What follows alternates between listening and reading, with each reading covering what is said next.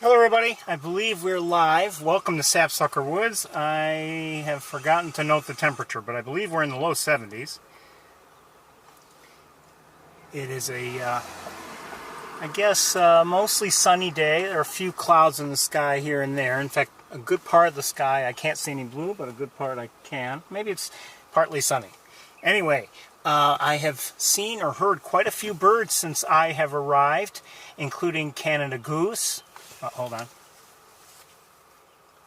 American robin, yellow warbler, song sparrow, red-winged blackbird, common grackle. What else? I just saw a tree swallow. At least I believe it was a tree swallow. I know there were others. Well, they may come to mind. Anyway, it's time for us to do our best to take a walk. Oh, European starling. What else? That's it for now, I guess. Okay, so I need to finish getting everything set up. Let me just make sure that everything is, in fact, up and running for all of you. Okay, it looks like you're seeing me. All right. Had a little technical glitch at the beginning because somebody forgot to do something before he left home.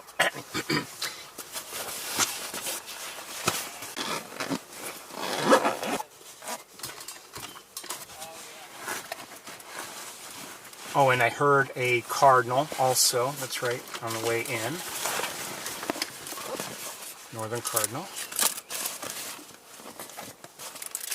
It's been a somewhat nice week for me, bird watching wise. I've heard or seen some first of the year birds for me. Maybe we'll get to that later. Anyway, let me get a tripod and then we'll take a walk.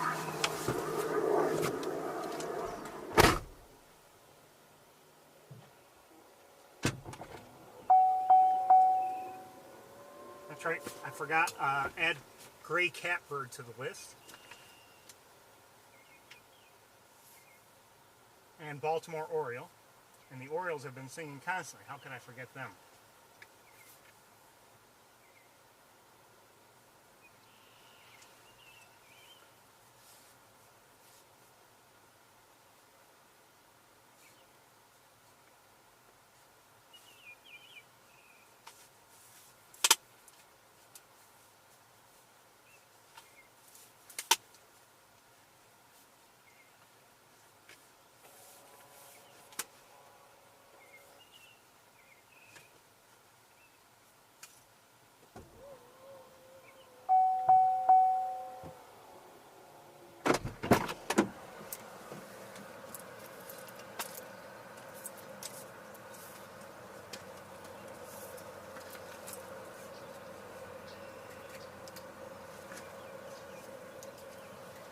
I think it's a crow.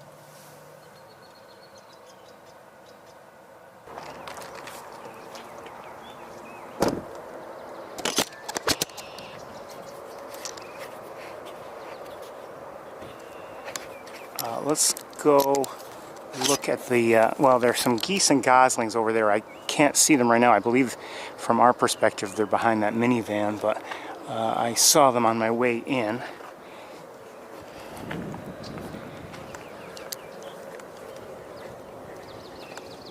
Oh, swamp sparrow, and I just heard a swamp sparrow.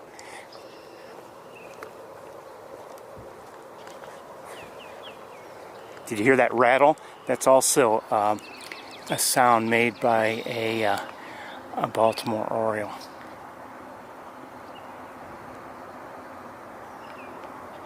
Yip yip, yip yip.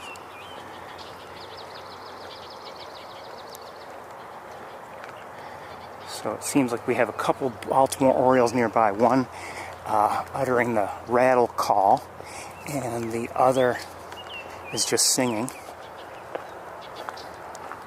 Wouldn't mind a good look.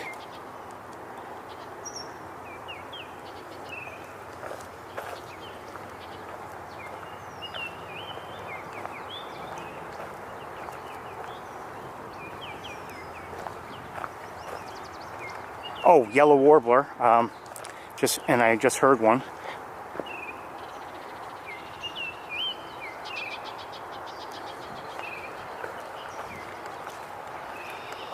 And I think I just saw a sparrow of some sort here.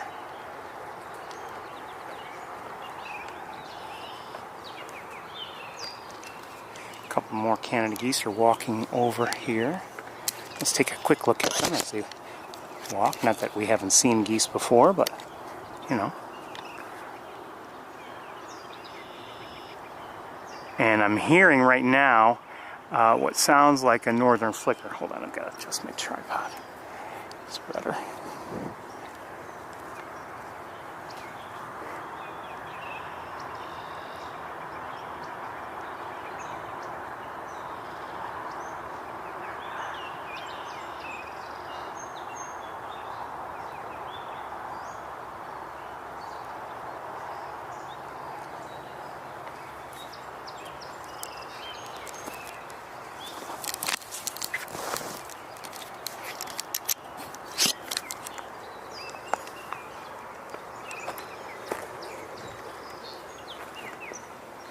So I hear the orioles. Oh, here comes one right now, flying overhead. Maybe a few. At least 3. And there's one, it sounds like there's one behind me. And hold on, maybe another one coming back. Don't know where it went. Hold on.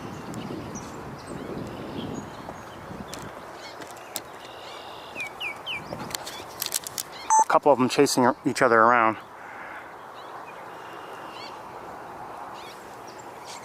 A few of them chasing her, 3 of them. You hear those rattles?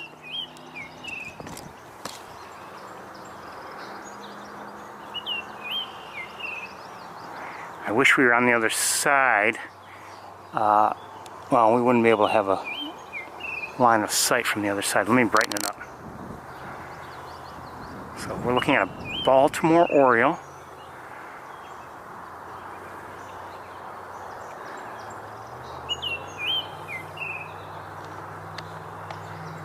Hey.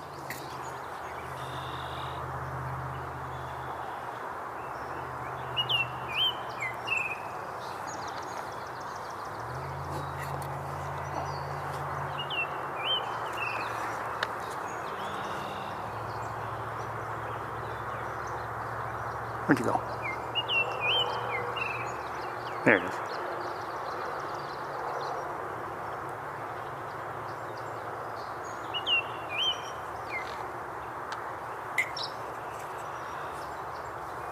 Oh, okay.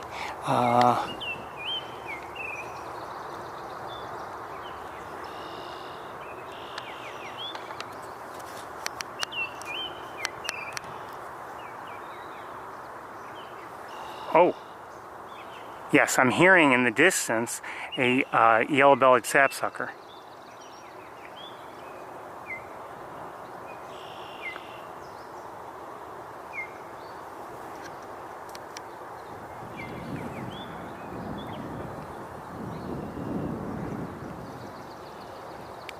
And I may have just heard a yellowthroat, common yellowthroat. Not sure.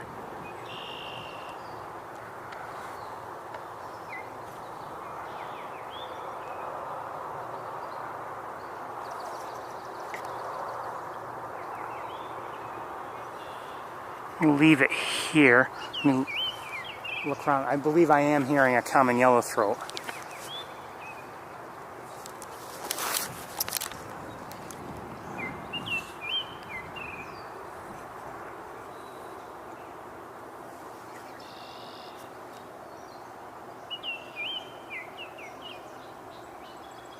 And a song sparrow.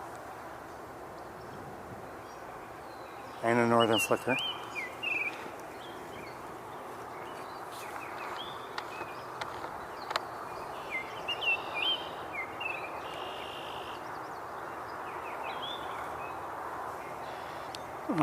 Okay, where to go? Oh, there it is. Stayed in the tree.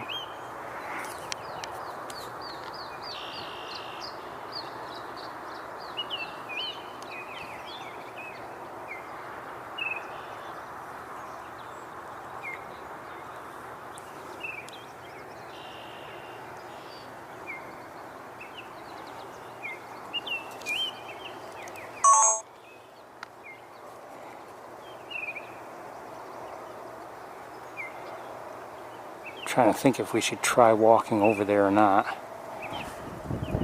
Looking back.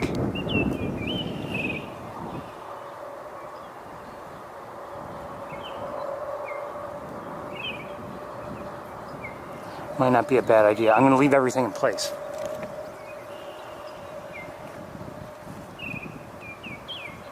Oh, it just took off. Just took off, but this might be better.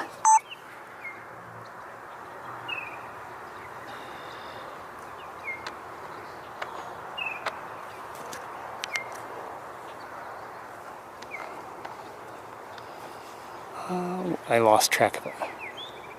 Still nearby, I believe. Okay, we're gonna let it go anyway.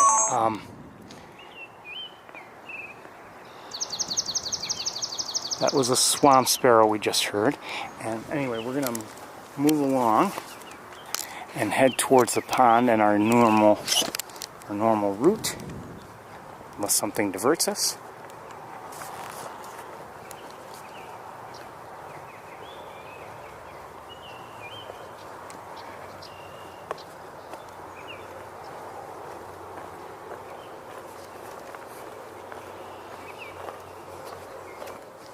It's been, I've come to the realization that the Baltimore Orioles can be quite vocal. Lots of singing and other vocalizations. And I mean, it's the time of year for it, don't get me wrong. But I mean, there are other species that are in their own breeding and nesting seasons as well, but they're not nearly as vocal.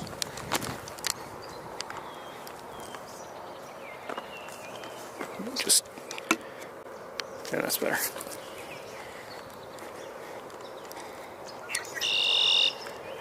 Red-winged blackbird.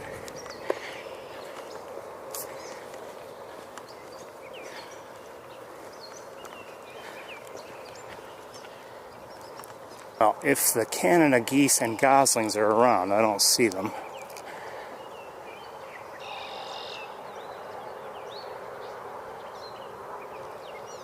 Not 100% positive I've heard a common yellowthroat, but I think I have. The problem was it was not very loud and there were other noises at the time, so sometimes it can be hard to distinguish. I hear an American goldfinch. Chip, chip, chip, chip. Chip, chip, chip, chip. Potato chip.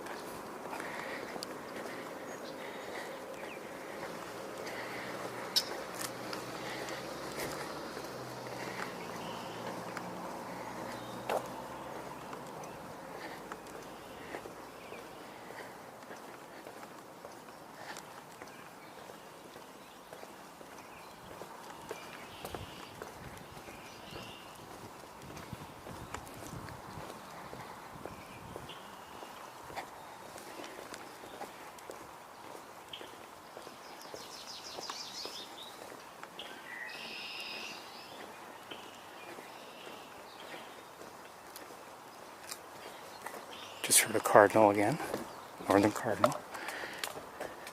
And I see a red-winged blackbird on the ground in the feeding garden. I see a chipmunk in there as well. Not much else. Let's go on.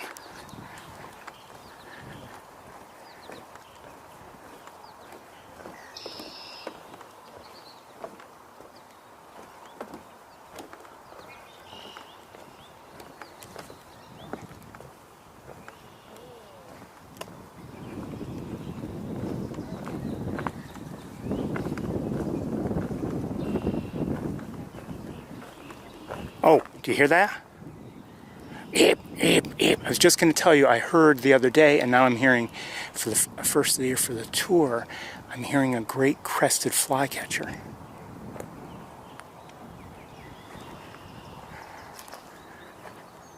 Oh, I see a great blue heron now.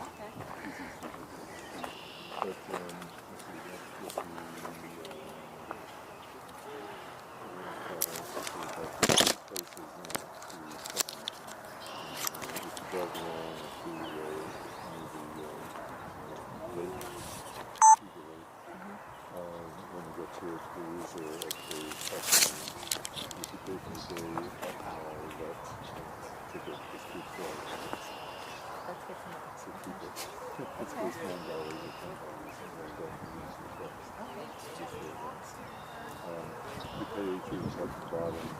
won't see very much from there, but it's a beautiful walk into the falls.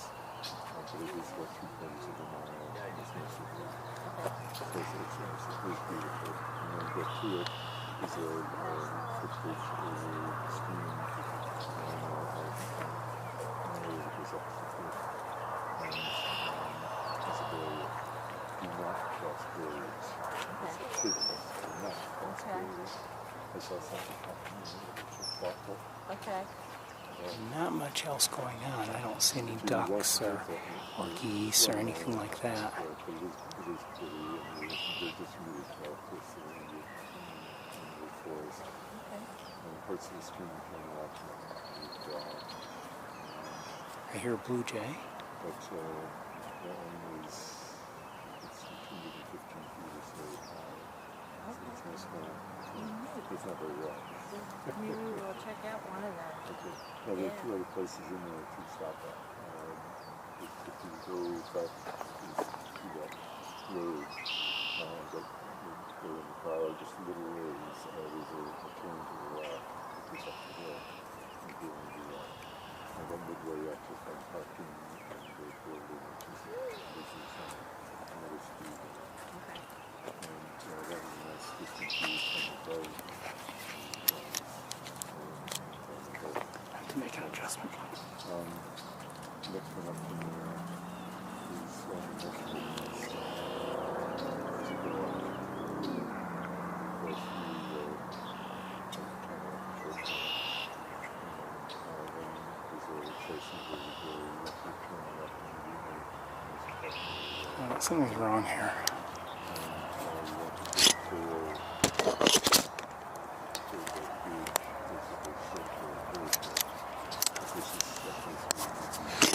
Hold on, everybody. Something's wrong.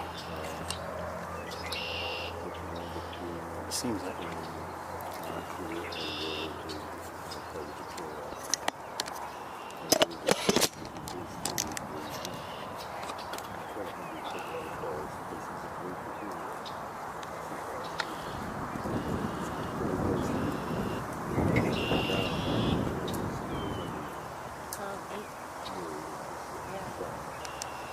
That's about it. There's a trail that stays there and goes down miles away. Oh, that's cool. The trail's all over the place. No wonder your nose is. I'm going to head up. Okay. But the other parts are rubber tuning. Best part is to go to the upper part of it. And the part to follow the stream. And there's a cliff on the right and the water on the left. And very quickly something unusual happens. The stream suddenly turns and moves into the cliff. And so you lose it. Interesting. There's some interesting step down falls. A couple Canada geese there. Don't go all the way to the bottom. You go to the bottom part. I wonder if there's a nest right there. Good chance. Be careful again.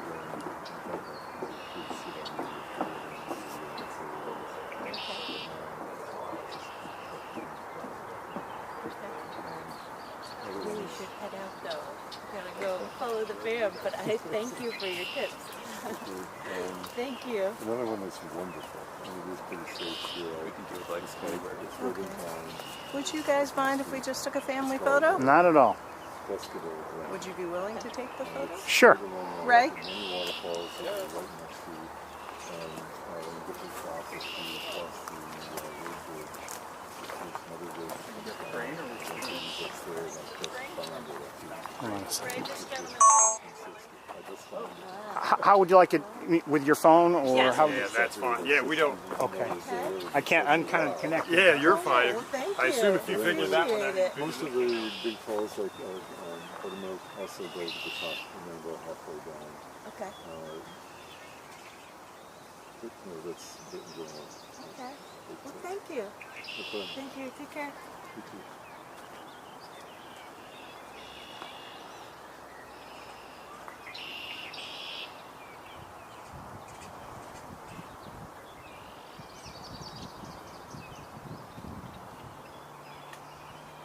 Okay. We're good? Wow, See- thank you very much. So much. See if you're happy with them. Oh, and I'm then, sure. That's a nice You color. shouldn't have left. No, make sure you're okay with them. Yep, I have to go to a different page to find it. I'm going. What's your Glasses. count for the big day so far? Of species? Yeah. Oh, I don't know. Oh, they're great. You're great. Perfect. Perfect. see. Thank you so Thank much. you very much. Great blue heron, Yep. blue jay, Yep. song sparrow, Baltimore oriole, red-winged blackbird. What else? We're getting back in the car. That's good. Woodpecker right there. Yep. Northern flicker, Canada goose, and probably a few others that Yeah. I've missed. Northern cardinal. Yep. Thank you very Thank you much. very My pleasure. I saw a pileated woodpecker the other day. Yes. Did you really? Yeah. Cool. Good luck. Good luck. Thank you. My pleasure. Okay, let's get back on the, sorry. Oh. I think I may have just heard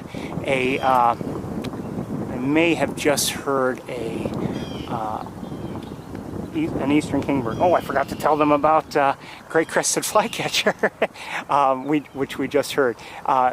And as I was saying, great crested flycatcher is one of the first of the year species I heard the other day. I didn't see it, but I've also I saw my first green heron of the year the other day.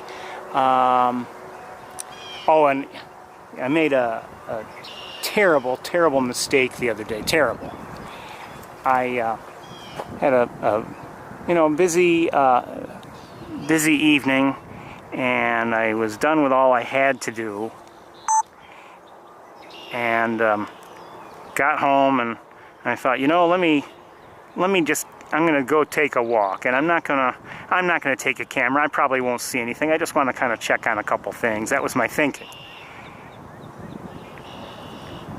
And as I walk, I stop, I see some motion, and sure enough, there was a Baltimore oriole in a tree, but there was also a Blackburnian warbler, something I've never seen before. I didn't even know it was a Blackburnian warbler. I had to figure it out. The first I had ever seen, and of course I had no camera. Hurried back home, hurried back out, and I think I caught one more glimpse of it, but then I lost track of it. But it had a beautiful bright orange throat and an orange cap, and just a beautiful bird. It would have been wonderful to photograph, but no. So don't make the same mistake I did. This has been a public service message.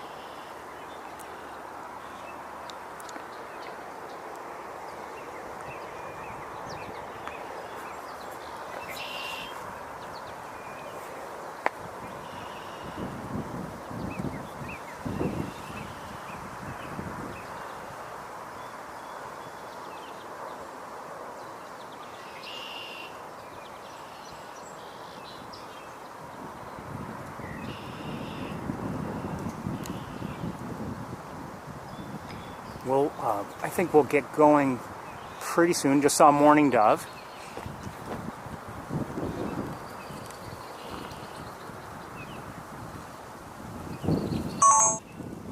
And I think we'll get walking. It's a bit of a breeze right now. Feels good, to be honest with you.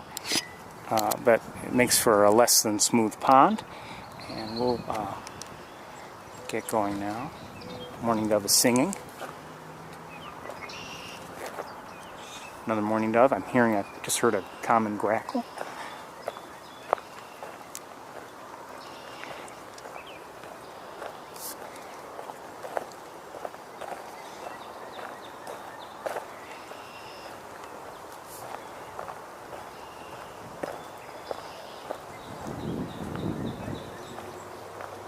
Just heard a song sparrow faintly, and there's a northern cardinal singing nearby.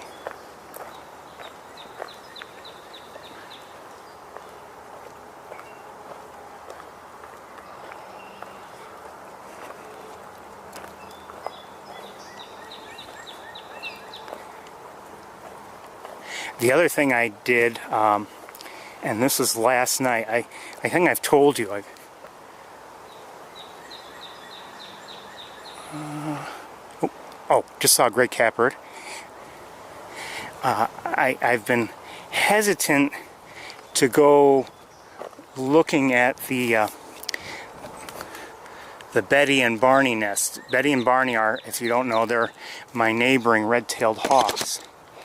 And only because they're not as accustomed to people, and I suspect they don't like it when I look up at the nest. So I hesitate. However, well, there you are.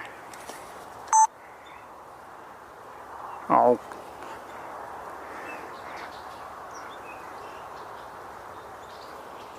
Yes, that was a gray catbird. I don't see it at the moment.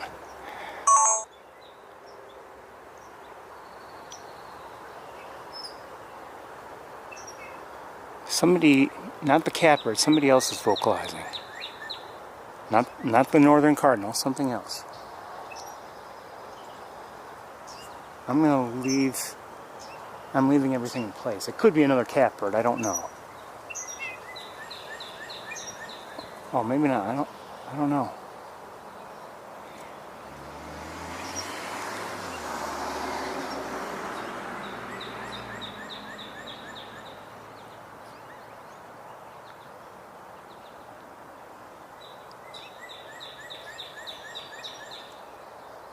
Hold on, I need one more adjustment. There we go.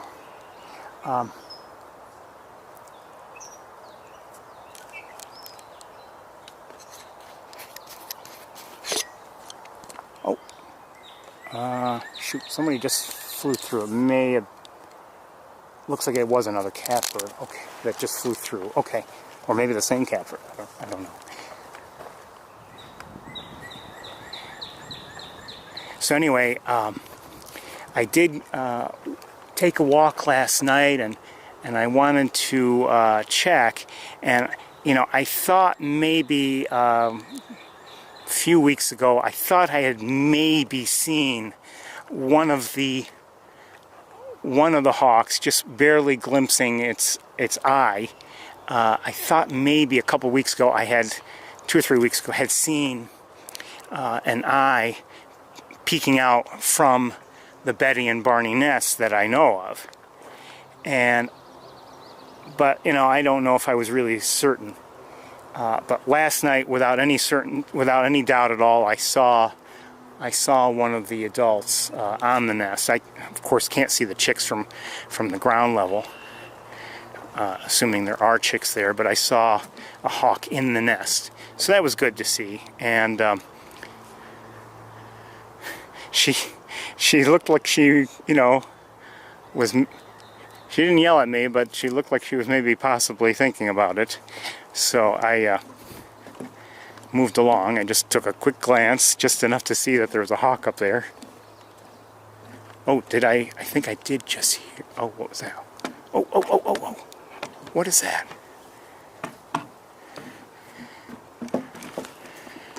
Could be a sparrow. I don't know. Come on.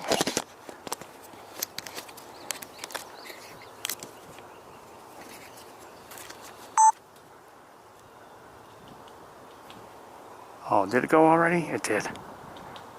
Whatever it was. I hear northern flicker again. I just heard again. Oh, just heard again. That's looks like a song sparrow, but I don't believe that's what I saw before. Well, maybe I'm wrong. But I heard the great crested flycatcher just again moments ago. And I'm pretty sure I am hearing a common yellowthroat.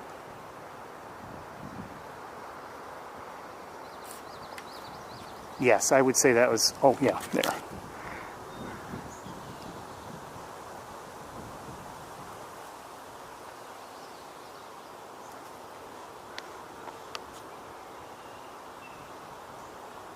Hey. So maybe that's what I had originally seen there.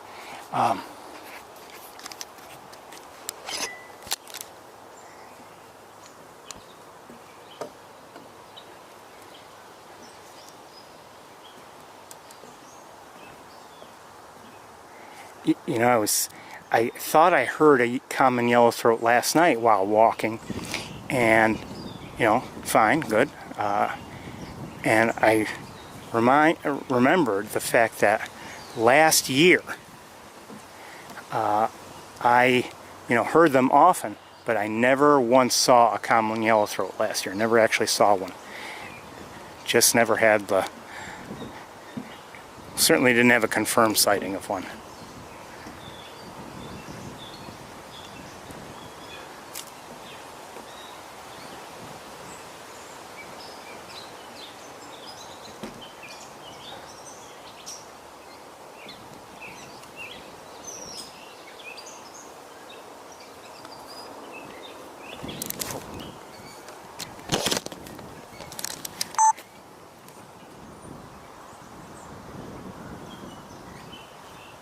Tufted titmouse.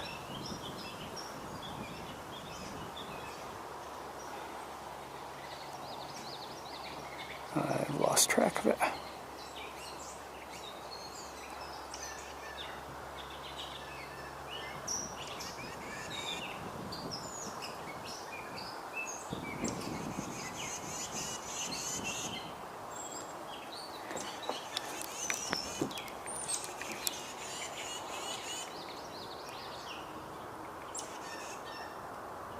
And a blue jay nearby.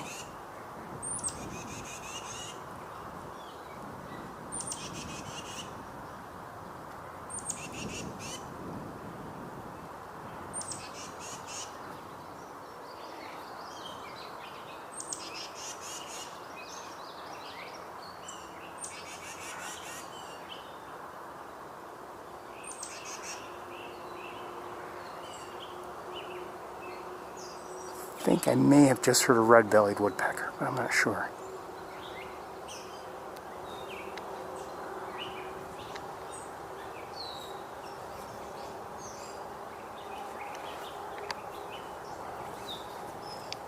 I still see it. I'm having a hard time staying with it because of the way my tripod is configured right now. Hear the great crested flycatcher? Where is it?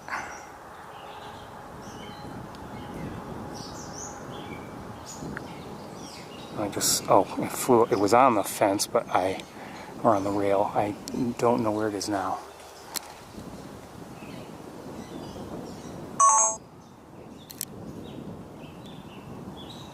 And you hear one or two catbirds vocalizing nearby.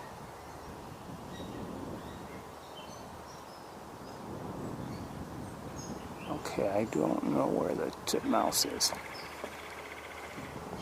Okay, that sounded like a red-bellied woodpecker.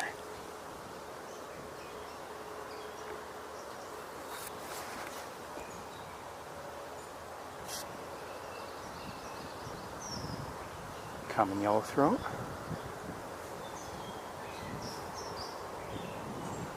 Sorry, I'm white-breasted nuthatch.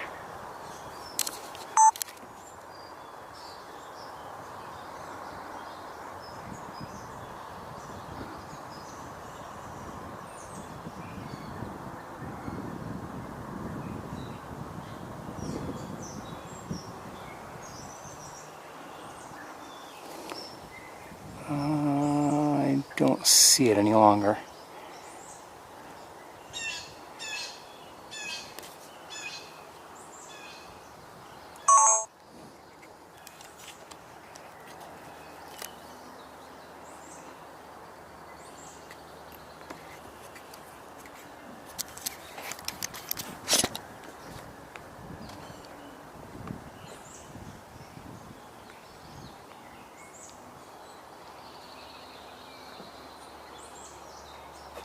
You can see things have really greened up, and you know, there are grasses that are getting actually long already, but there's still you know, plenty of water around. It's not at all dried out, and you know, leaves on bushes and trees, well, they're not fully mature yet. I hear a titmouse singing. Beep beep beep beep. Beep, beep, beep, beep.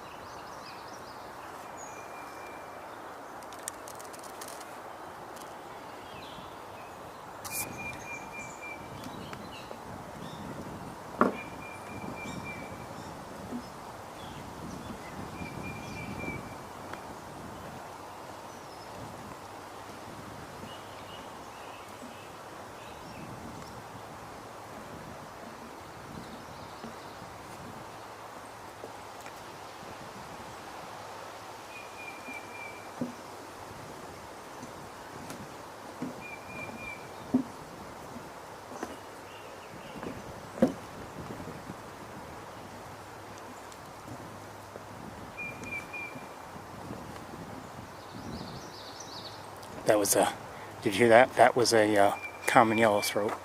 Would like to see one. Hello?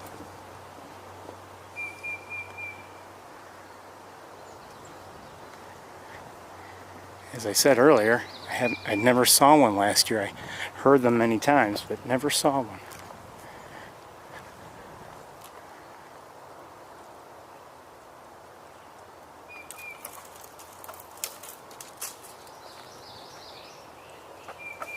Oh, I just heard the great crested flycatcher again. Reap.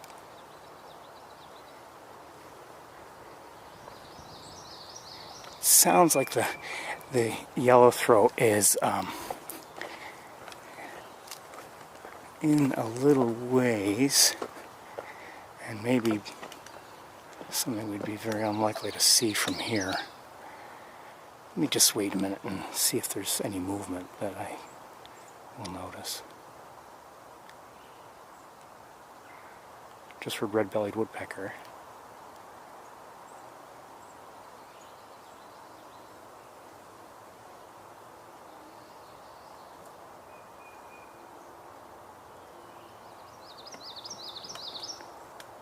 Yeah, I mean, just by the sound of the yellowthroat, it sounds like it's in there a ways, and probably not something we'd have a line of sight on from there.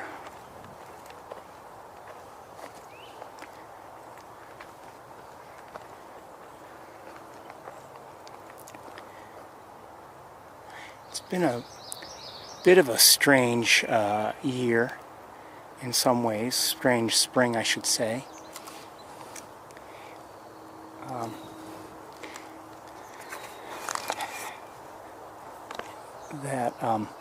A place where I like to go in the spring before things get overgrown, water levels were very high, so I just wasn't bothering to go. And I've gone there a couple times recently, and things are already hurrying to get overgrown. And it was where I heard my first of the year the other day, great crested flycatcher, but not much else in terms of interest. Maybe I'm missing things or something. I don't know.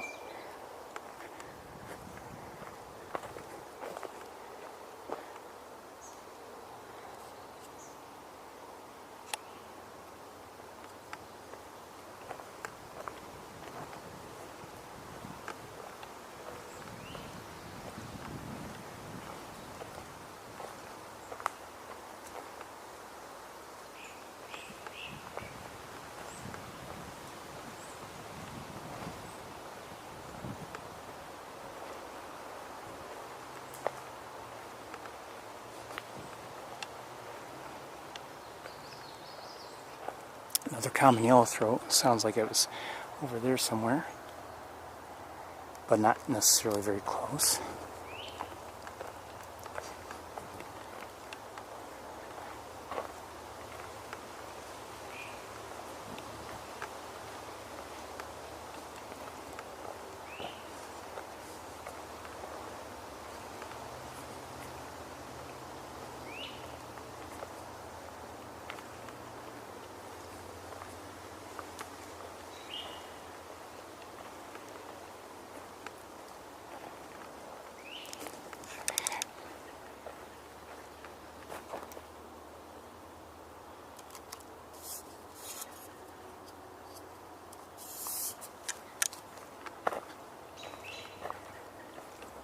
That's a robin we're hearing.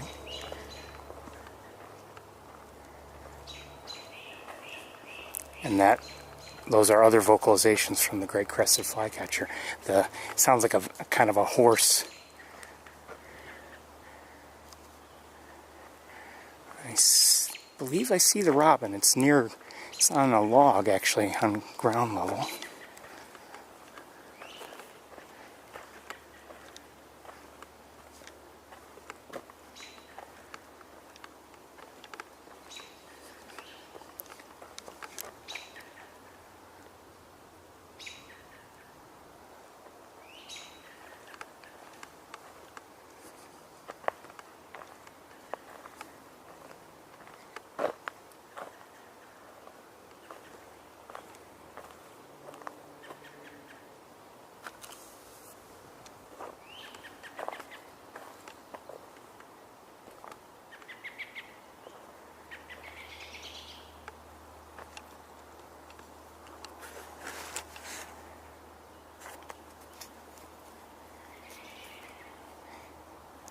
just sometimes seems a bit odd to hear those kinds of calls from a robin at ground level. I mean, if they were alert calls, you know, normally the robin, I think, would want to you know, get to a safer location, you know, up elevated off the ground a bit.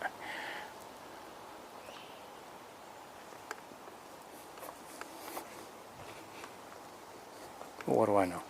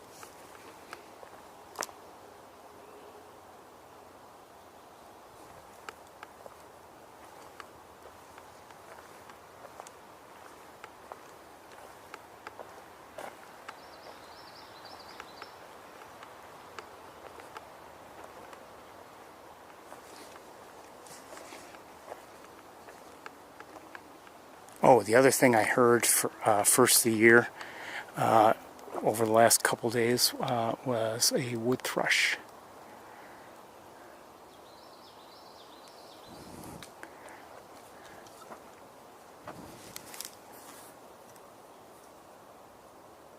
I see a robin there in the distance.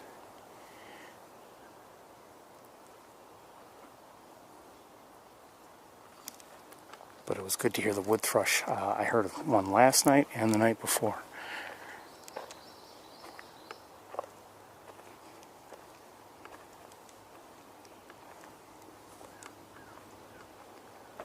I'm hearing an American crow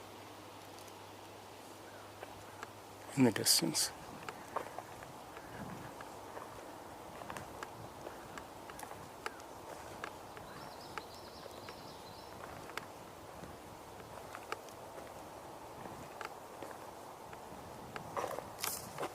See a woodpecker of some sort. Hold on.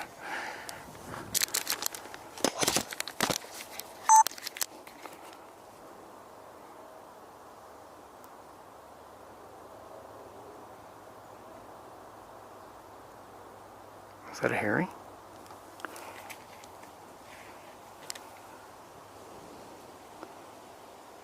No sign of... Oh, there it is. No, downy.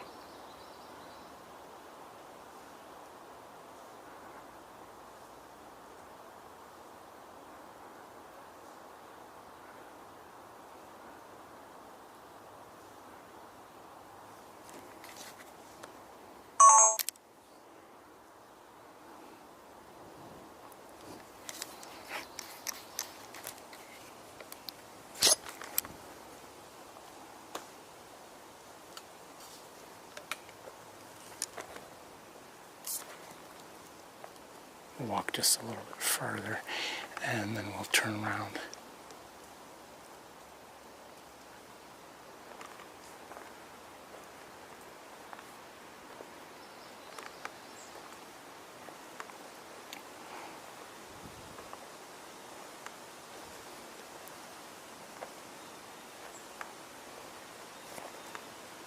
Here, blue jay.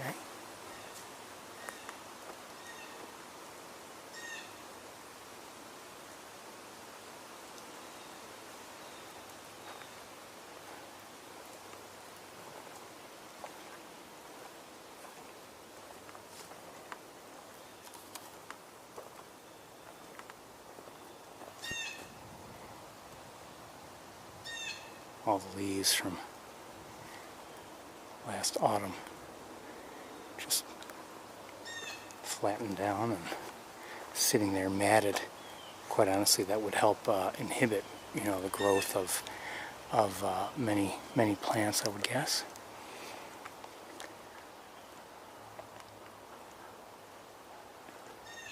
Okay, we'll turn around, I think.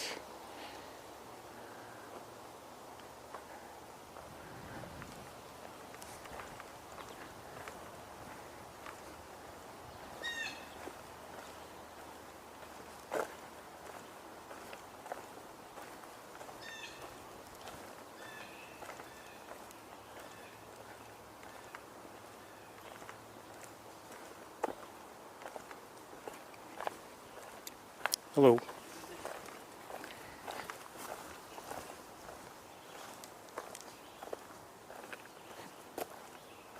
Oh, I hear a red-eyed vireo. I was hearing them a lot yesterday, actually.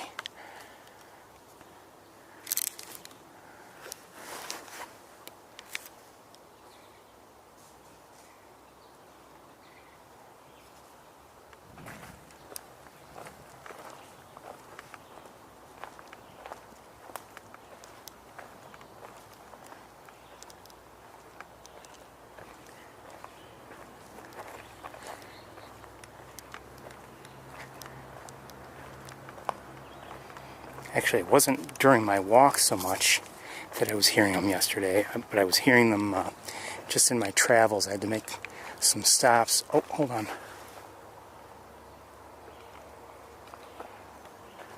I thought I saw a fairly significant shadow.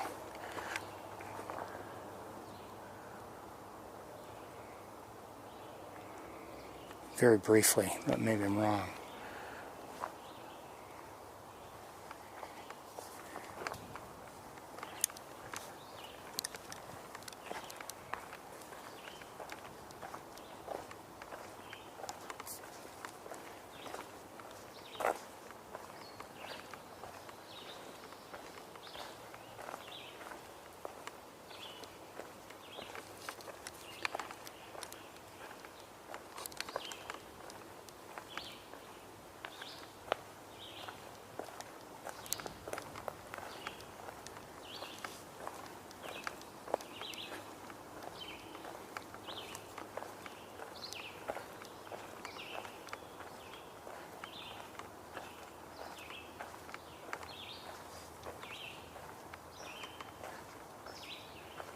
Red-eyed vireo is a smaller bird. It's not very, very large at all, and very often will be up higher in the trees. So while we may hear them often, we don't really see them all that often. But every once in a while, one might come down to be within view, and we'll look if we can.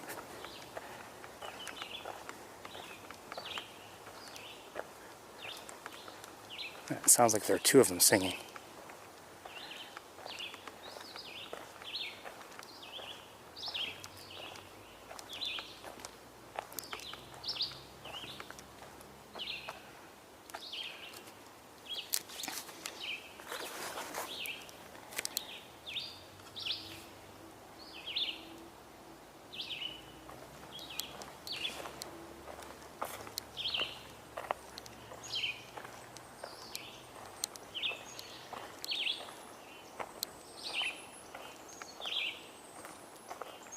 I hear very high-pitched.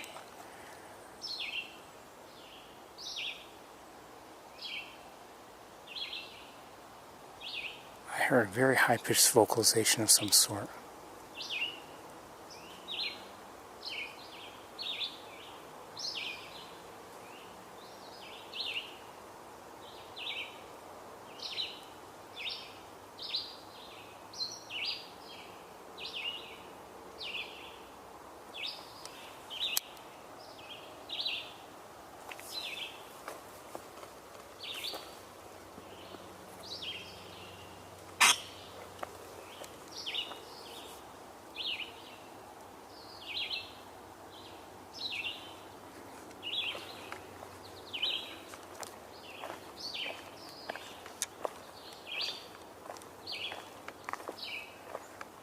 I see some people ahead. They seem to be looking at something.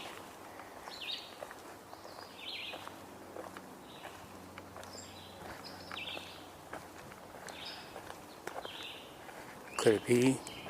I don't know. Remember, we saw a hawk in this area last week.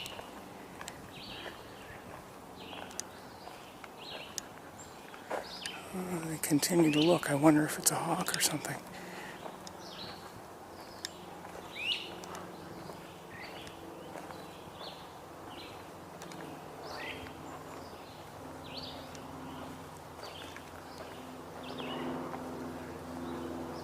What do you see? Great crested Oh, the swan. okay, you see it? Yeah. I've been hearing it. If you move over this way a tiny bit, there's a. You can see it's like right on a gap. Oh, I it see. just- Well, there it went. Yeah. Okay, that's that. Thank you. Oh, it flew back up. Yeah, I see it over there.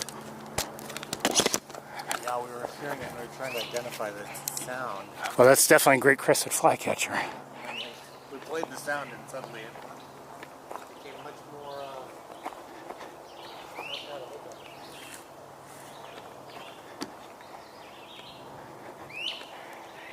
I can't seem to get a line of sight.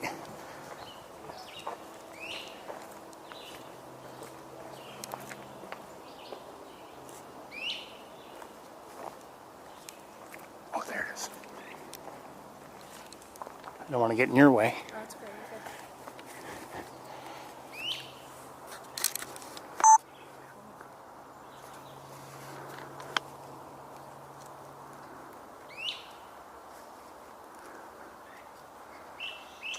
Oh, it just took off again. There are two of them. Oh, no, that's something else. That's, I think is a yellow-bellied sapsucker.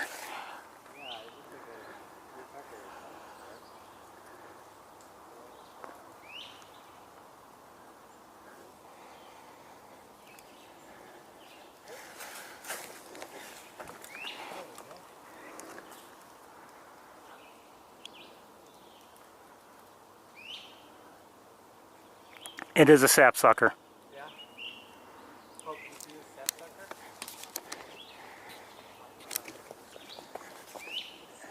It's the bird after which the woods were named.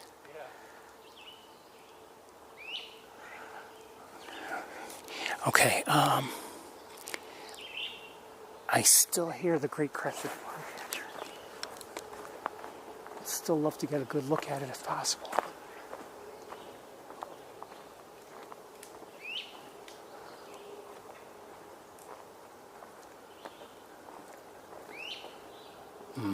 I don't see it. It's nearby, but I don't see it.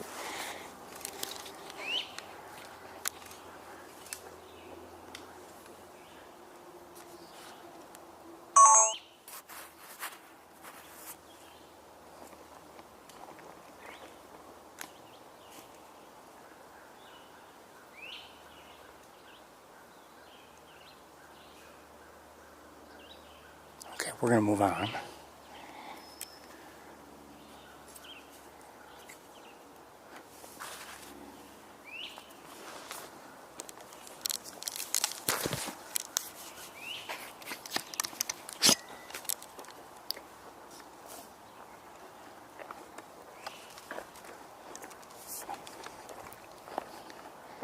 I need a color adjustment. I don't like at least the way it looks on my screen, it's not as warm as it should be.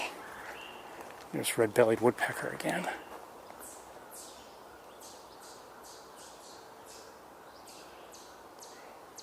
And that sounds like a chipmunk.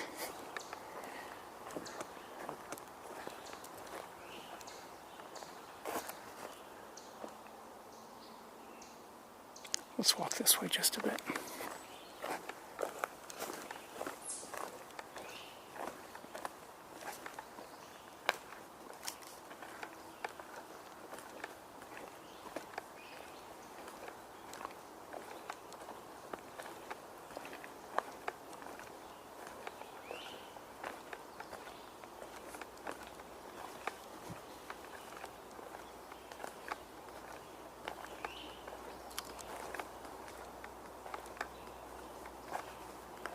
won't walk too much farther.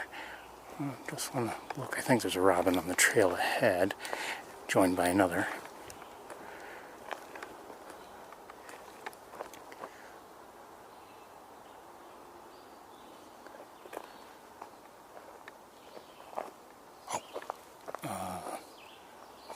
Butterfly of some sort. Okay. I thought it was something else at first.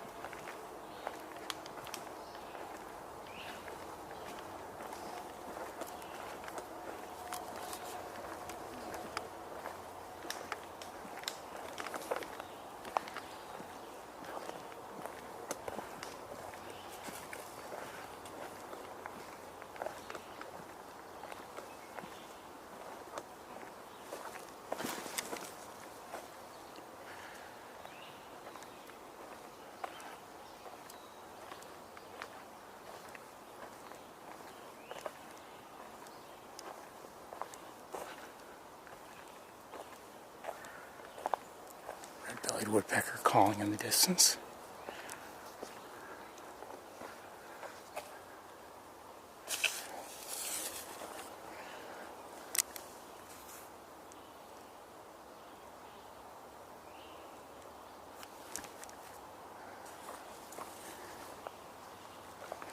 Just took a quick peek at that nest hole that we watched last year, the one that for a while pileated woodpeckers had been interested in.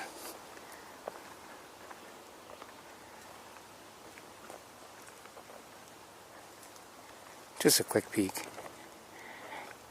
I have no idea if it's in use now.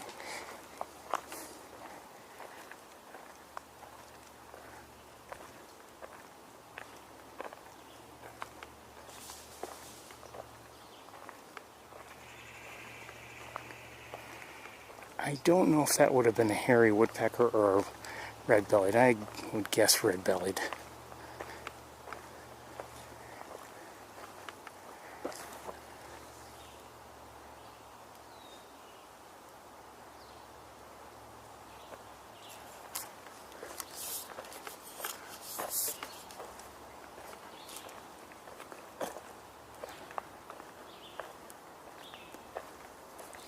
Sounds like another vireo singing.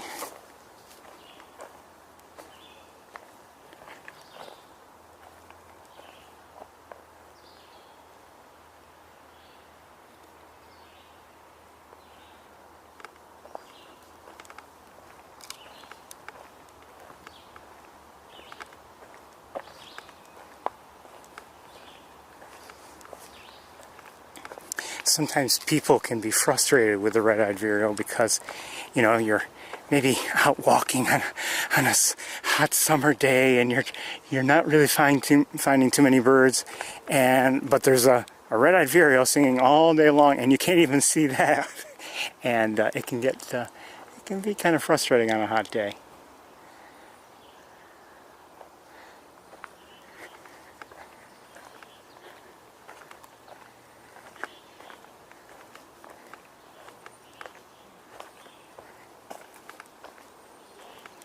Especially because, you know, like I said, the red-eyed vireo will tend to, hold on, I think I see a robin, will tend to, you know, be higher in the treetops.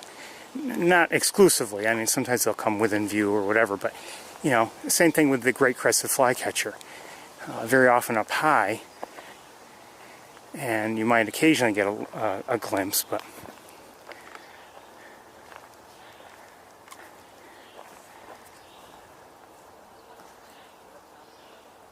from a bird watching standpoint, they can be frustrating.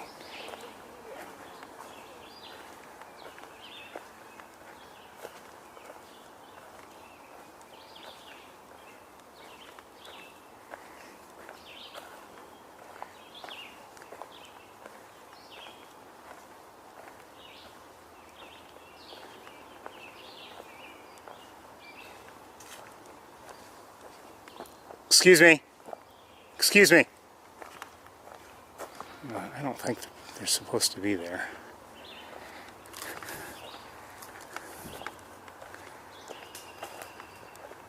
It kind of looks like a trail, but it doesn't really look like a trail.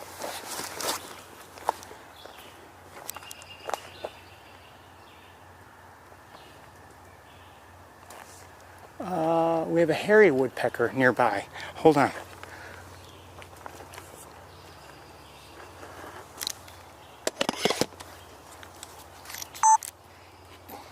Let me just make some adjustments here.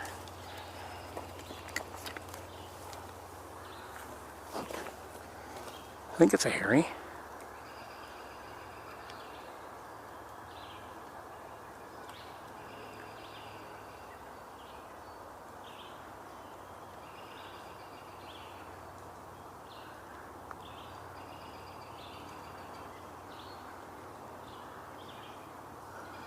Okay, getting hard to stay with it, but good to see.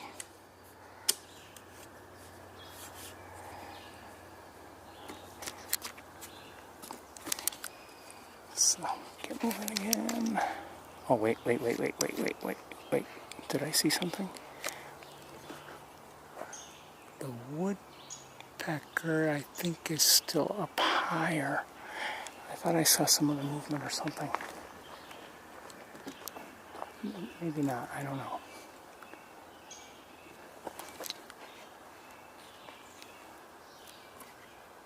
Maybe not.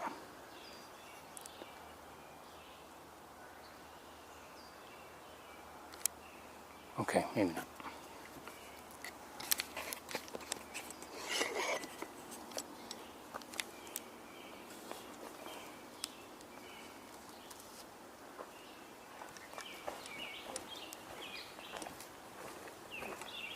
It's a robin singing.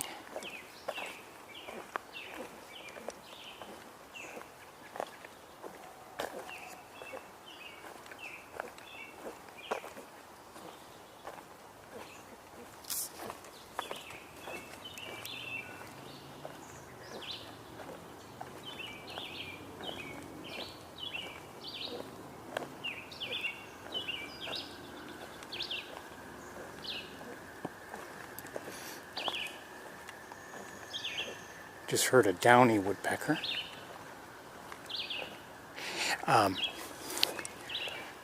This was the general area from which we saw the. We had a good look at a younger great blue heron last week. And we've seen a great blue heron above the pond today, and I had seen one as I was setting things up, and it seemed to be flying away, so I don't know if I've seen two herons or if that one did, turn around and come back. I have no idea. I did not see it very well as it flew, but I just happened to catch a glimpse of something large in flight, and I thought I better take a quick look with binoculars, and I could see that it was definitely a great blue heron.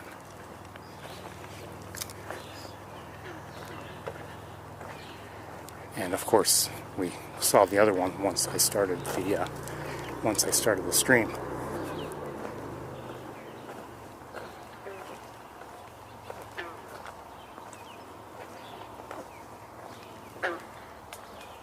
Hearing some frogs.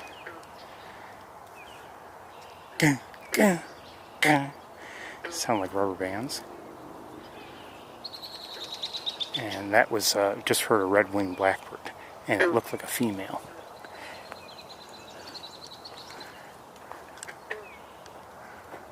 Oh, there's a gull in the air of some sort.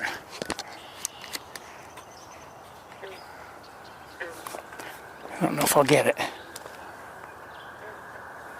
Shoot. Oh, and I tripod got hung up on the tripod. There's a, just the way I was pointing up. Oh, here comes Grateful Heron now. Shoot, 2 of them. There are 2 of them here.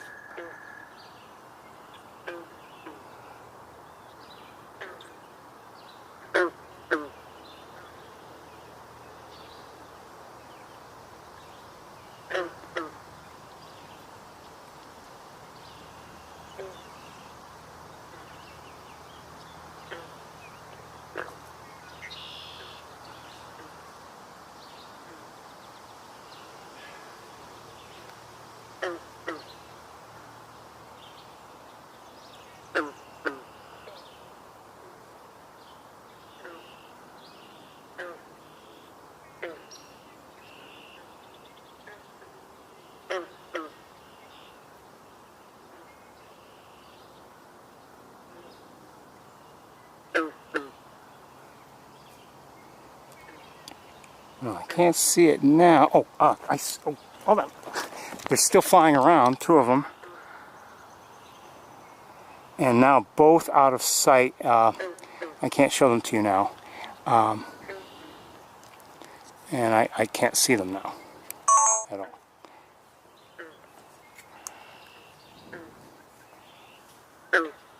We're going to move on, I think, and we'll head to the Sherwood platform. We might have a look at them from here. Oh, there's a tree swallow. Okay, let's go to towards the Sherwood platform, I think. In a moment. 1 second.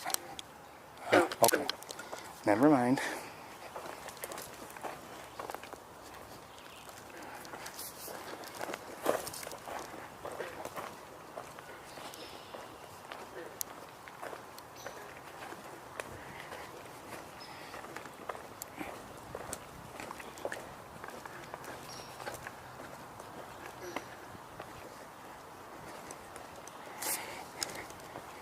You know, water levels are interesting, I should say. I mean, in some places they do seem like they're high, and then there are other areas where they seem quite low. And you know, I've told you, within my own view from home, there's a stream, and I would say the water levels seem low there. And just a couple weeks ago, you know, we had all kinds of rain. Not a lot of heavy rain, but just a long period of rain. And that stream had overflown its banks and everything. And now, something just flew away. I don't know what it was. There's a robin that just flew in, and that was a woodpecker of some sort. I think. I still see it. Hold on.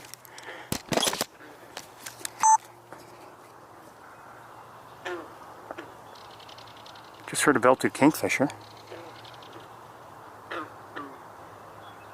And whatever flew over there, I don't know where it is anymore. Quiet frogs. Oh, there. Just saw it take off again. Now it's out of view. Go, go, go. There's a story behind them. And I'm not going to tell it.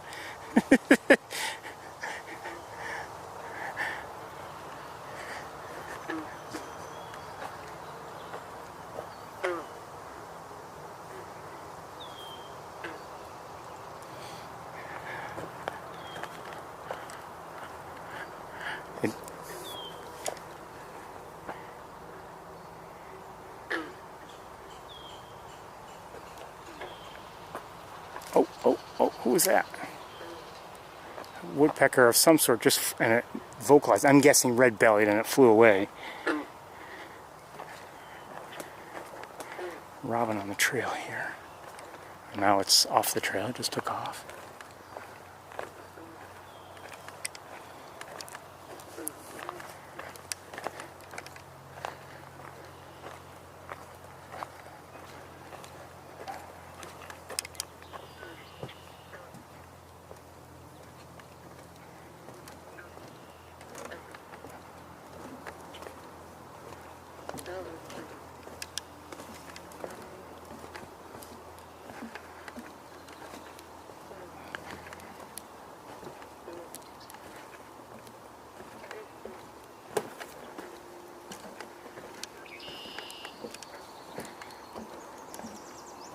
Just heard a yellow warbler.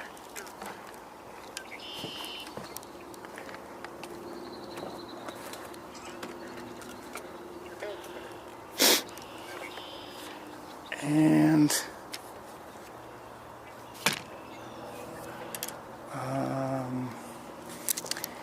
with the naked eye anyway, I don't see any great blue herons.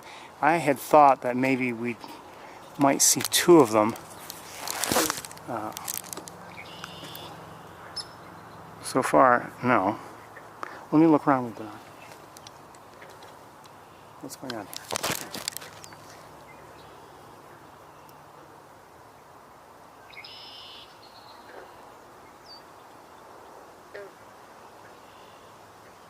I do see one in the distance. It's not at all close, right there.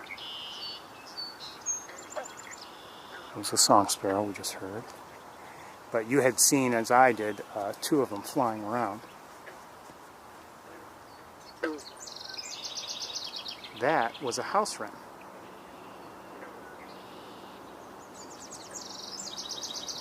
Can't say I'd mind seeing it. I think it sounds like it's nearby and maybe potentially within view.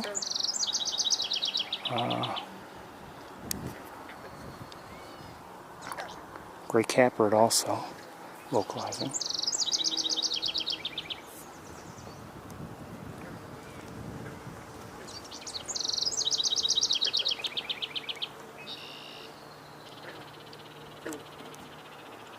Hear the rattle of a Baltimore Oriole.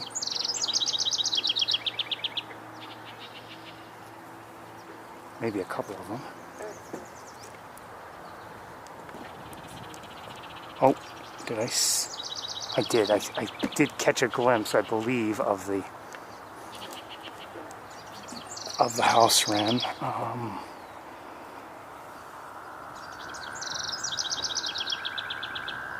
Oh, there it is.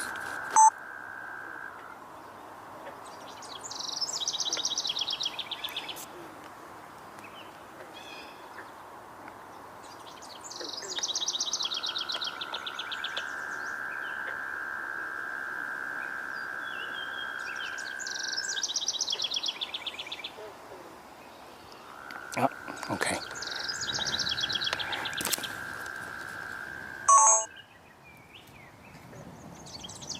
Do I still see it or no? Maybe not. Okay, let's back up and...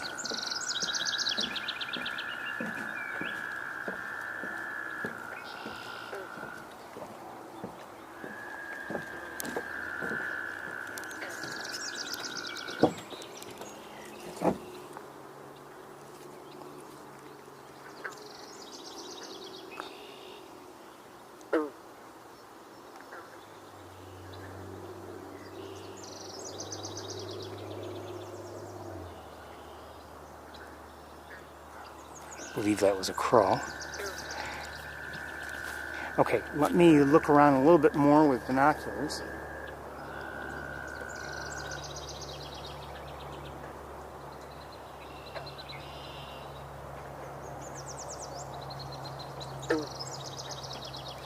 I'd say these water levels are not great if you're looking for green herons. You know, here on the main pond anyway. There may be other areas here at Sapsucker that are good, but this is not all that great. There may be some areas where it seems a little shallow and it might draw a green heron.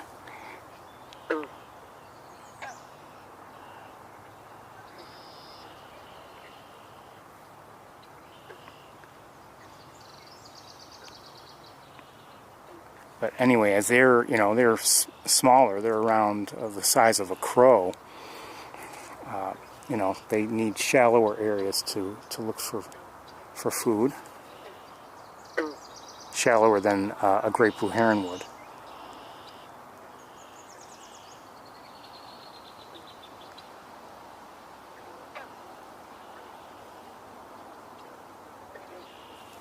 So we'll take another couple looks out there and then I think we'll move on.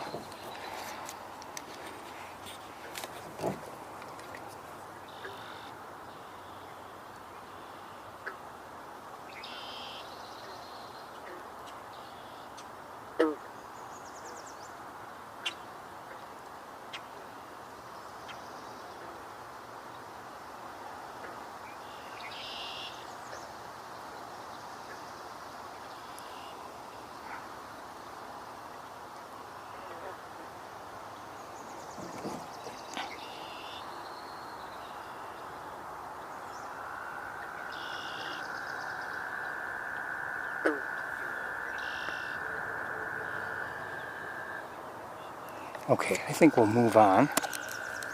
Might as well.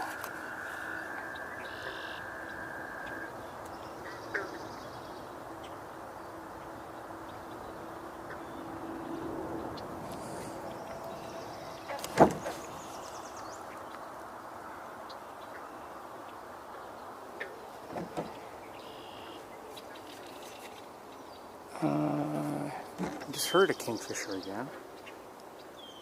Oh, there it is. It's a female.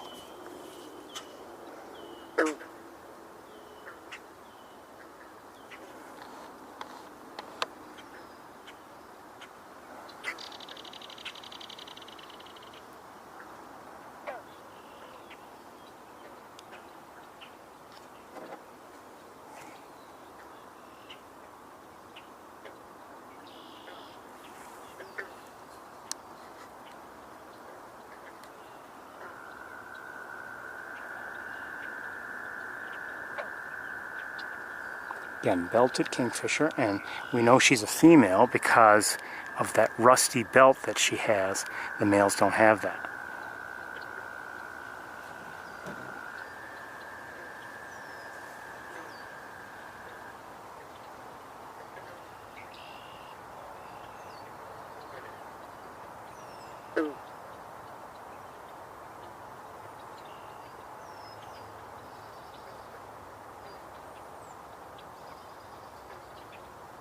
Okay, we're going to move on.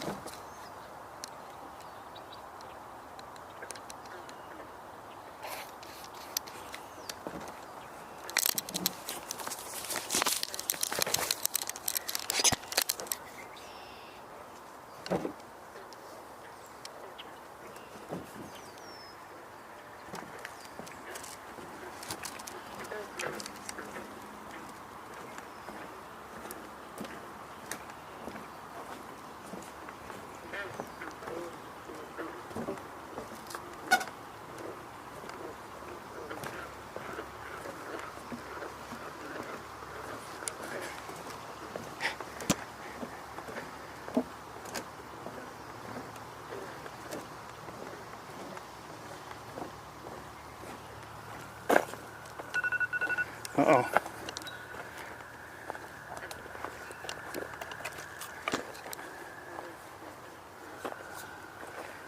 Hold on a second.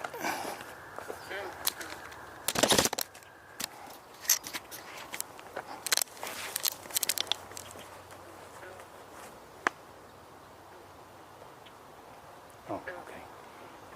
Nothing to worry about.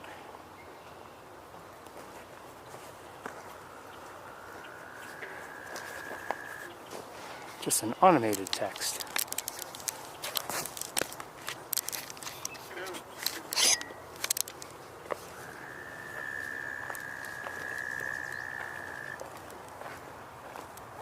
Just heard a yellow warbler again.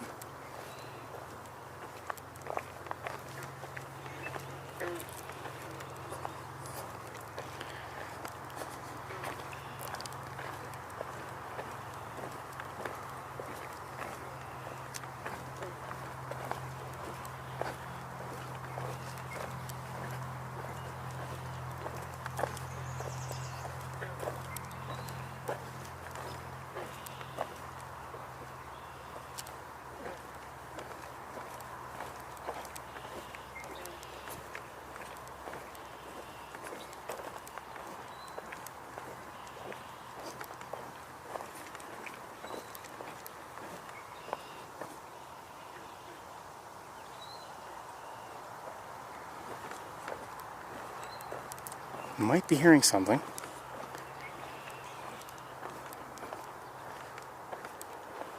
Maybe not.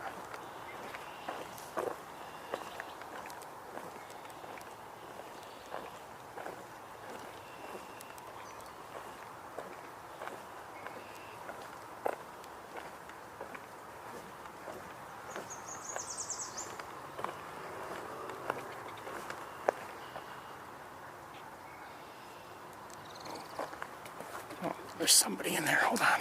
I think it's another. That looks like it. Another house wren. That's not a house wren. Oh yeah, it is.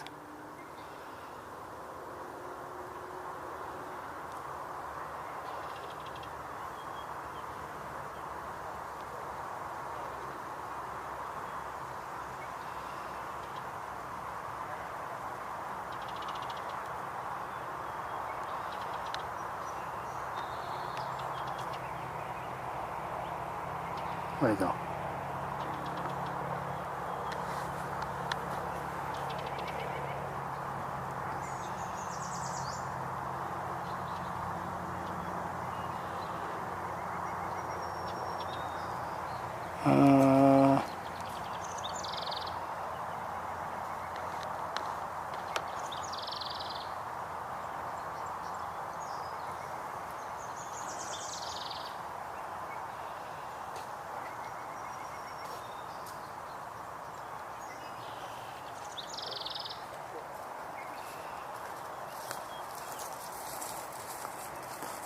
And now it's out of view.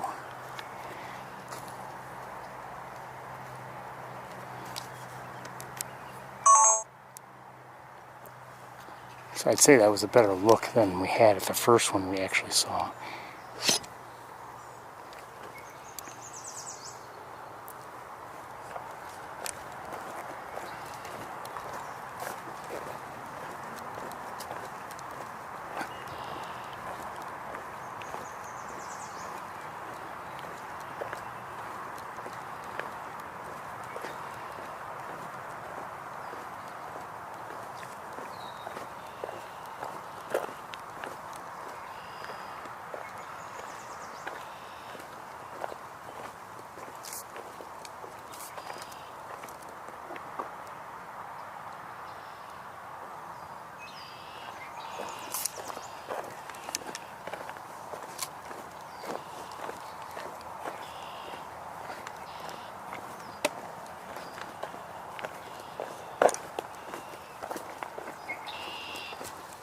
A second.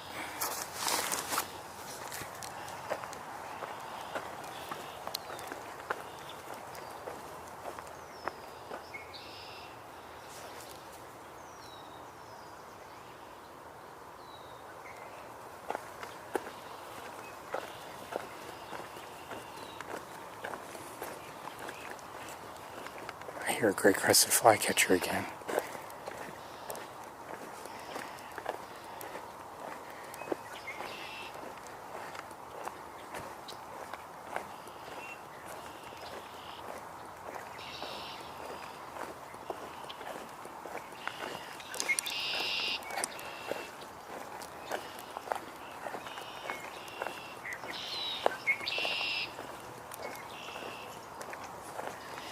Morning dove as well.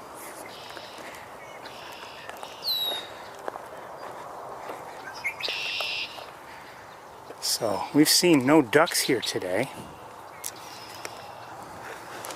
of any sort. Maybe later in the day they might come by. I have no idea, but not right now.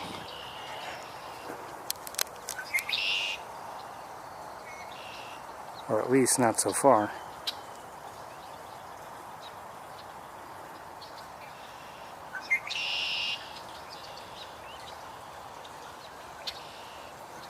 In some ways, it's nicer to come here later in the day, and I often enjoy, usually do enjoy our visits here later in the day. But there are benefits to coming here earlier too. Let's keep moving. Not much going on from here. Of course, for seeing ducks, this is not necessarily the best time of year for that. I mean, if you're looking for variety of species, I mean, it's getting to be later in the spring, although it seems like we just began spring as a season. But if you think about it, when you start to talk about some of the various species we might see here, like common merganser or hooded merganser, the duck species, I would say, they're likely to be seen maybe in March and April, depending on everything.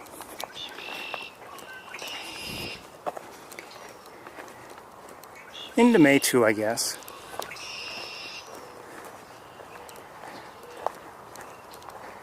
But, not today.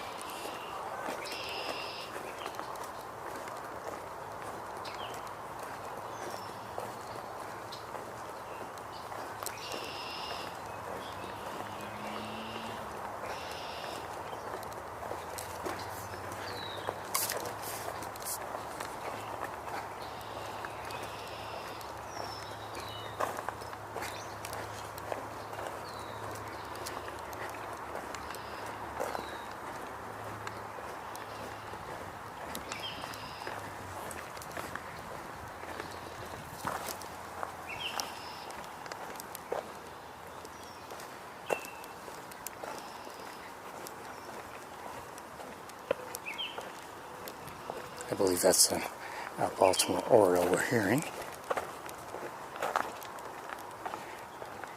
Singing and rattling.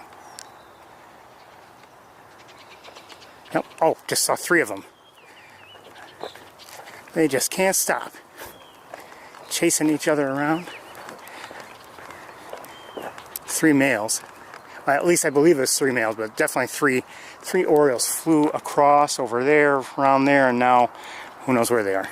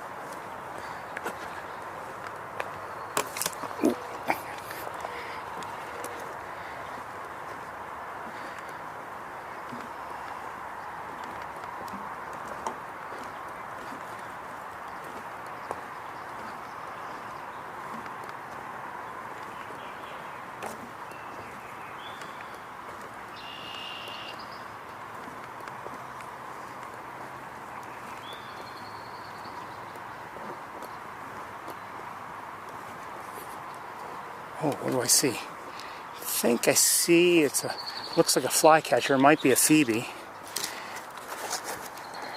If I had to guess.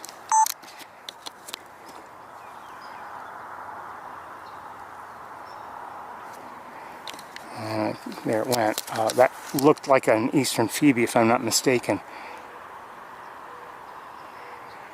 And something, I don't know if the same bird just flew right back.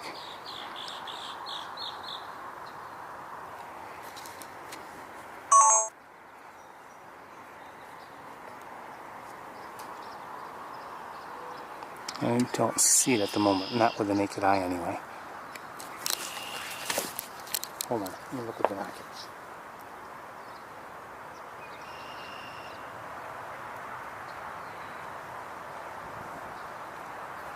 No, I don't see it.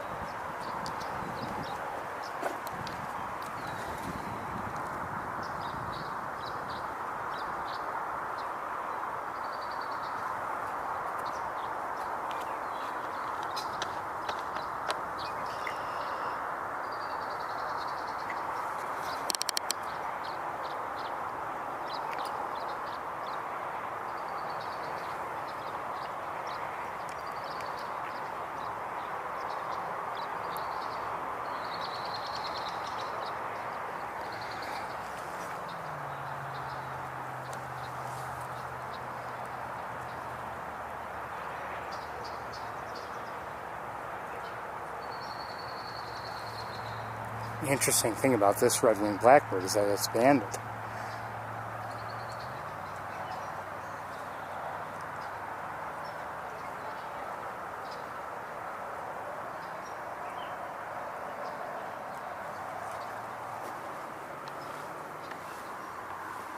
And, oh, hold on a second.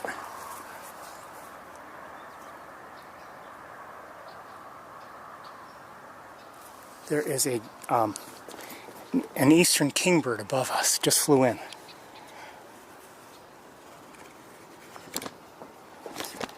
Shoot.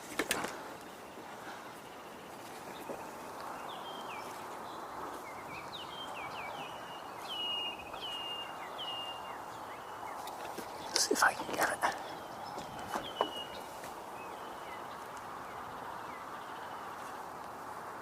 Where are you? Come on.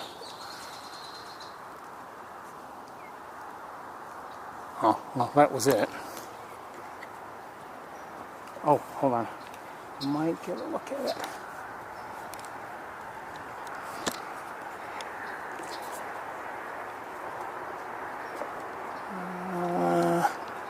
All right. Oh, I do see it. Hold on. All right, well.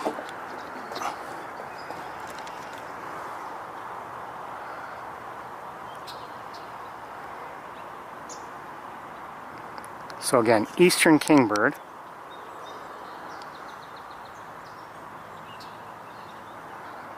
Not the best view we've ever had, but view nonetheless. It's a kind of flycatcher.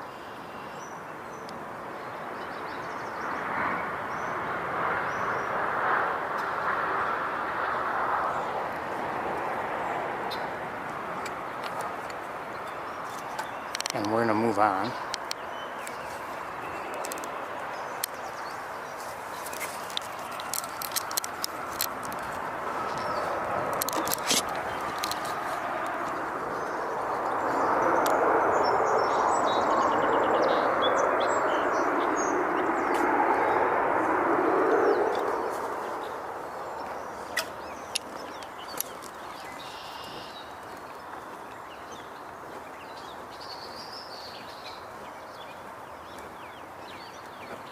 Hearing a cardinal in the distance.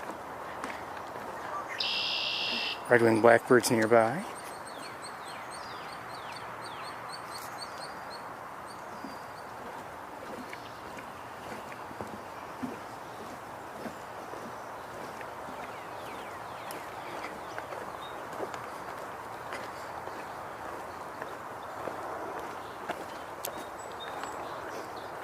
Song sparrow.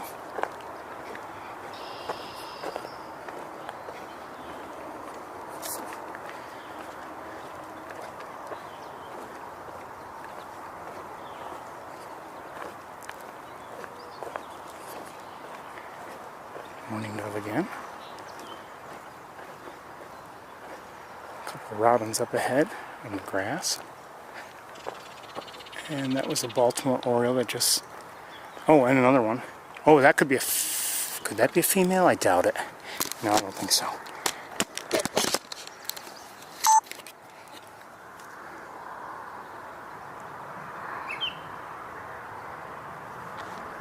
Oh, and there was another one that flew over here somewhere, but I don't see it there any longer.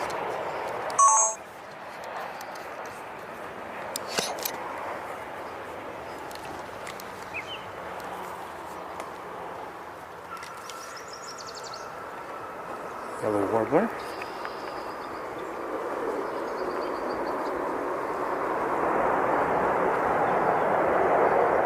Oh, I think I just saw the yellow warbler. First one I've actually seen this year. I think.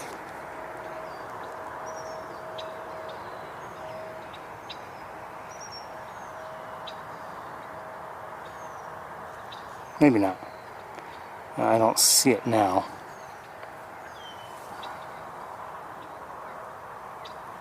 Starlings.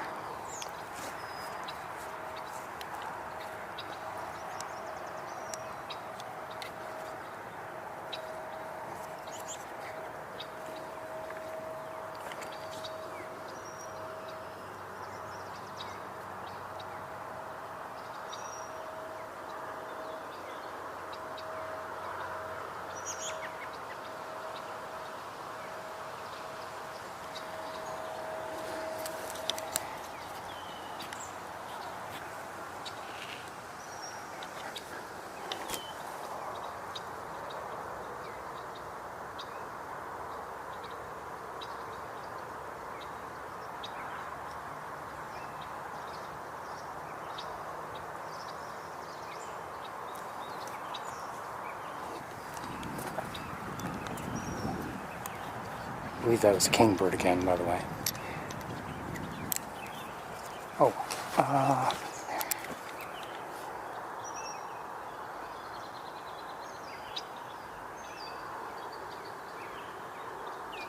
is that another hairy woodpecker? I believe so.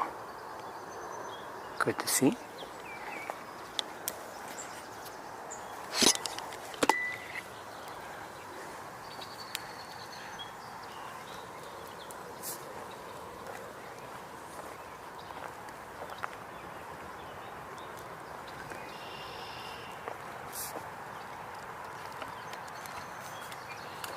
Oh, okay, I was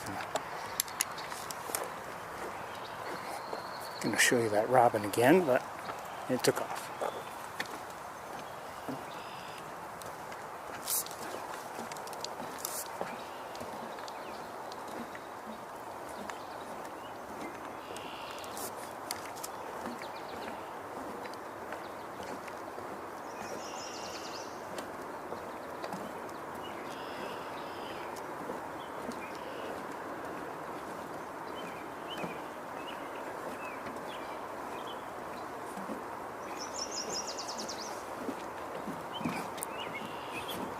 Excuse me.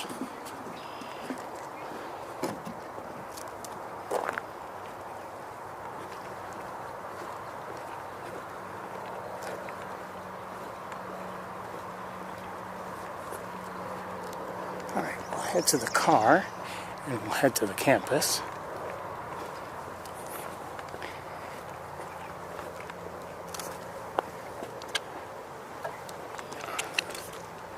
Somebody was just flying around. I don't know if it was a crow or something else. Kind of out of view now. Went through the trees. Alright, out of view. Seemed like a, relatively large bird. I'm guessing it was a crow.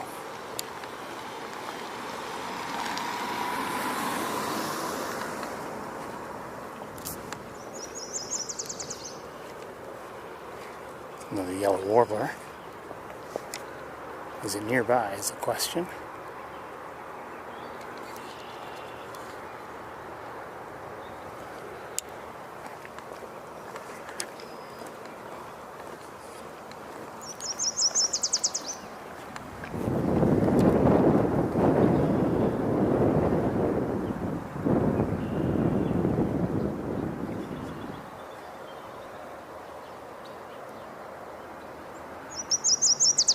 Sounds like it's nearby, and it sounds like it should be within view, but I don't see it.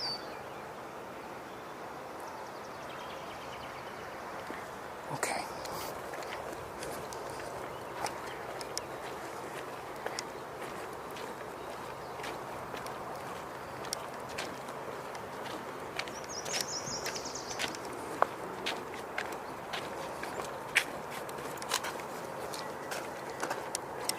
Alright, we'll need a moment or two to get things back in the car, but we'll make our way towards the campus and hopefully have some luck there.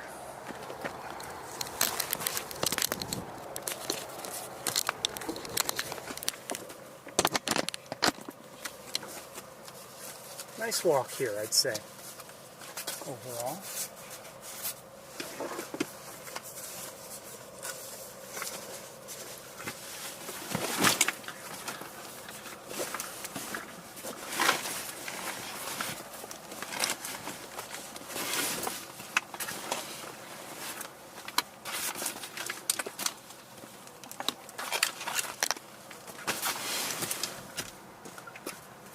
With you shortly.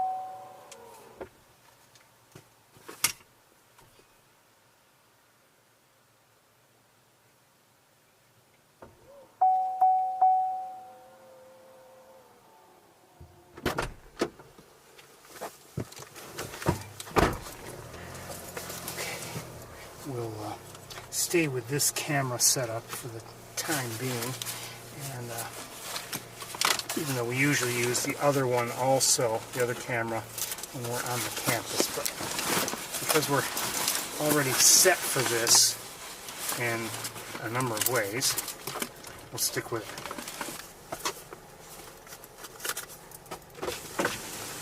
My thermometer, if it can be believed, says 82 right now. I don't know if it's quite that warm. I think it might drop as I get underway, but could be wrong.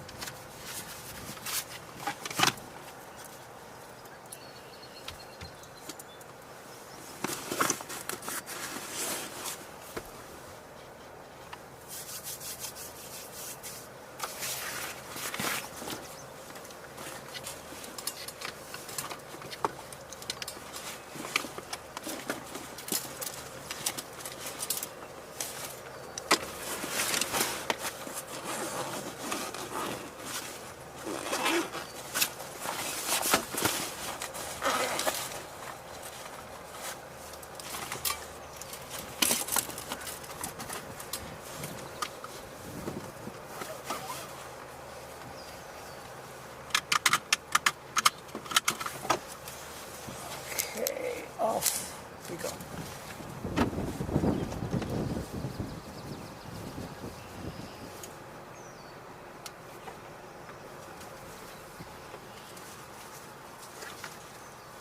I was tempted actually to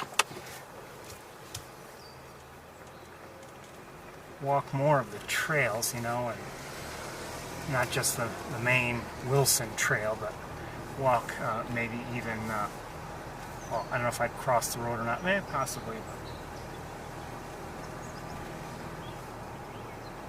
Changed my mind.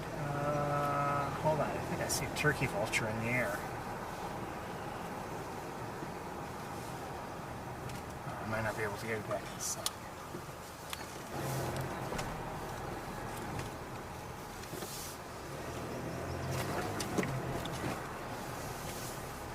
No, just one.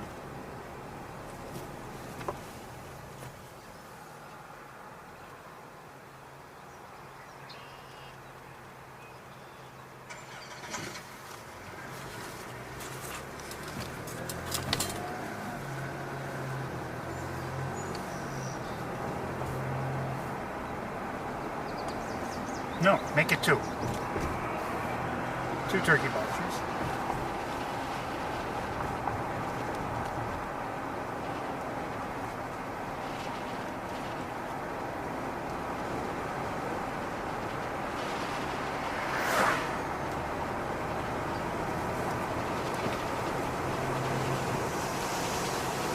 Definitely would have, you know, even more, as I always say. But that was an enjoyable walk as far as I'm concerned.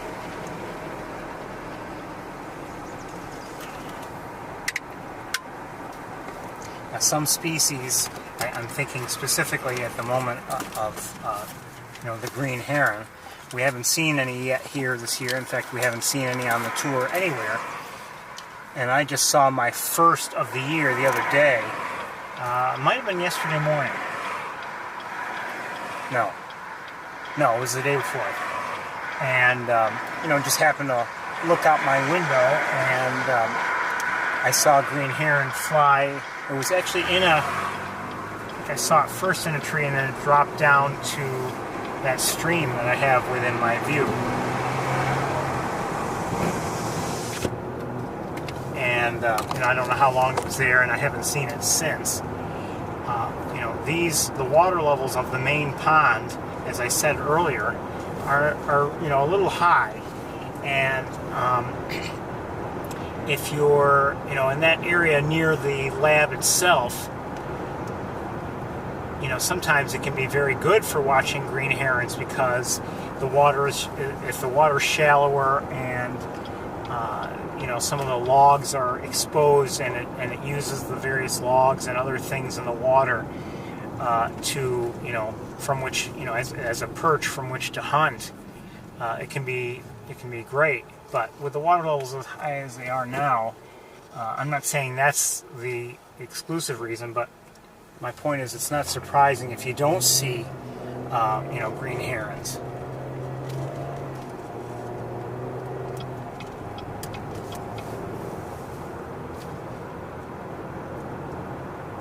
Could be a timing thing. There have been, you know, there have been times also, though, when the water has been quite shallow, and we'd be on the Sherwood platform and see 5 or 6 green herons from there, scattered here and there throughout the view.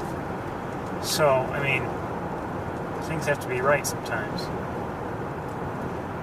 Could be that they are at Sapsucker, but just because of those water levels, maybe they're just not in areas where they're easy to see.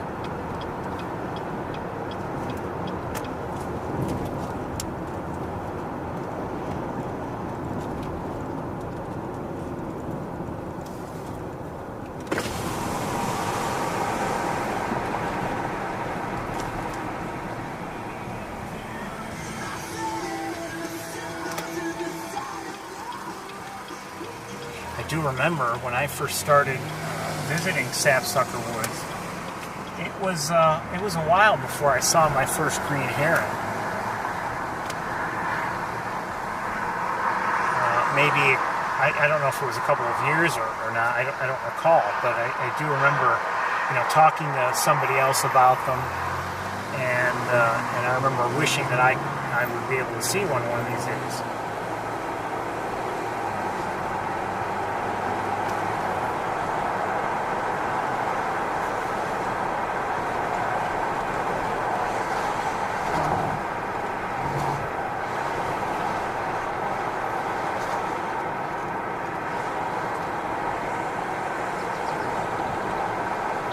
For a house rent.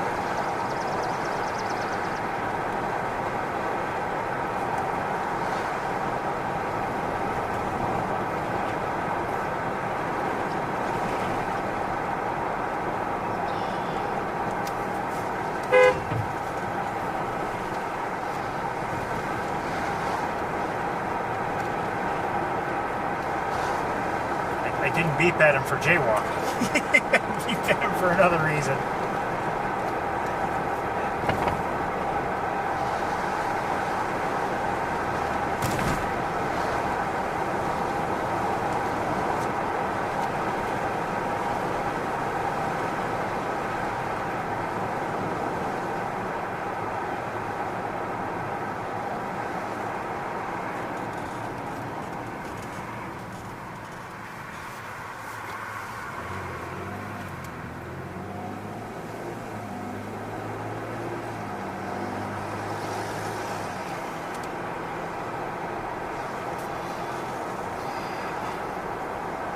So after the campus, I mean, unless we happen to somehow, some way, hear of something special going on somewhere, we'll take a break and I'll head to Montezuma.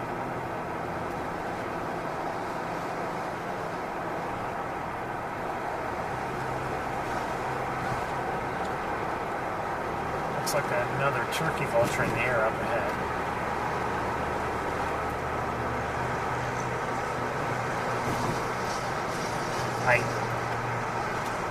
I didn't make up my mind to do things this way today until this morning, shortly before I left.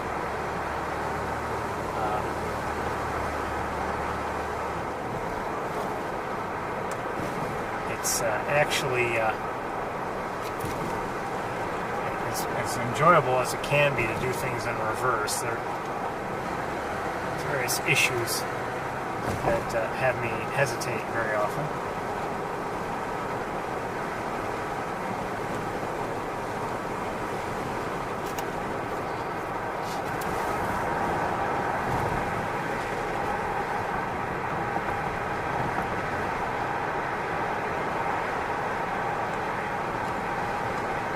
Okay, in the air is a red-tailed hawk. I would doubt that it would be one that we know, but there's one flying around. Unfortunately, because we don't have the other camera handy, we're kind of stuck with this one, and it would not be easy to get it. It's just circling.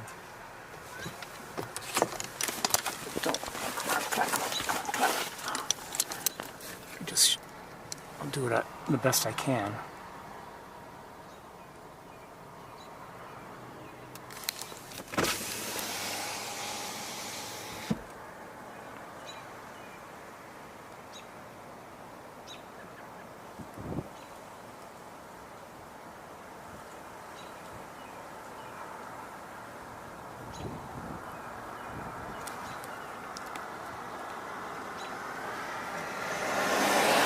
I've lost sight of it. But anyway, that was a red-tailed hawk.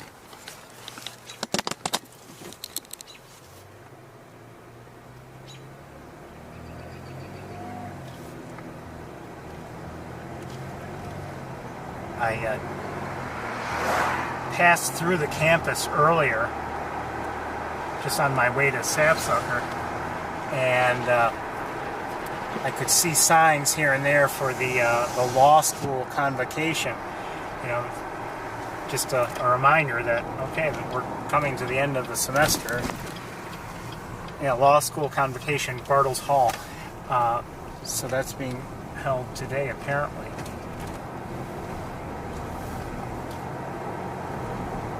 Actually, I don't know if it's Bartles or Bartels, but anyway.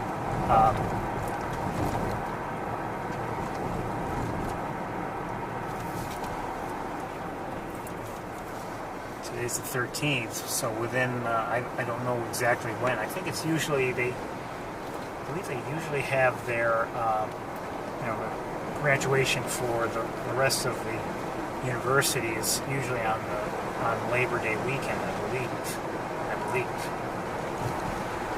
Now, there are a few Canada geese to our right. 1, 2, 3, 4, 5, 6, 7, 8, 9.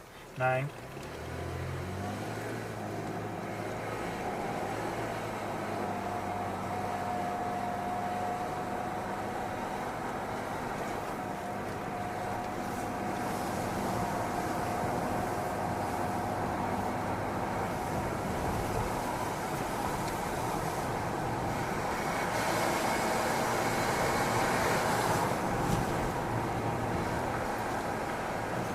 You know, there are people walking around here and there, but looks like there's not that much walking around. Oh, and it's, by the way, my thermometer is now reading 73, so it did drop as predicted.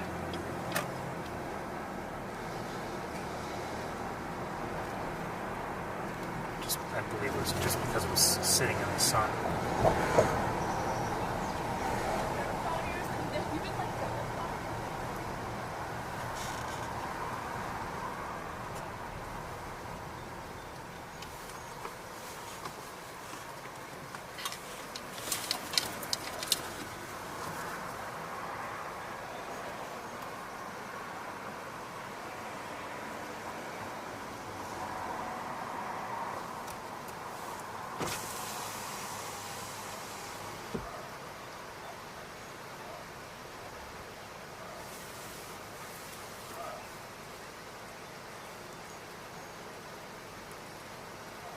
Come on, light, let's go.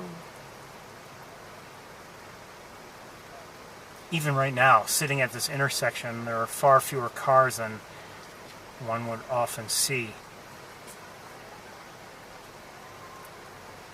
Oh, actually, some are stacked up behind me now.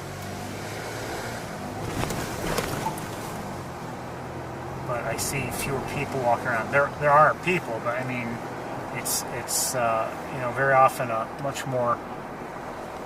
busier area, and I wonder if that has to do with people just studying for finals.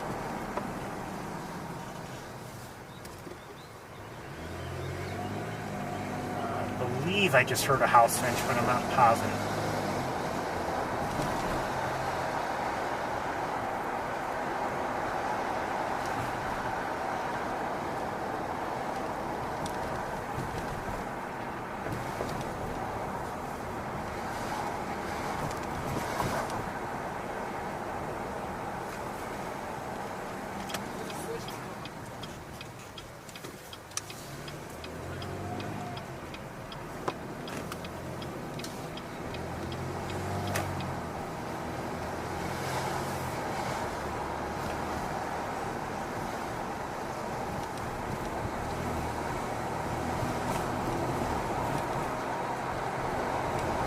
I see somebody on the throne,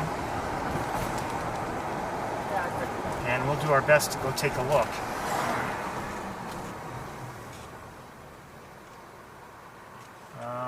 Looking with binoculars from here, it looks like Arthur, but I could be wrong. Come on, light, let's go.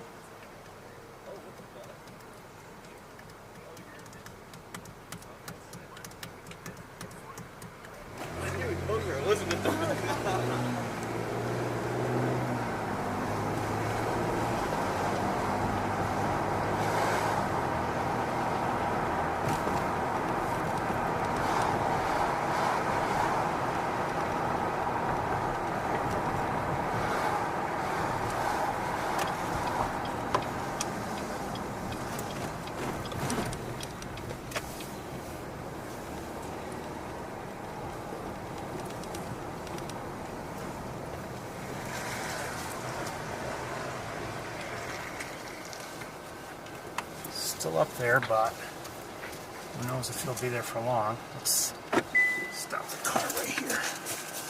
Oh.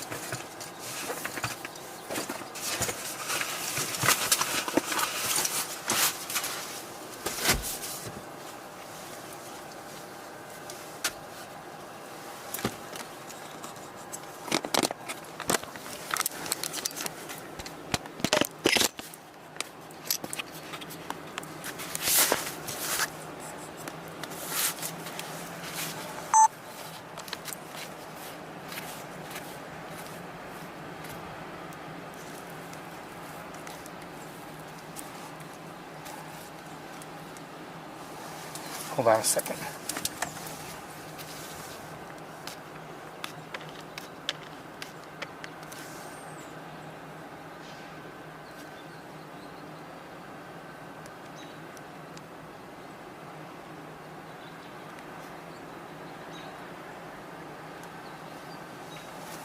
Looks like Arthur to me. Hi, Arthur.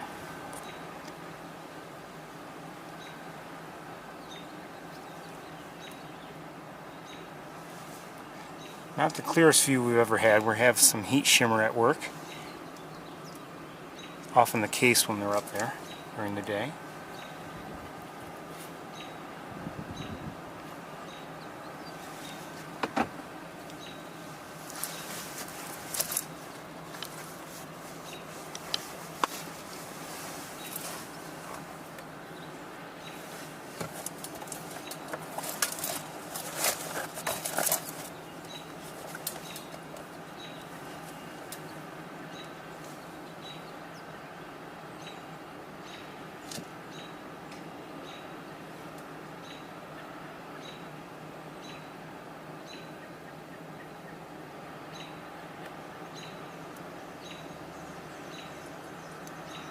Hearing some robins as well.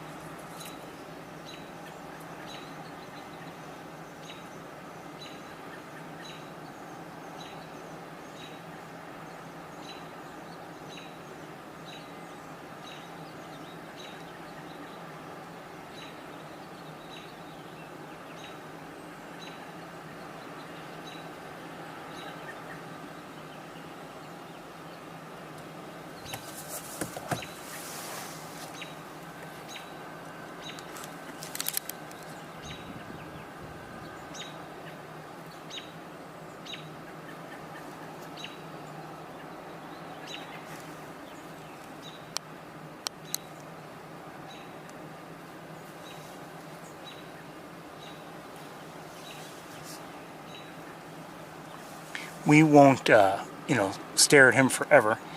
We'll eventually move on. I think, you never know, we might get a view of somebody else. We'll drive around the campus a little bit. But, obviously we have a lot of time now, or we're not spending a lot of time on the campus yet because we found him right away.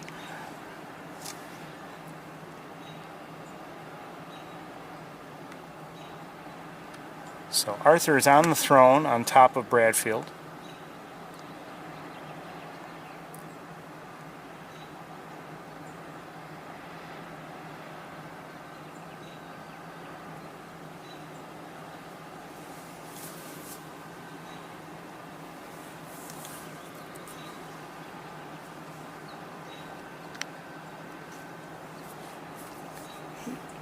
Now, I don't know if it's the breeze that's having him stand like that, or if he is kind of sort of getting ready to take off. But he's been like that the whole time since we've arrived.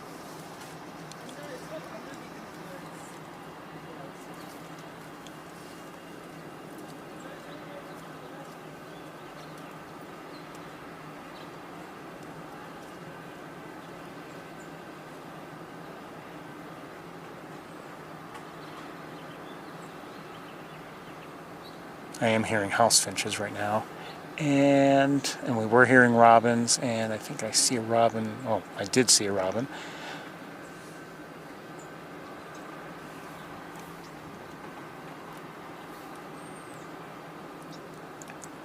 Anyway, it's good to see Arthur, and oh, I see a starling. and another. Yeah, I bet there's a nest up there. Maybe not.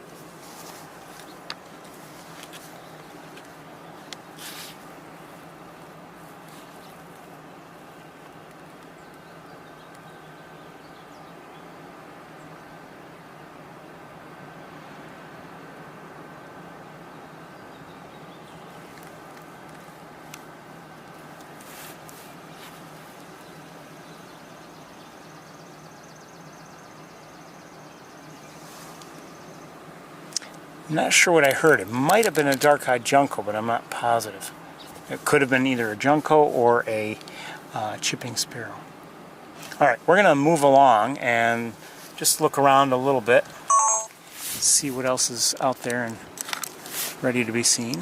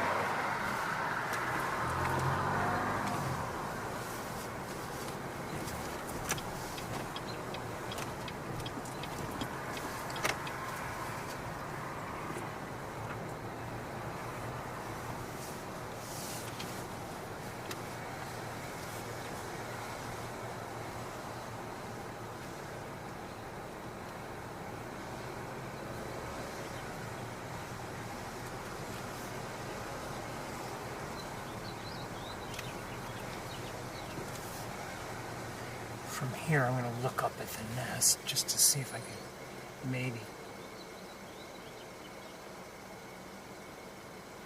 I think I might be able from here to see Big Red, but I'm not positive.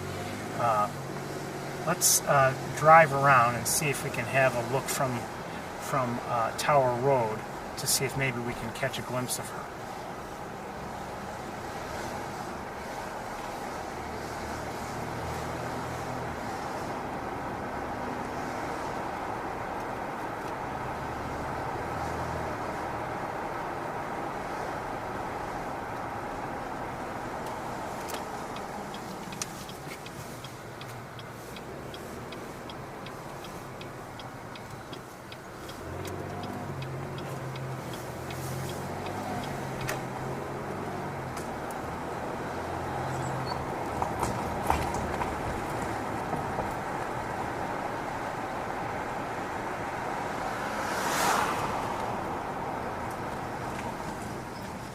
Why do people cross? They just cross at any time. They just don't, I mean, they just think that it's not pedestrians have the right of way. It's pedestrians can cross anytime they want. This does. Okay, I think we can see her. Let's take a quick look.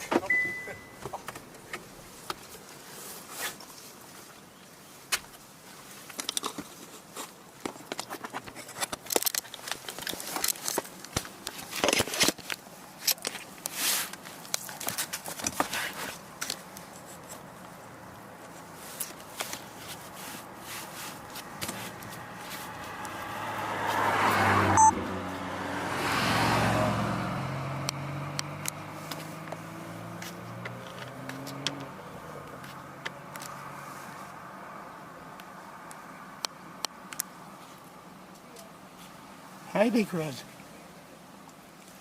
Good to see you.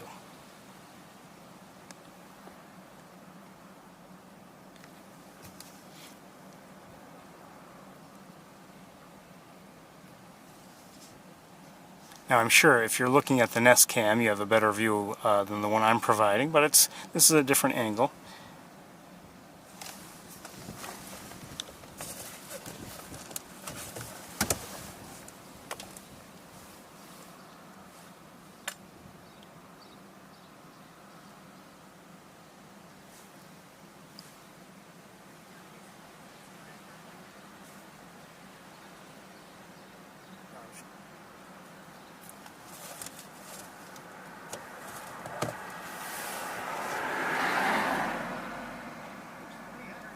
Watching?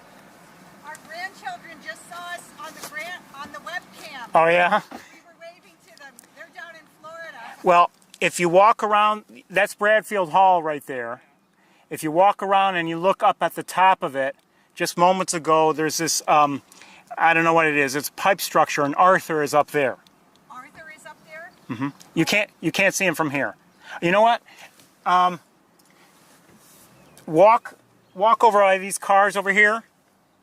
Yes. And then look up, and you'll see on the far, the distant corner on the right-hand side of the building, you should be able to see. But you have to walk all the way to that ugly barn, that former poultry barn. Okay. Okay, and look up. Look up. And look up. That's Arthur? Well, he's up there as of a few moments ago. Okay. Okay? Thanks. Mm-hmm.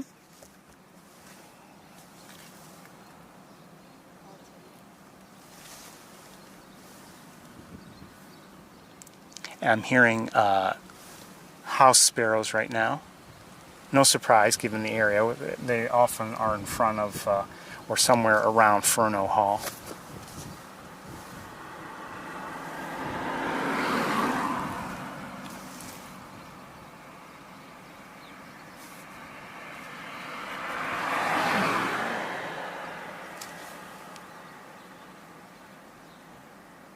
So anyway, if you're just joining us, oh, that's too dark or too bright. We're watching Big Red from the ground, watching her in her nest, and she's looking over her 3 young that are up there. We've just seen Arthur a few moments ago. He was on top of Bradfield Hall, and we'll continue on shortly. Maybe we'll find a juvenile or someone around, but right now we're looking at her.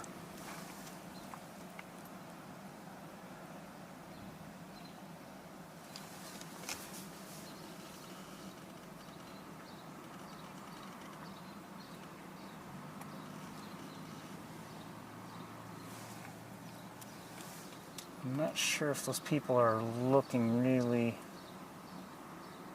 Maybe they are.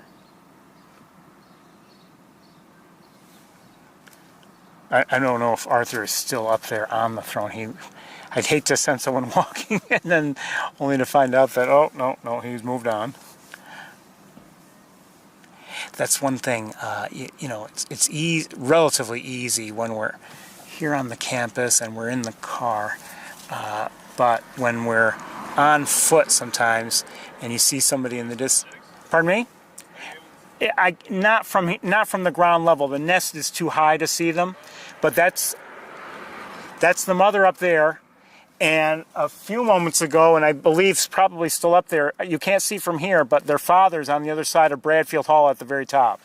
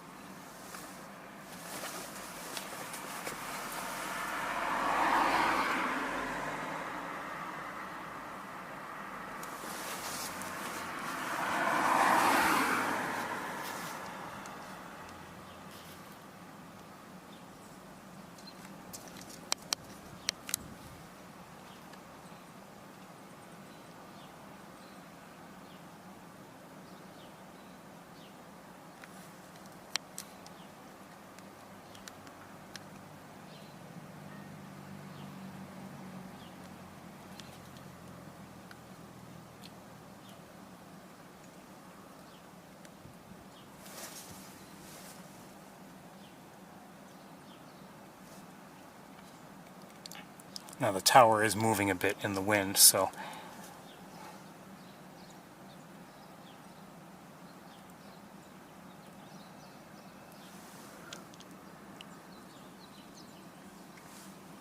we'll move on shortly.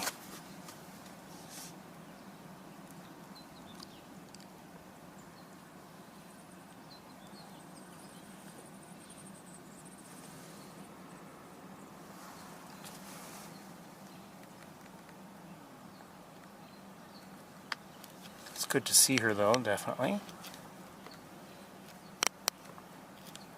It was good to see Arthur as well. I hear an American crow. All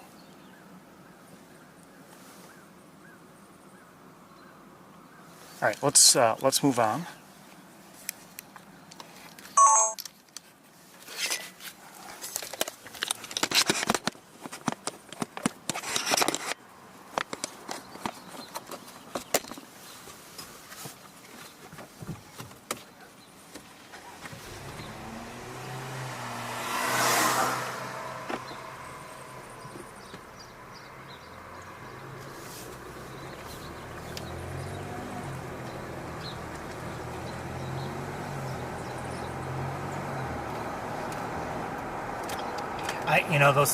The people we spoke with first, I directed them to to a spot to see Arthur.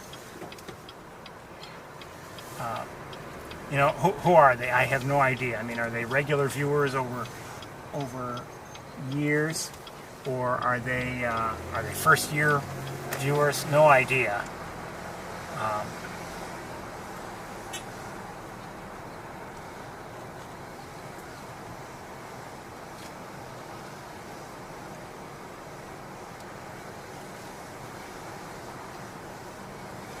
And sometimes it's exciting to even people who are maybe long-time viewers, who maybe they're making their first or just a very rare visit to the campus, and are trying to see the hawks for the first time. It's always nice to be able to help such people find the hawks.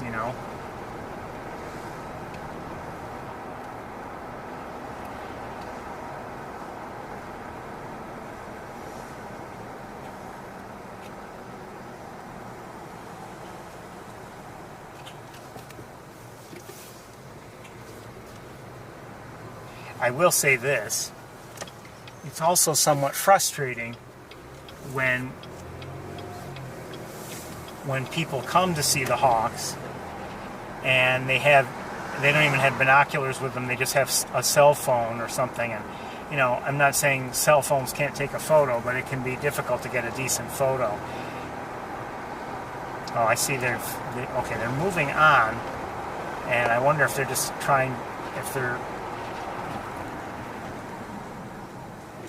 they're just thinking about going to the other side of Bradfield.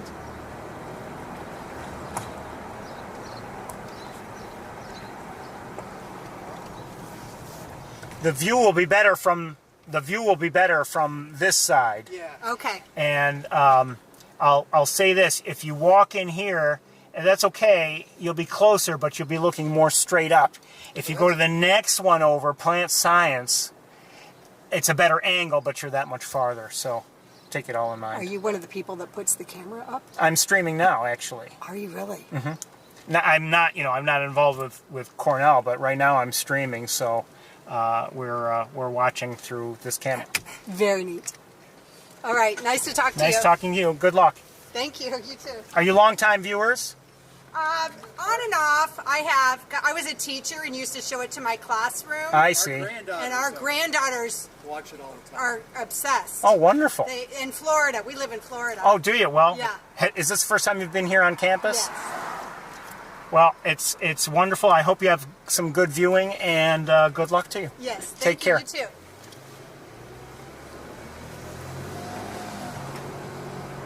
See, I mean, first time that they're here on the campus, and it's nice to be able to share like that. We'll drive around just a little bit, and then we'll take a break, and I'll drive to I'll head to Montezuma.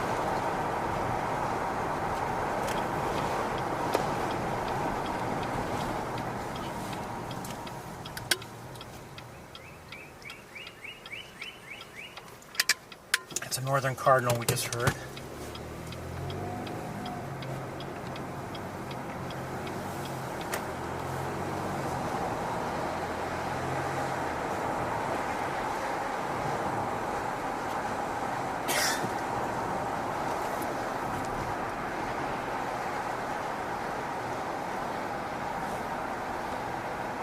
Maybe I should have given them a card. Oh well.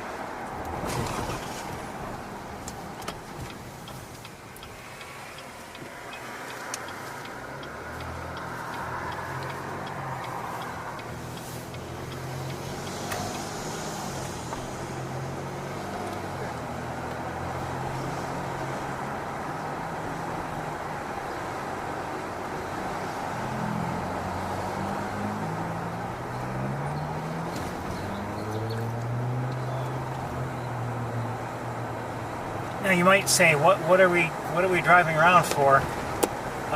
You know, we know where Arthur is. We know where Big Red is. You never know. We might encounter a juvenile or something else of interest.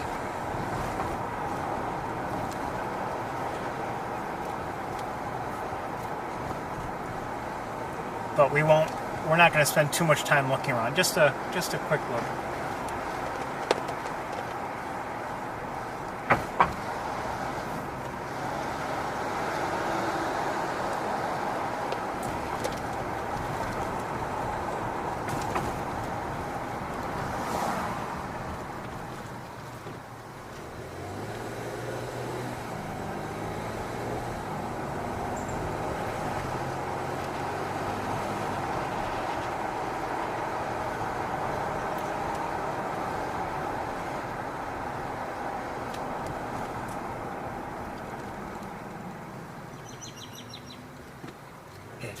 You know, and especially in areas like this, it really does feel like summer in terms of, I'm not talking the temperatures or anything, but just, it's quiet, you know, not many people or cars.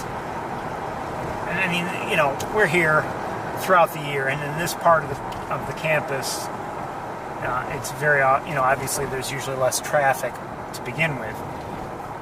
But, I mean, just as we're going around, I mean, there's a lot less foot traffic, a lot less vehicular traffic.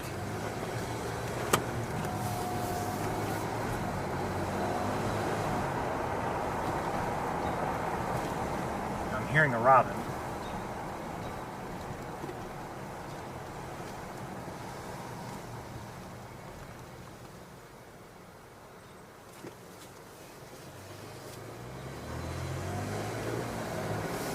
Maybe, I don't know. You know, just because you hear a robin calling what sounds like an alert, it doesn't always mean that it's calling because of a you know, a predator around.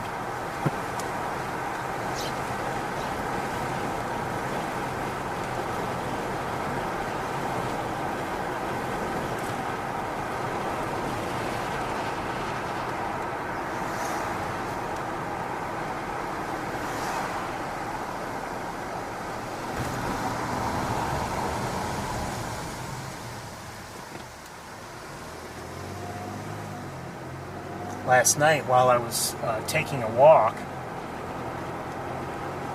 I was you know, near a wooded area, then all of a sudden at least 2 robins started up with what sounded like alert calls. And I have to admit, I hardly even bothered to try to check out you know, anything they might have been alerting about, and that's because it was getting late, but it does often seem like in some areas, all of a sudden the alert calls will come up as it gets dark. And my thought was, if you know, someone had come along,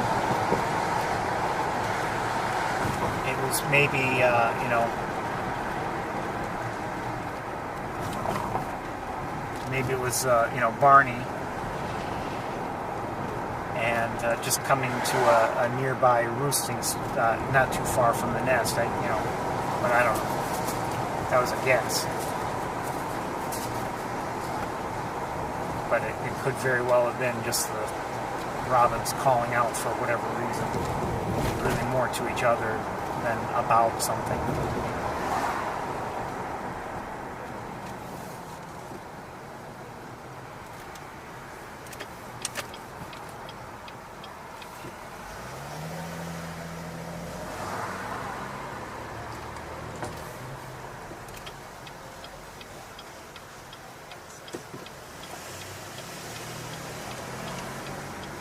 I don't know how big an event the law school convocation is in terms of how many people in a given year.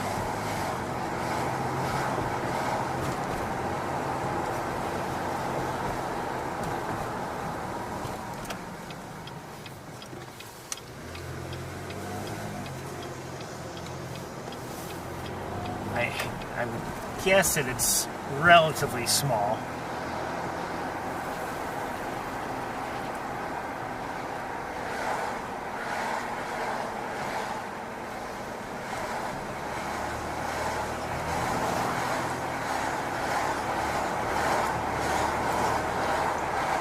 I know last year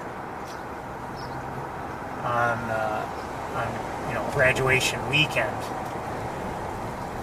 basically I guess they do things differently than they used to, and maybe the various well, not just schools, but the various sections or whatever within even a given school, many of them will have their own I think their own ceremony, which is actually pretty nice if you think about it.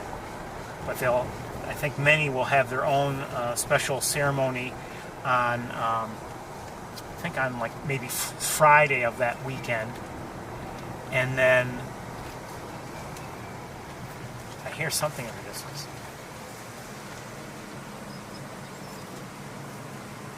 And then the following day, there's the major event in Shoalcobb Field for, I don't know if it's undergrad and graduate students, but definitely the undergraduate students, and that fills the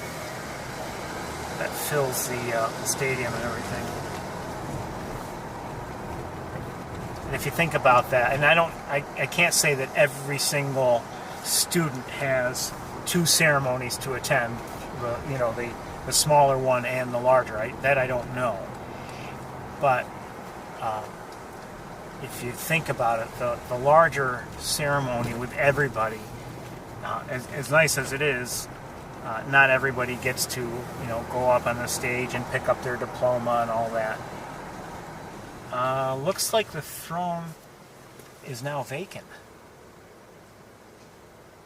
Yes, the throne is vacant. So let's take a look around and see if we can find some activity. So it's nice if there are smaller ceremonies. And last year, actually, I did attend one of those smaller ceremonies.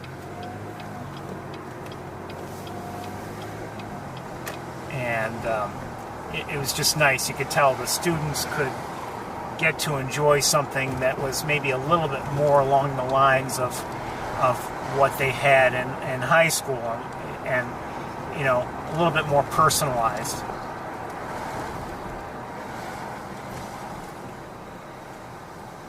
Instead of just the huge ceremony with thousands of people. Yeah.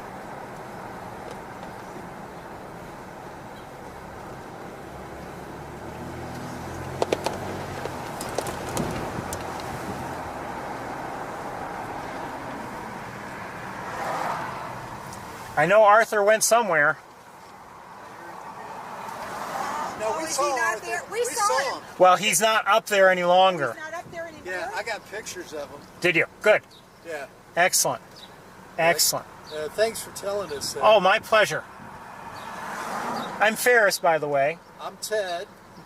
Nice to meet you. Nice to meet you. Now, Ferris, you got your own YouTube channel? I'll give you a card. Yeah, please do, Ferris.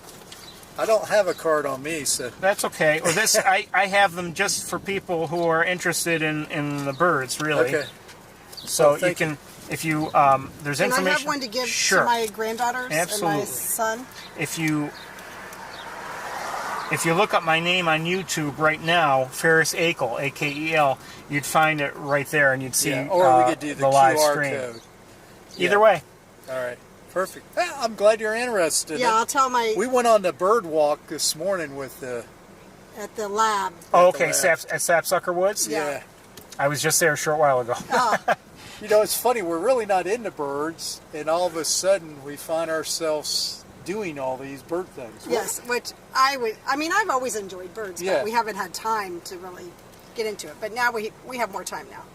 Well, I'll just say this. Birds make life better. Yeah, they do. Yeah. They do. They truly It's- do. It's something you could do and enjoy and clear your mind at the same time. Exactly. And you might see something awfully beautiful or amazing or whatever. Well, the And- people we were with get hear their calls and tell you what They kind knew of birds exactly. they are. It's they were amazing. Well, expert. You know, if you were on one of the guided bird walks at Sapsucker, Yeah. those people know what they're doing. They all and- use that Merlin app. Some of them cheat and they use the Merlin app. Well, And say, some oh, of yeah, them that was a red weren't word." using the app at all. They And just knew. They knew it. I know some calls, but I don't. You know, I can't pretend to know them all, not Yeah. by a long shot. And the people at the lab who actually work at the lab, they can be pretty amazing with what they recognize in terms of detail and everything. Is that such and such? No, it can't be because of look at that, look at this, look at that, and it's like, oh yeah, Yeah. it's all of a sudden it's obvious, but they see it and they know how to look at birds. It's Now, not just a Ferris, matter how of, did you get your interest? What started all this? it's a long story. Give me the cliff notes. Well, I guess there was an injured bird at one point, and the worst happened, and I felt I had to get even somehow. So I made a contribution to the lab, and it just started snowballing from there. So that's the quick Cliff Notes version, and Well, I think it's something to enjoy, because she's retired. definitely. And I'm in business for myself, so I never really have to retire. But, you got to find something to do in life besides just try to make money. Birds are a good way to do it. Yeah. And I think you may be right. From South Florida, we got the noisy birds. We see a lot of Well, we ospreys, see- a lot of kites, a lot of eagles. There's a lot of eagles down here. in South We have our Florida. eagles too, and we've got our own birds up here that can impress. And when you see large flocks of snow geese or Canada geese or whatever, it can be pretty impressive. Well, that waterfall, what was that guy saying that was on a bird walk? The first falls we say when we came in, the high one. Tauganic? Yeah, they got so the there's a Paragon. There's a Peregrine whole, falcon? Yeah, Paragon falcons all in there. There are some occasionally here on the campus as well, believe it Yeah, or not. I guess they're the apex predator on birds, aren't they? Not necessarily. Really? Well, on catching birds, Yeah. other birds, they're certainly one of them. But Yeah. like an eagle will take birds if it can, and certainly red-tailed hawks will take birds. And so, any of the raptors will, pretty much. Well, except turkey vultures won't hunt for them themselves, as far as I know. We saw some wild turkeys yesterday. Where was? driving up to? Well, we were driving. We were driving out of town towards Watkins. Cornell, Yeah, Cornell. and we saw 3 wild turkeys good. in a field. That was yesterday, right? Yeah, I I'm think it getting was. my days mixed up. Yeah, I think it was yesterday. Yeah, they were big, Yeah, big turkeys. really big. I won't complain. Yeah. I like them. Yeah. I like them. Well, I've got to run. All right. Anyway, Cheers. good seeing you, and thanks good meeting for you. Thanks for the all the education. Yeah, we'll pass My your card pleasure. along. Take care. Oh, gotta wait for a car. All right, we're gonna just look around a little bit for Arthur, just a little, and then and then I think we'll take a break because, believe it or not, we don't have that much time left before really I need to get going.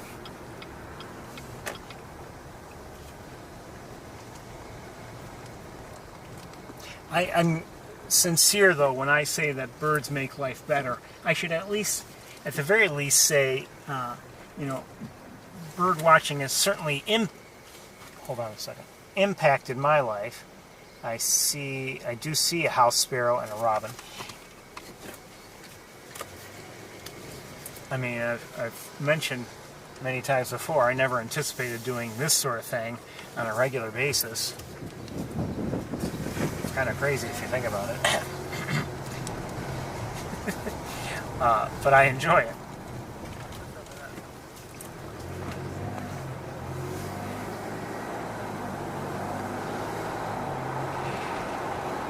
But when you think about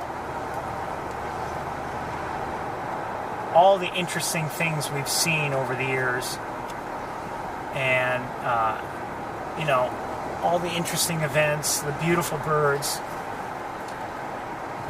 some beautiful scenery along the way, or even other things that were maybe of interest, insects and specific plants or whatever. I mean, it's just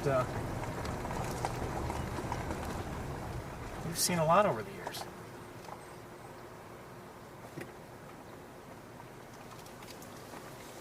All right, it is getting time for me to get going and head up to Montezuma.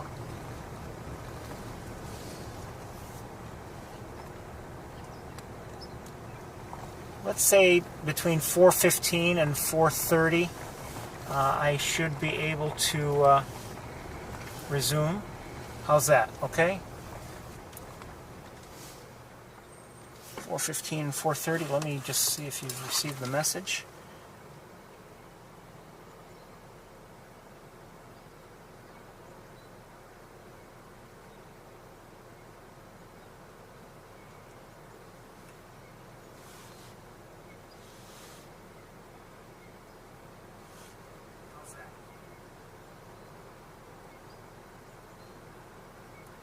You should have the message very shortly.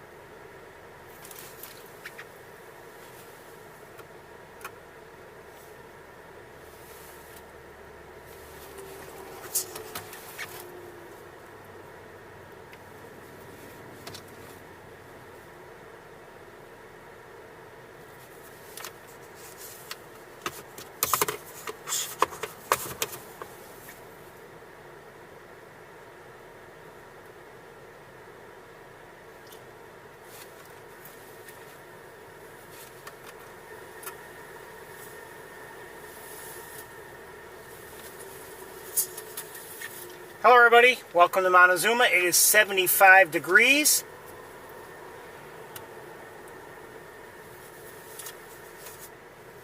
There we go.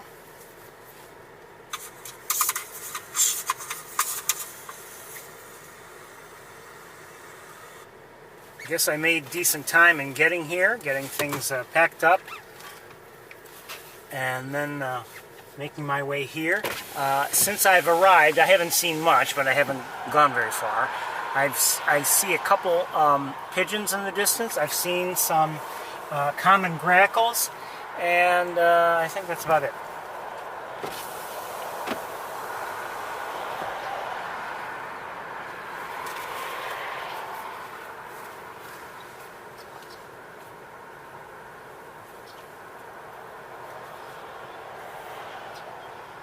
Red-winged blackbird. In the distance, I see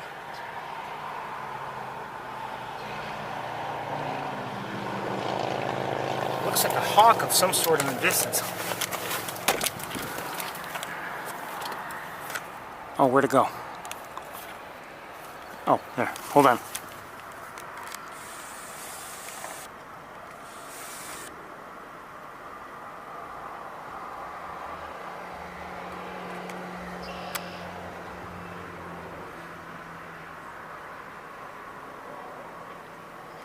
Looks to me like a red-tailed hawk.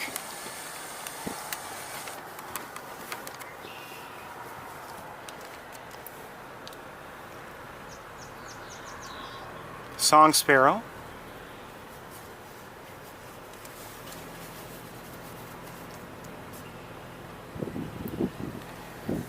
I imagine the visitor center is closed by now. It usually, at least the sign that I've seen of late, says that it closes at 3. So even, and that's assuming it opened in the first place. Looks like there's some shorebirds here and there, and maybe we'll try to take a look at some of them. Ooh, that breeze feels good.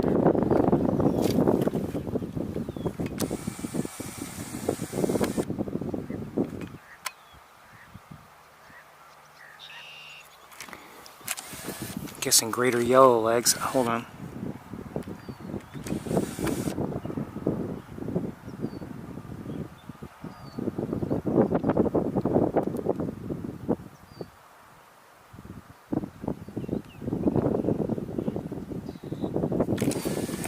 Let it go. I couldn't tell what that was. It was a swallow of some sort, but I don't know what kind.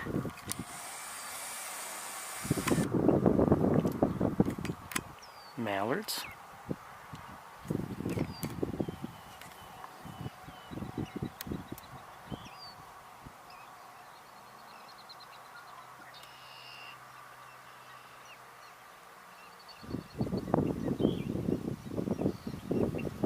Okay, I think we should probably switch cameras very shortly.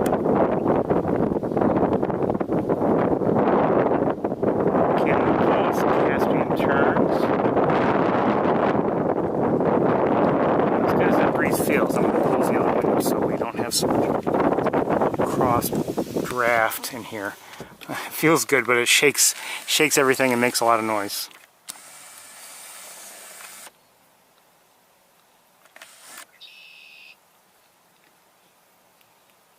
Tree swallows.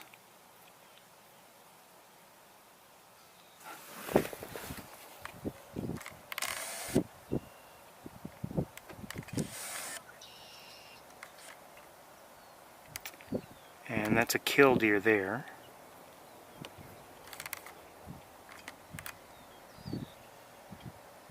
Oh, that may not be, I don't know if that's a tree swallow.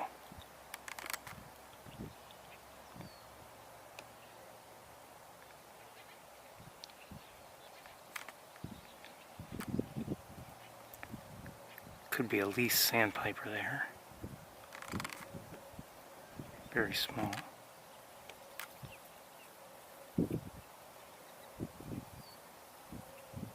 Okay, I think we've got some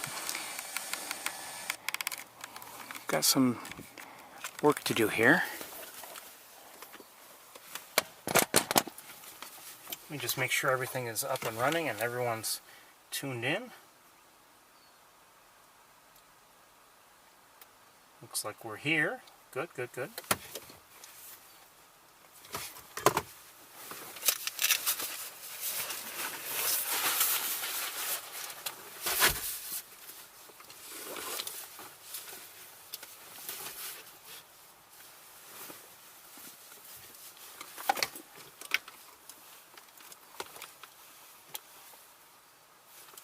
I had to add another wire here, temporarily at least.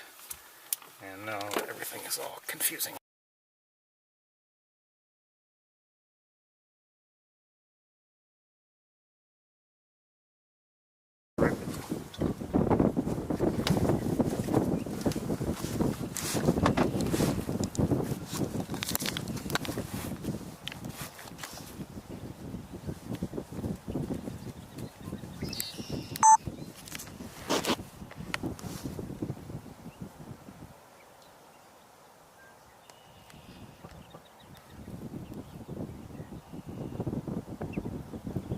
am not and never have been and maybe never will be an expert on shorebirds. Looks like yellow legs of one sort or another. Hold on one second.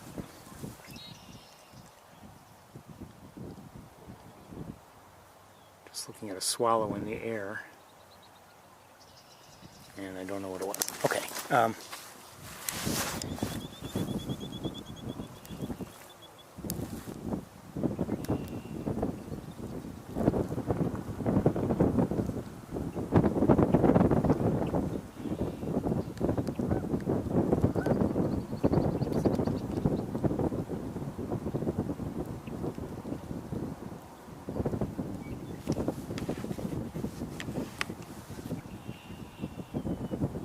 Uh-oh. That one looks like it's limping a little bit. Yeah, it is. Always sad to see any kind of an injured bird. Good luck. I'm hearing purple martins. Oh, hold on, hold this closer.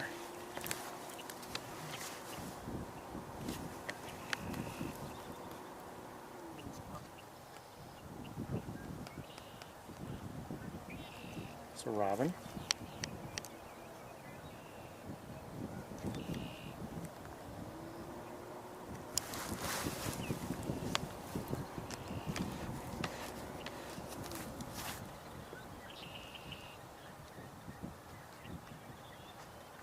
Now, I may not be able to identify these birds, but look how one appears, now it could just be the way feathers are arranged or whatever, one appears stockier than the other here, but I don't know, could be wrong. Let's lighten it up, maybe see some detail.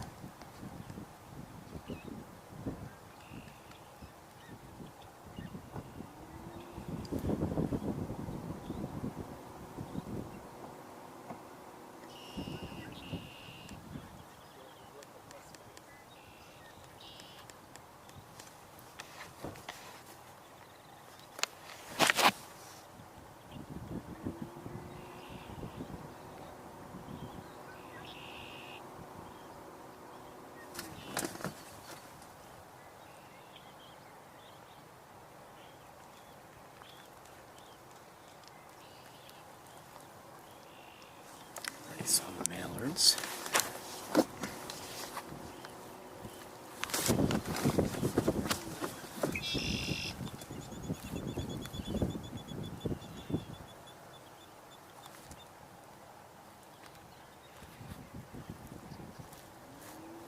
So, you know, things are generally right here, they're backlit right now. So, normally, actually earlier in the day when we would normally be here, things might be better lit, but this is what we've got right now.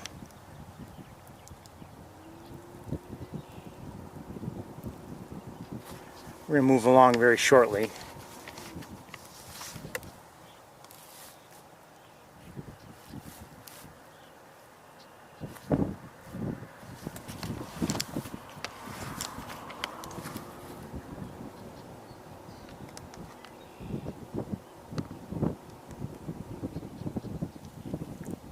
And I'm no expert on any of these birds. There are obviously a lot of people who really know their shorebirds, and they can point out details and everything and why something is one species or another. All right, let's move forward.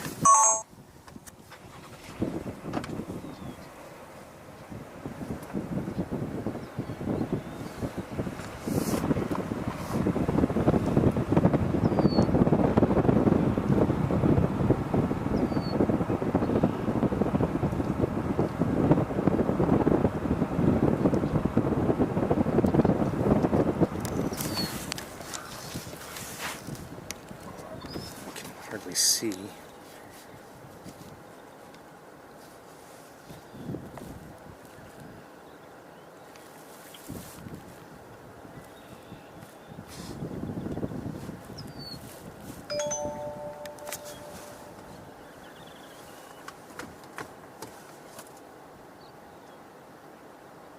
Okay, RC is saying they were both greater and lesser yellow legs. Cool, thank you.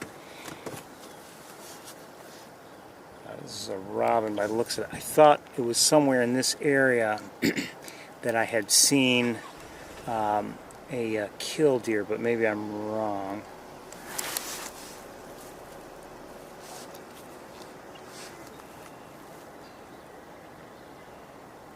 I'm having a hard time seeing, quite honestly, just because of how the lighting is tough. I think we might have some very small shorebirds to look at right here.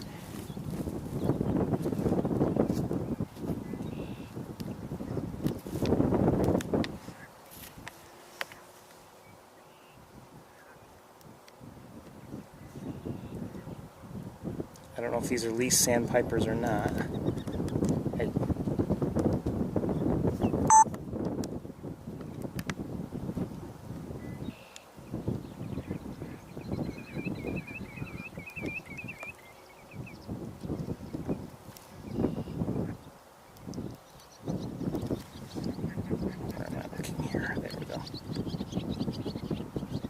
I believe I'm hearing tree swallows.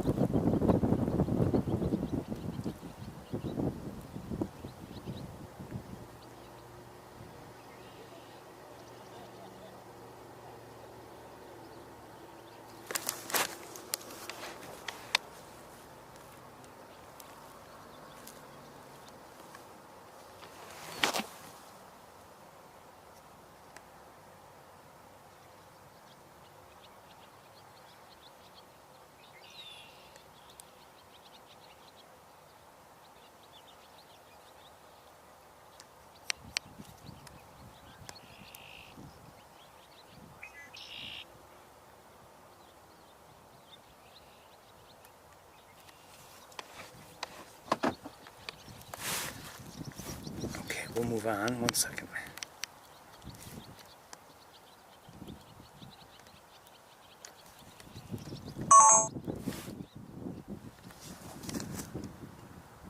Oops. Okay. Let's. I'm going to leave everything as it is, and let's move forward.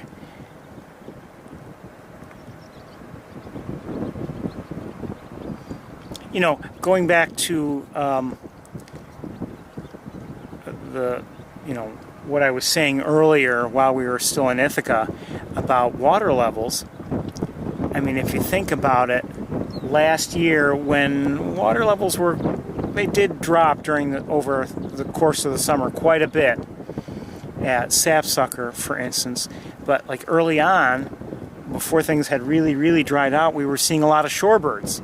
And I remember remarking even back then that, that was, although you hate to see water levels drop that much, if that hadn't happened, we wouldn't have seen nearly as many shorebirds as we did, including, some nice killdeer and others, as I recall.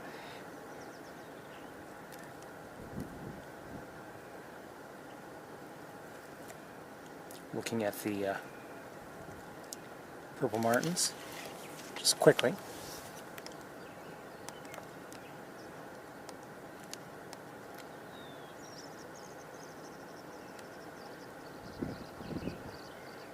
We're going to move on.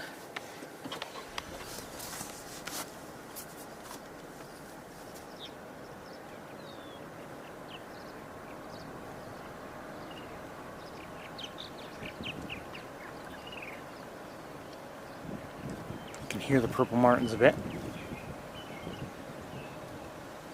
And what do we have here? I see European starlings. No, one European starling, and I think I see something else. I think I see a cowbird.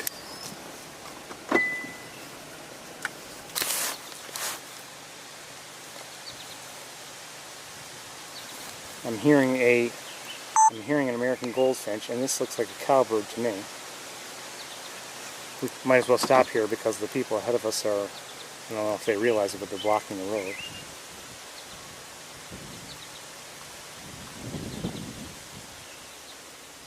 This looks like a female, I should elaborate, a female brown-headed cowbird.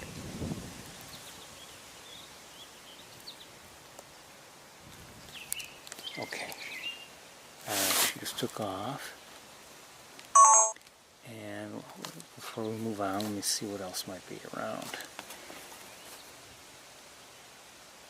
Oh, hold on.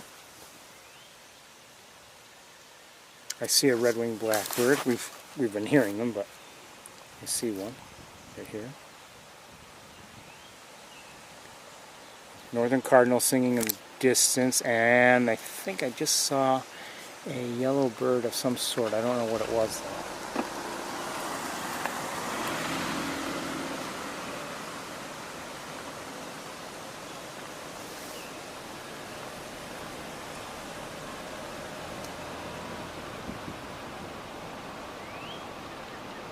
Beep, beep, beep, beep, beep, beep, beep. That's the northern cardinal.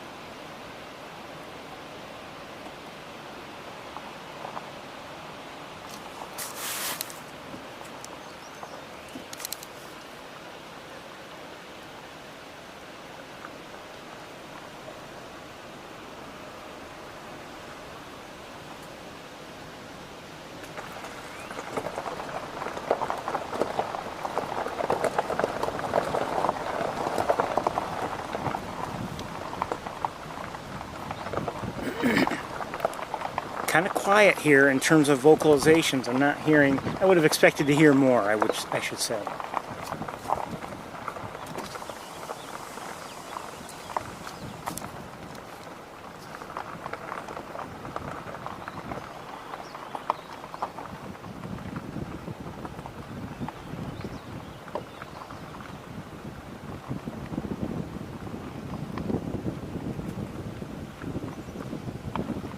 This week I've also, on I think 3 occasions, I've heard scarlet tanagers.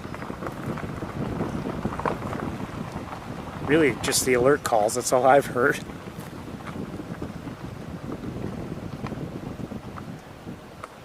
Haven't heard any today though.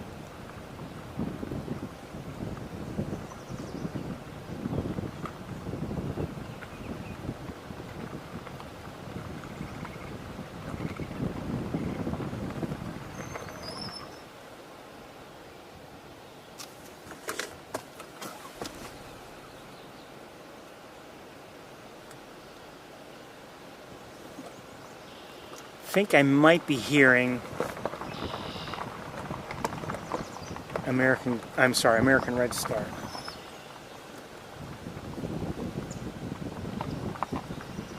Maybe, I'm not sure.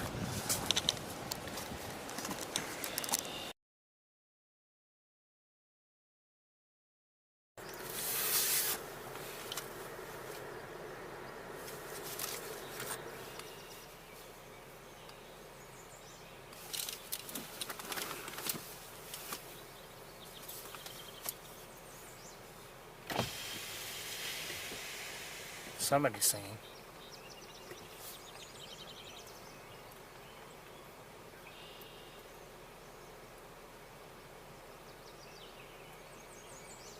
I'm not sure.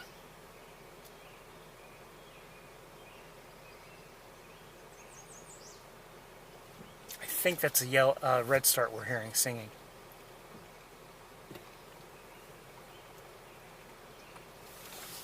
No sign of it. It doesn't seem like it's particularly close to the road here.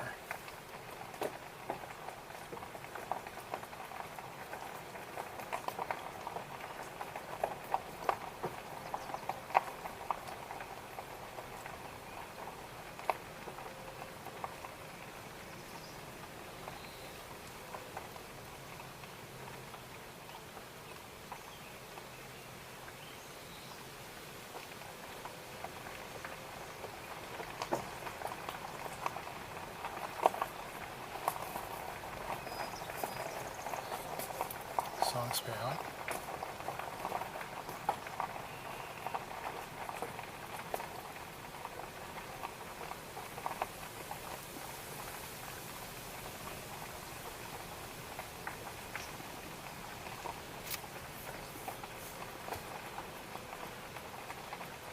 By the way, and sure, I can't be 100% certain, but last week as we closed up, oh, I see a northern flicker in flight. As we closed up, we had just heard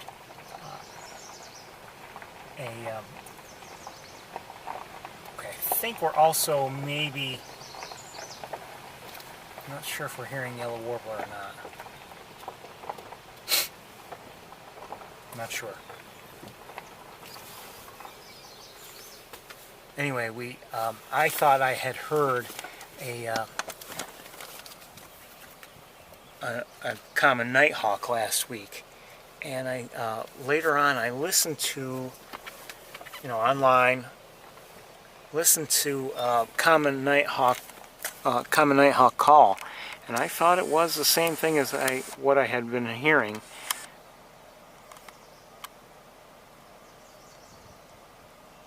So I'm reasonably confident that that's what we heard. So I actually did post it on eBird, just thinking of it as maybe something of interest, and I checked via eBird, and it indicated that it was, for that location, indicated it would be rare, at least there, last week.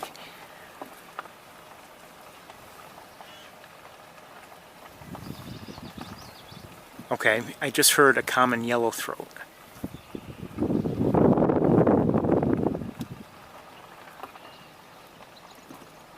It's a warbler if you're not sure.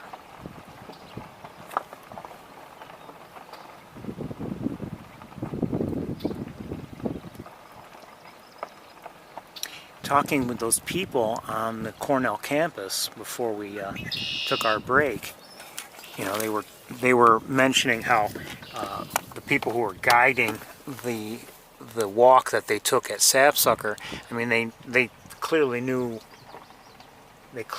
their bird identification, and they knew the sound and everything. And I don't pretend to have such expertise, and because basically I'm just an enthusiast.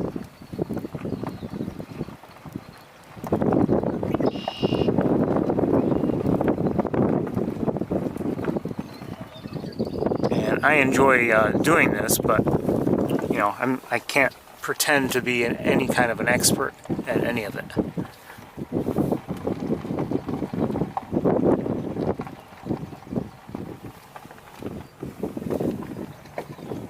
Oh, I hear, I think our first, for this area, I just heard a marsh wren. I don't remember if we heard one last week. Maybe we did. Maybe we did. But I'm hearing marsh wrens, and they're expected in this area for us. We, if you've tuned in prior years, you know that we hear them in this stretch. We don't usually see them, but we hear them.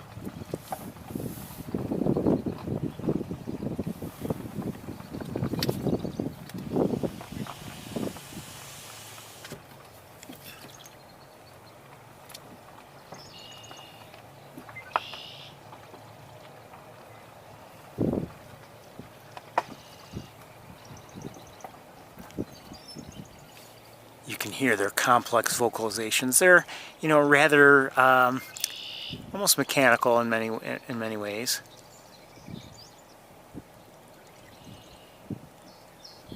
But unfortunately, they don't usually, at least for me, don't seem to hop up where we can see them. And when they are where we can see them, they're usually up there only briefly. See a grackle down here.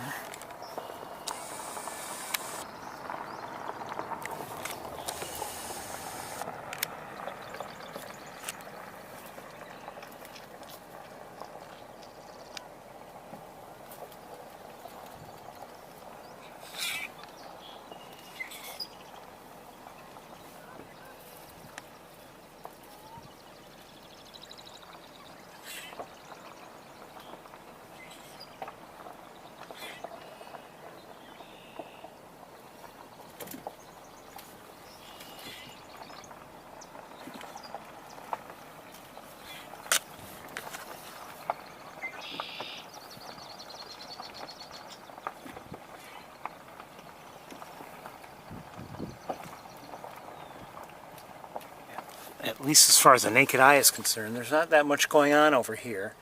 Oh, is that something? Probably not. No. In the distance, I hear what sounds like a pied-billed grebe.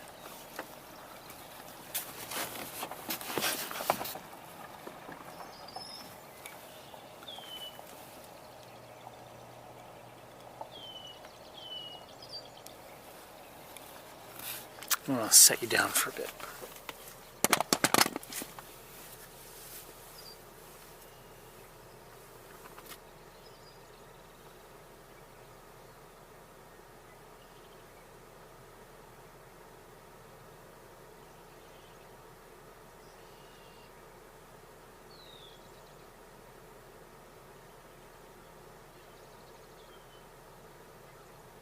I hear a Canada goose. Or two.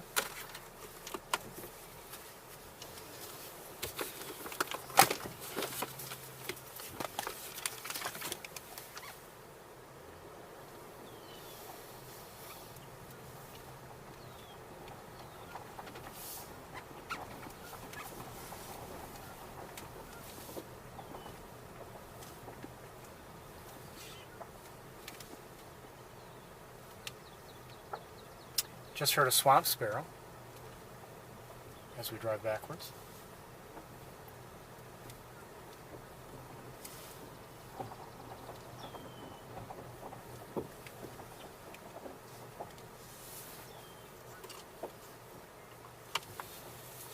Oh, by the way, I did see one more species to add to the Cornell campus. I saw, after I had shut down in flight, I saw a great blue heron.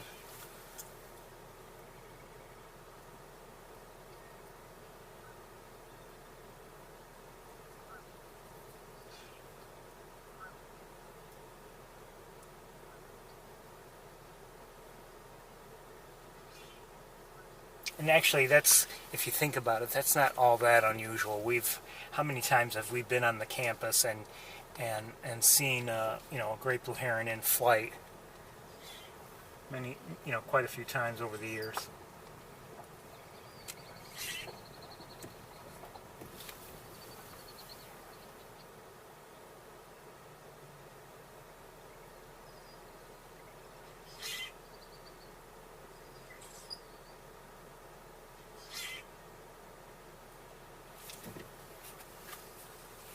We're hearing the common grackle vocalize a bit.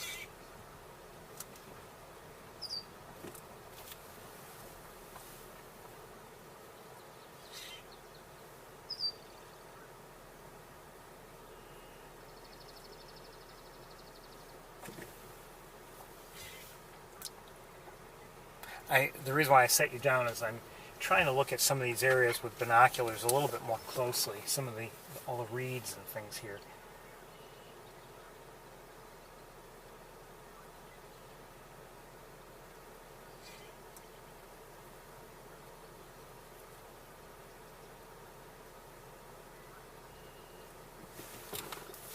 See, female red-winged blackbird.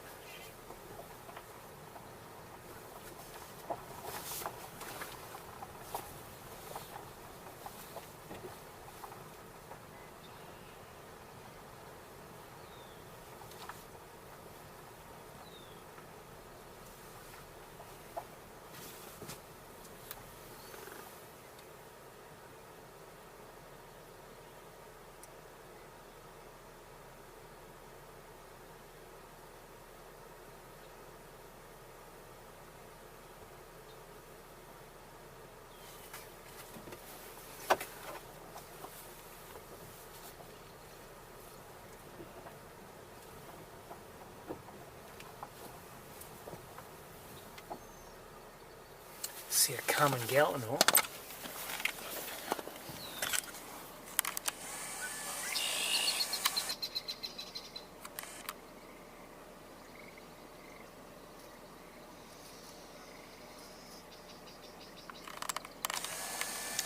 We haven't looked at one closely lately, and if that one stays put, let's see if we can have a better look. I know there are reeds around it, but Maybe we can see it a little better.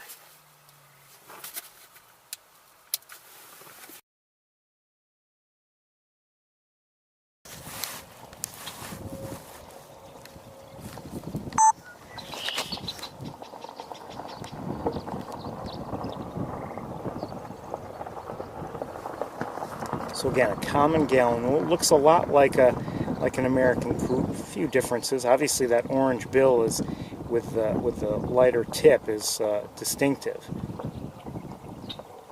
and there are also some white markings which we can't see on its sides.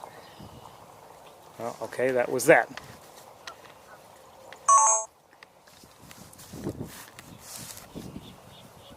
Let me look around here while we're here. Just looking with binoculars. Okay, I'm going to leave everything in place, and we'll move forward.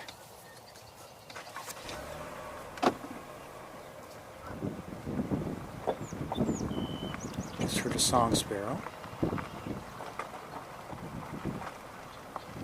And I just saw a great blue heron in the air. Hold on.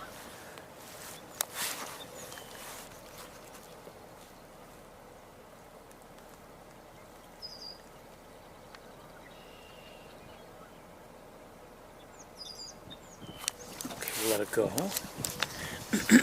just flew over the road and onward.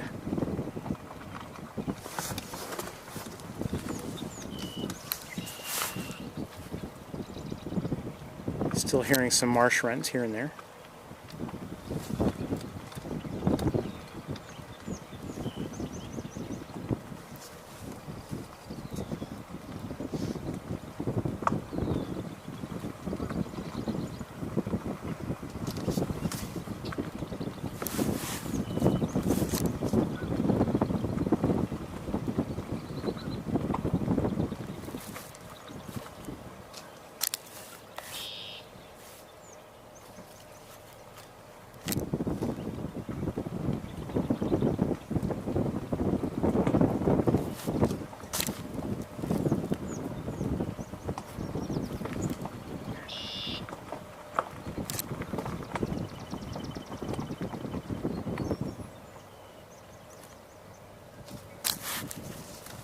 Just look with binoculars.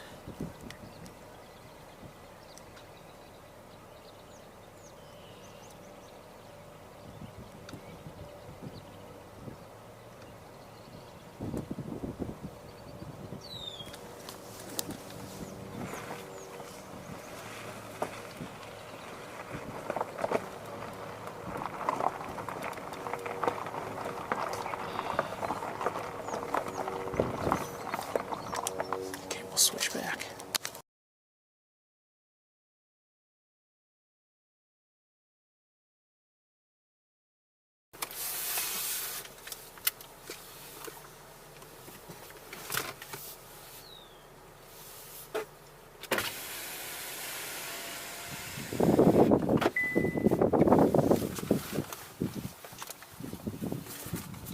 Not much going on that I can see.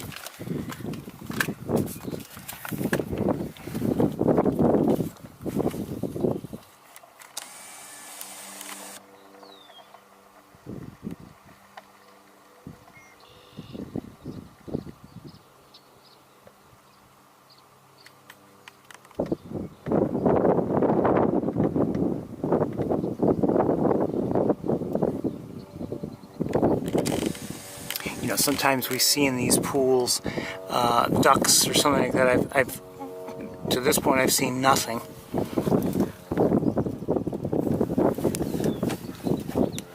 No ducks, no shorebirds.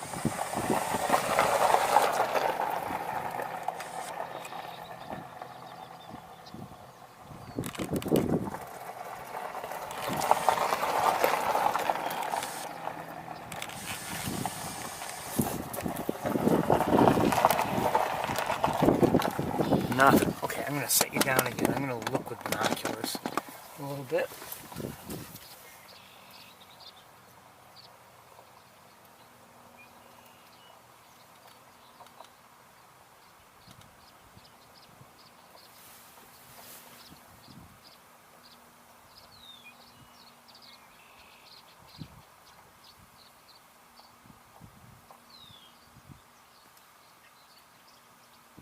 here pied-billed grebe again.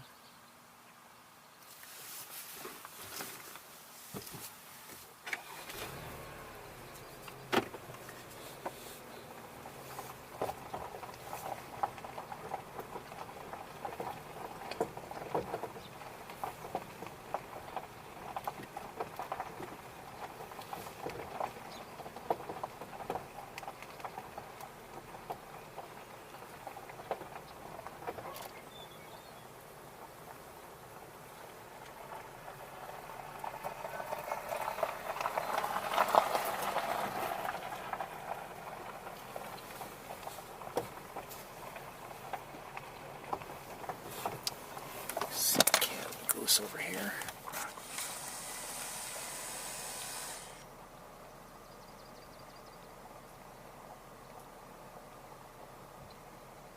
Just heard a swamp sparrow as well. Oh, there are two geese.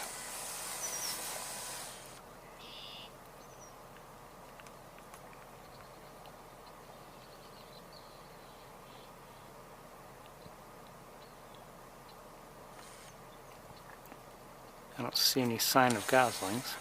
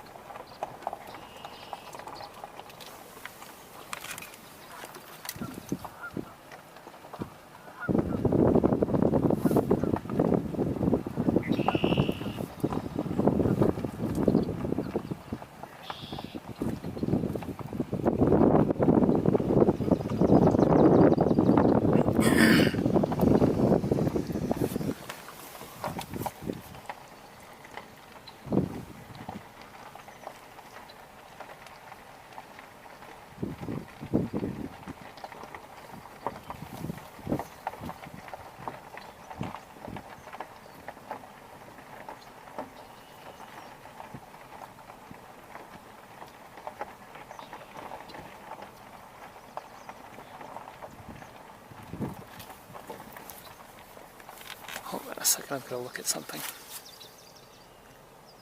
Okay, nothing, never mind.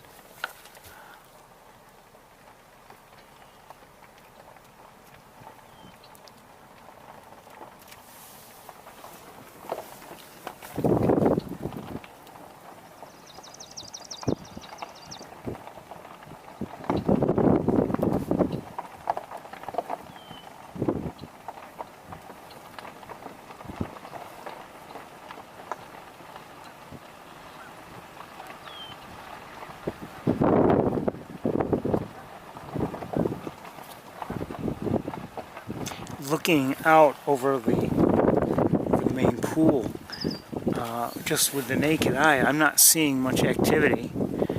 Perhaps the Canada geese that we were hearing earlier.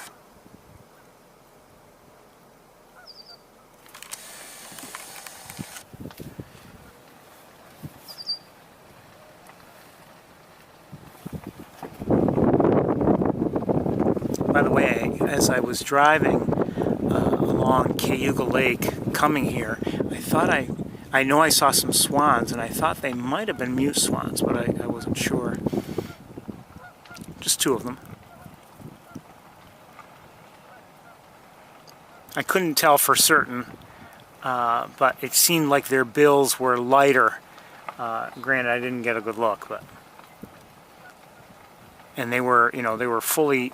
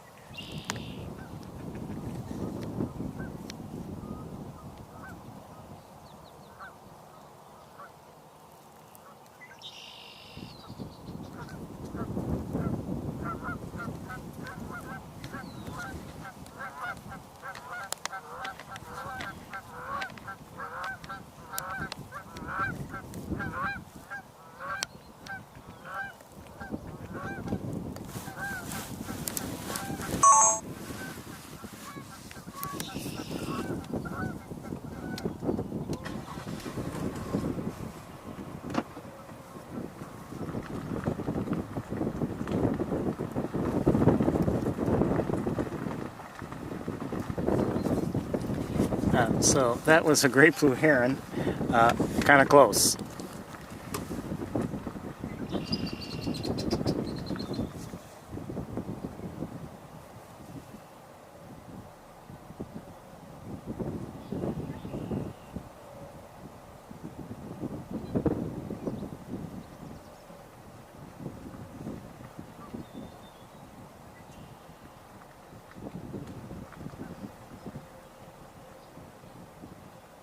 You know, gave us an opportunity to look at it, and I didn't talk while looking at it, just because I didn't want to give it any further reason to walk away or fly away or anything like that. So that's why I didn't speak, but we certainly had a good look at for instance, its eyes, and could see some of the feathers. Lighting was challenging, and some of that maybe I have to figure out something on my camera, because something I thought should work didn't work, and kept changing the lighting, trying to help me. That's all. But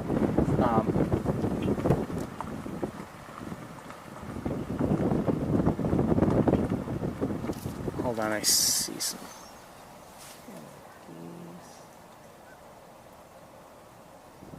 A few Canada geese on the other side of the road. Maybe about 5 that I've seen so far. Oh, maybe more than that. Maybe 6. No, 7. And but I haven't yet seen any goslings there. I don't know if there are any or not. The grasses are a little tall, so it's possible that if there are any goslings, it's possible they're hidden by them. I just heard another yellowthroat. I'm going to switch cameras again.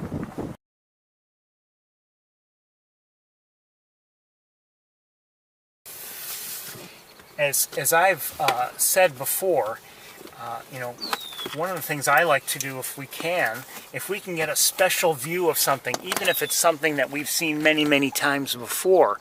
Maybe it's a close-up, maybe it's just a nicely framed look at a particular species. Oh, there's some goslings. Hello.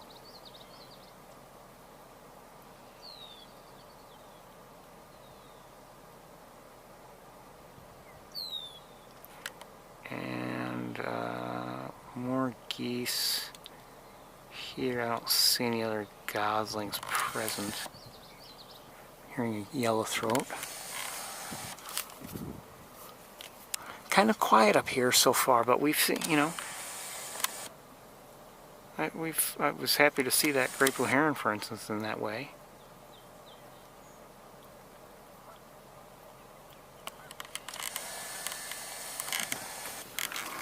But the main pool here is,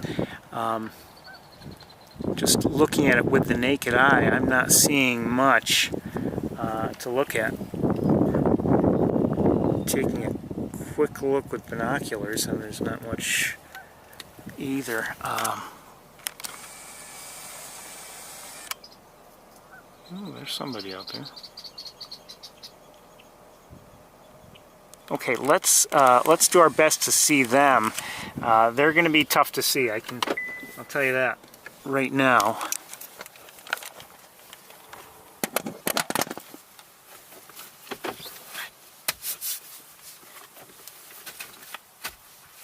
I can see them with the naked eye, but not easily.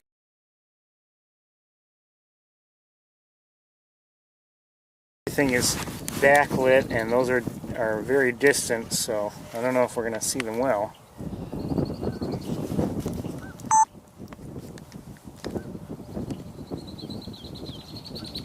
But we can't see colors very well, but look what we're seeing. Okay, well now we can see some things, but now it's tough to tell because they're by themselves, you know, if they're large ducks or small ducks, although they do look compact, but that tail spiked up like that, that's a good sign, and these are ruddy ducks, at least some of them are.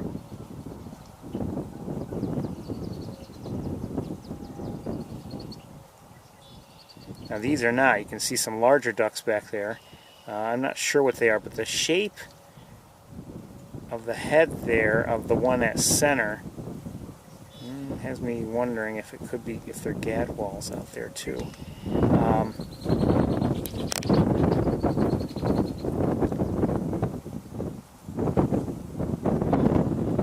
I would say yes. That looks like a gadwall. That white towards the back, that little white, I don't know what you want to call it, diagonal. That's something for a male gadwall. Now there at center, I believe I saw a ring-necked duck. I'm not certain. I can't get any closer with this setup. I would say, oh, wait a minute.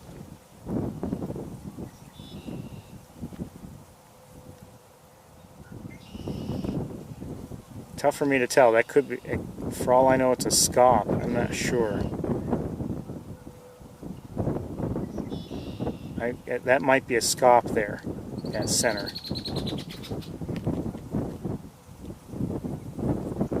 And that, oh, look back there. Okay, we're not seeing colors well, but look at the shape of that head on the one at center. Plus, you can tell the body is a little bit lighter. That is a male canvasback. And that at center is, yeah, no doubt there, that's a ring-necked duck. See that little point at the shoulder, the white point? Now, don't ask me to identify a female from this distance. But... And that other one that I was questioning whether it was a scaup or not, I still can't, yeah, there's a white triangle. That is also a ring-necked duck. See the ruddy duck there? That's a male ruddy duck at center.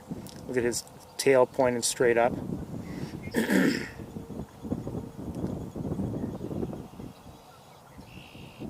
Don't know who that is at center, who just fluffed its feathers. That might not even be a duck. That could be that might be a coot. I'm not sure. Difficult for me to tell. Maybe not. I don't know.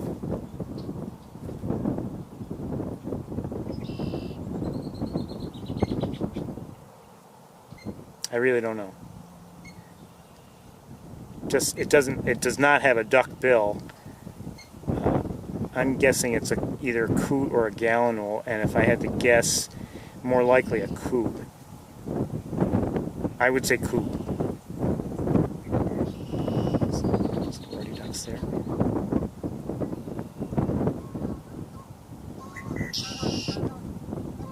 I don't know who that is.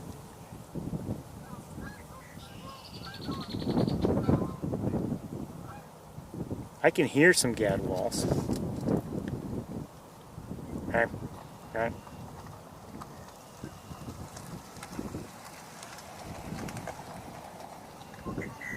And quite honestly, if they're the gadwalls that are out there, I'm surprised because just they're not close and it's breezy to make noise and everything. It's hard to hear.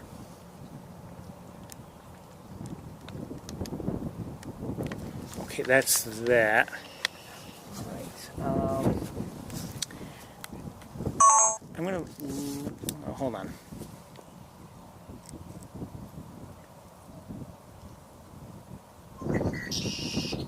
Okay, we're gonna switch cameras.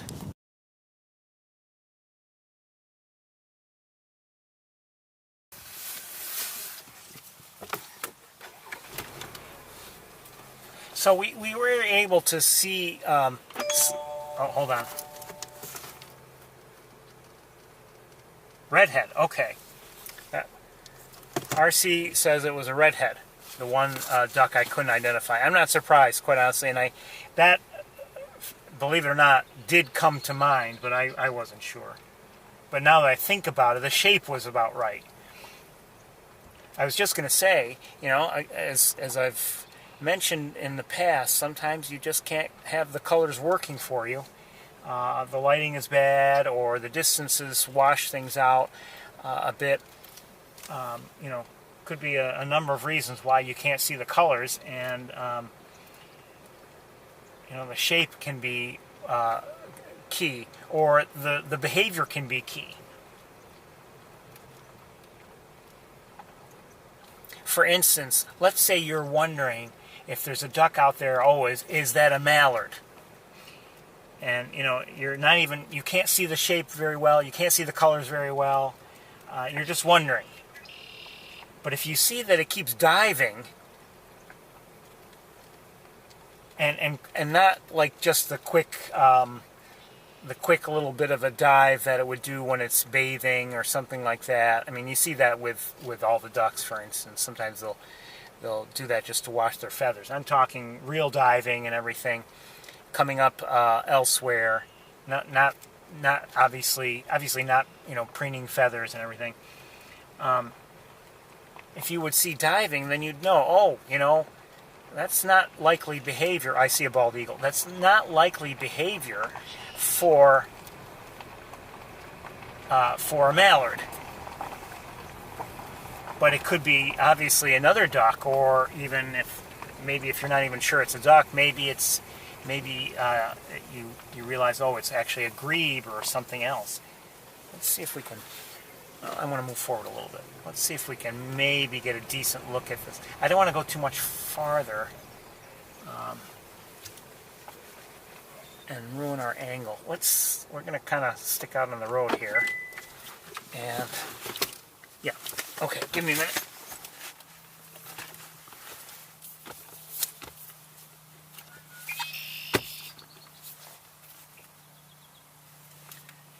Let's try this. Yeah, that's good.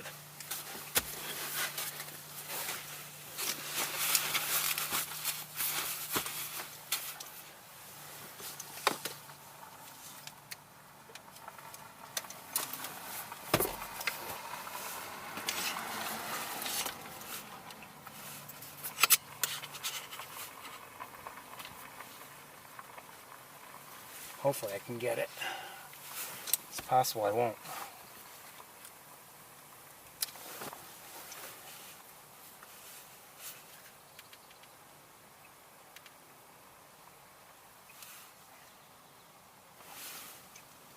Is it there? Okay.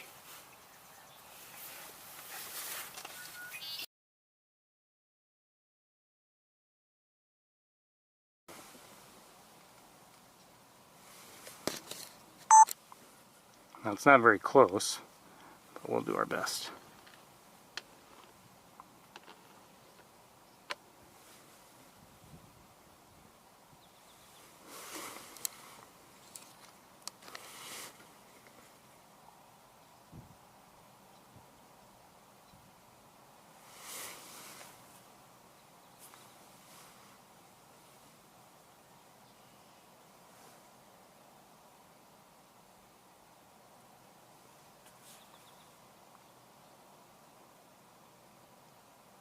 Uh-oh. Looks like a takeoff is going to happen.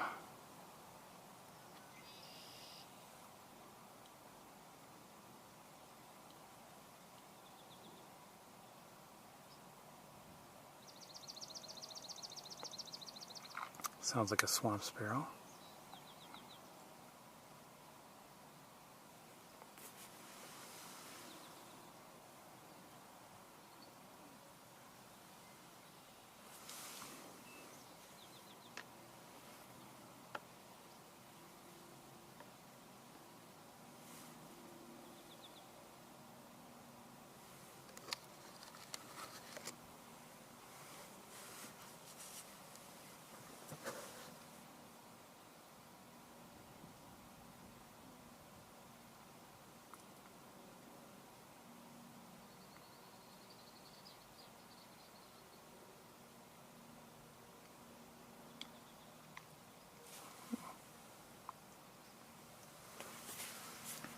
While you're looking there, I'll just look around with the naked eye a bit.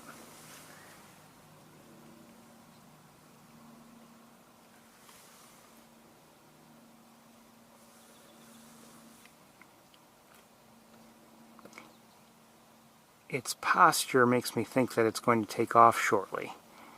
But again, it could just be just like Arthur earlier on the throne, seemed to be either ready to take off or just coping with the wind a bit. This eagle may be doing the same.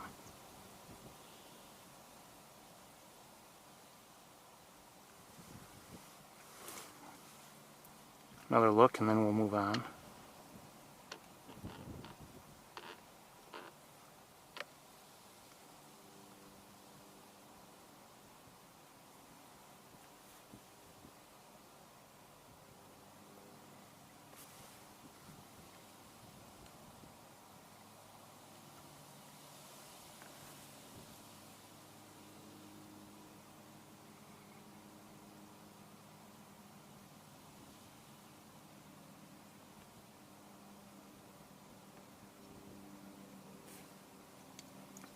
Okay, we're going to move on.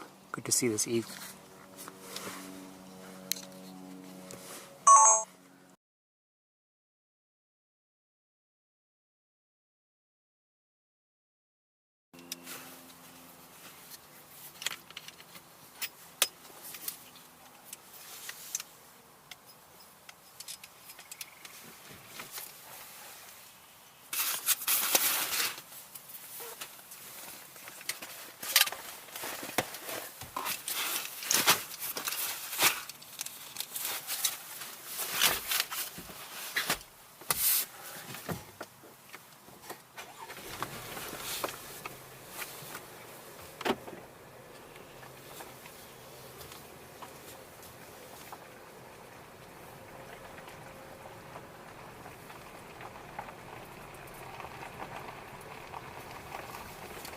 Just so you know, the eagle is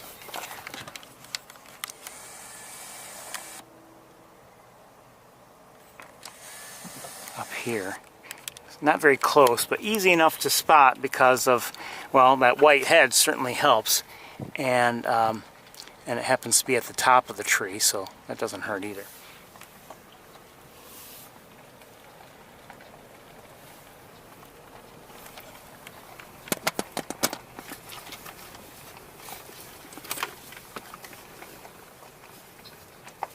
Haven't seen any ospreys here yet. Now, I did, as I was driving here, see some ospreys, but none have come into view since actually, driving onto Wildlife Drive or anywhere around here, actually, the visitor center.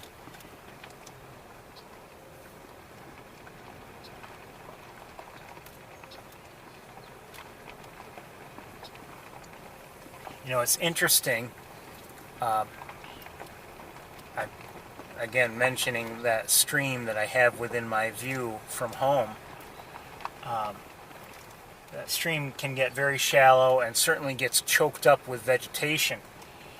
And in the last few days, I've seen some things that I haven't been seeing, that I don't normally see on a regular basis, and I wonder... That's a song sparrow. I wonder if it has anything to do with the flooded conditions of a couple weeks ago. But now there are some large fish down there. I think they're carp, whatever fish that they have here that they're trying to keep out of the main pool. That's what I'm seeing, I believe, from home. And quite honestly, I don't know how those fish are going to survive there. Given the lowering and probably soon to be lowered water levels between the vegetation and just the fact that it doesn't usually dry up completely, but ends up being, very, very shallow.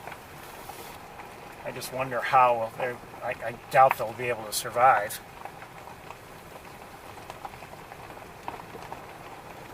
But I've seen at least 4 of them, I believe. I just heard a yellowthroat again.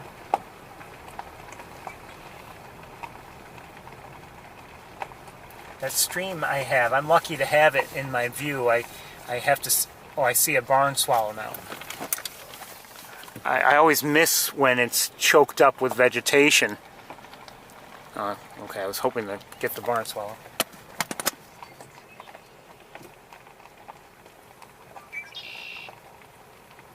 Basically, I get to see the stream in the spring, and then usually for some time in the fall, and then it's either covered with snow or frozen or whatever in the winter, and definitely gets choked up during the summer.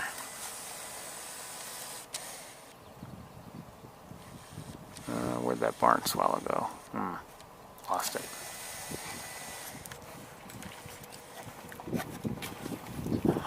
But I have to say the stream is interesting.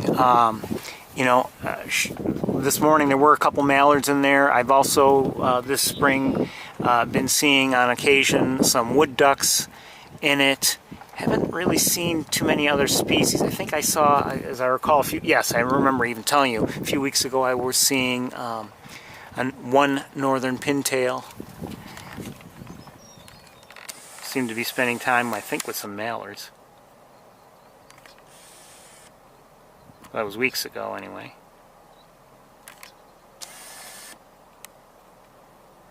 It's a tree swallow. I'm not getting a good look at it. We're going to keep moving. But I mean, sometimes I'll see, and I actually on a regular basis see snapping turtles in it. Several actually. Frogs. There's a turkey vulture by the looks of it.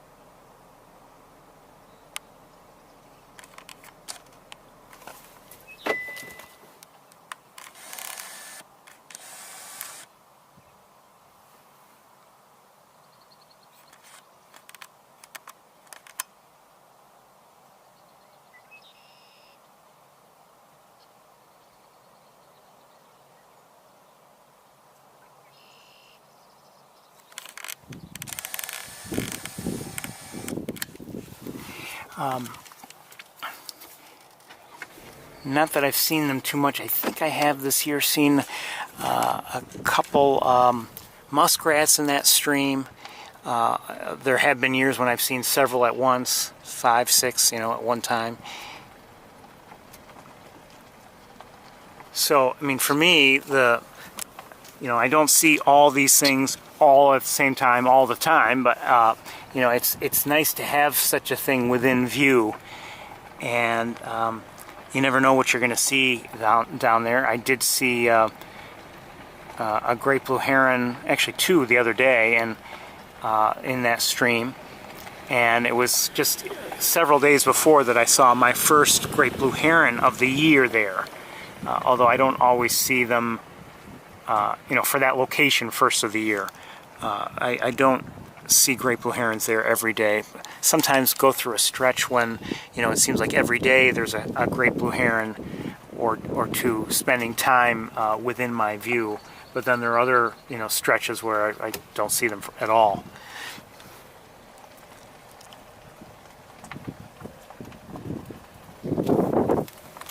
That stream, with the frogs that are there, and I don't know if there are any snakes down there too, I wouldn't be surprised, but with the frogs that are there, sometimes my neighboring red-tailed hawks will go there and take a frog.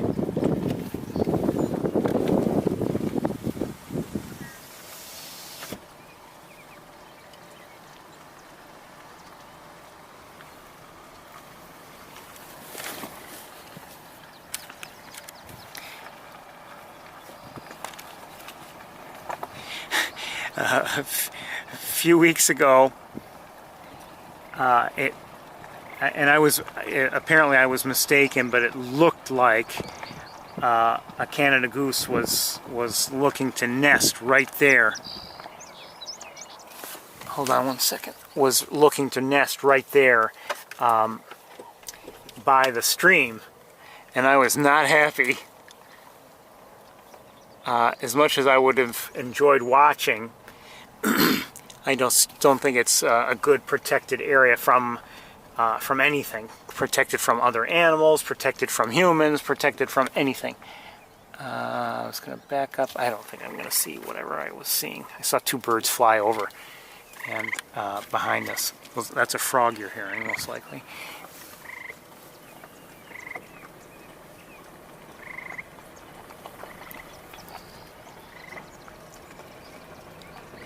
So I have to say I was not happy. I was like, oh, that's a terrible place.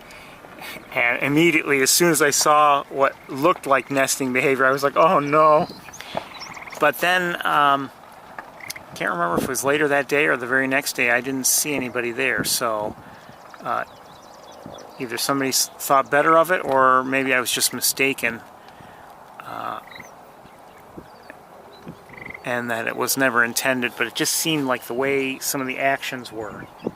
Looked like someone was thinking about nesting right there. I believe I'm hearing a catbird. Gray catbird.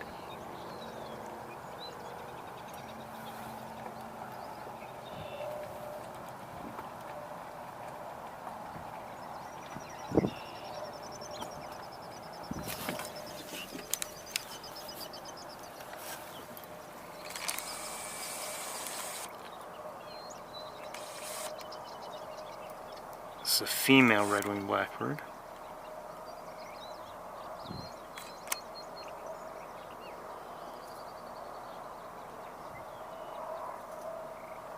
Her coloration might make you think, oh, that's a sparrow.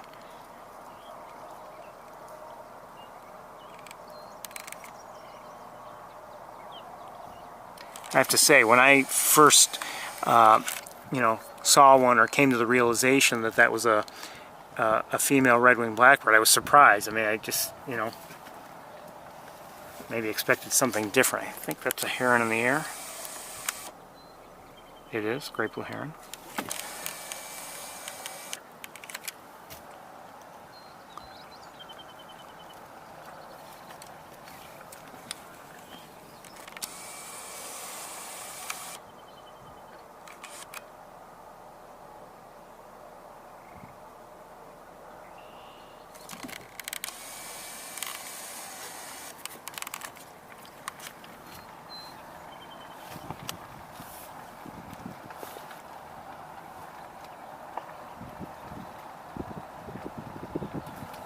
Hold on, what's that? What's that?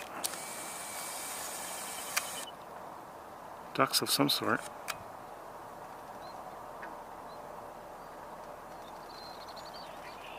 I'm guessing mallard. Could be wrong. Oops, shoot, that was a mistake.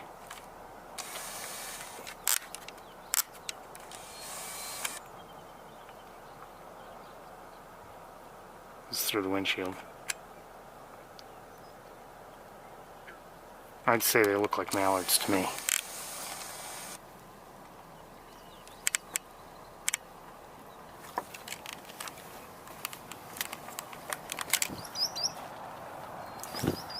Beep, beep, beep. That was a shorebird. I'm not sure what it was. And a second one. Small ones.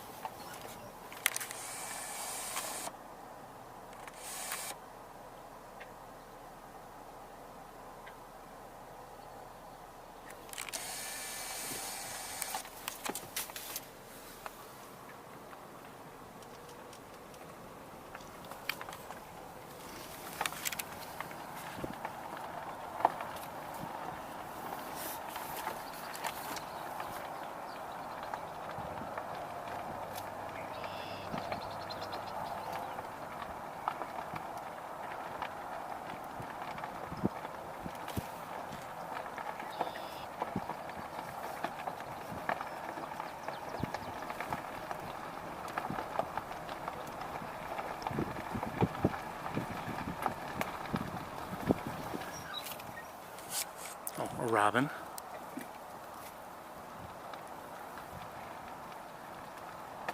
Now it's in the road. Get out of the road. Thank you.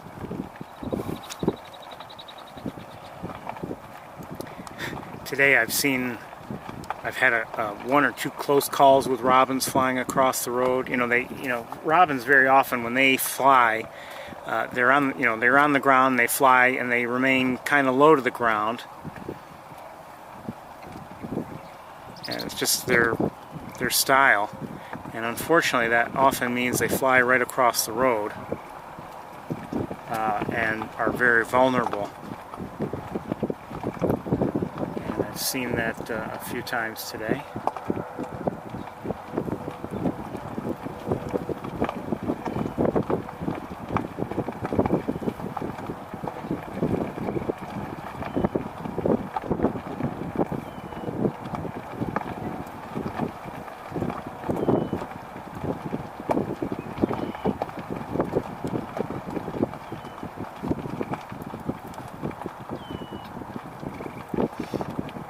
I don't like to see any dead creature, but I really don't like to see a dead bird.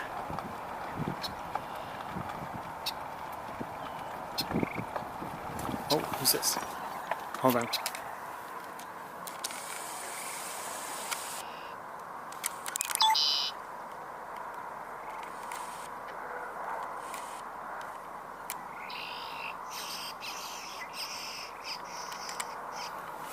Okay, I want to switch cameras if we can. Hold on.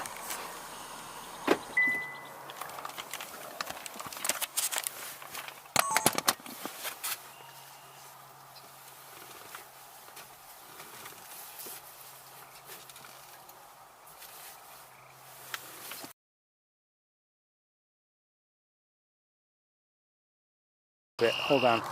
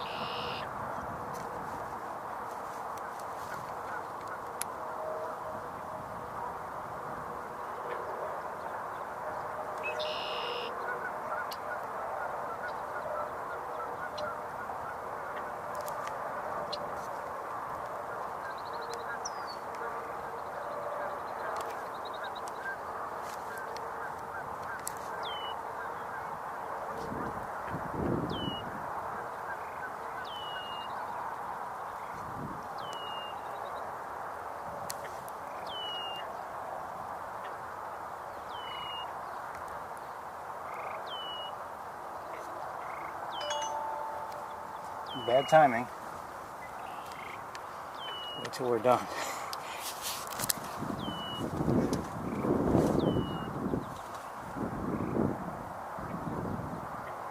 Spotted sandpiper. Okay, thank you, RC. I quite honestly, I saw the spots and that was a suspicion, but then I thought, when I looked at its head, I thought, could that be, for a moment I thought, could it be a yellow legs? But too small for that.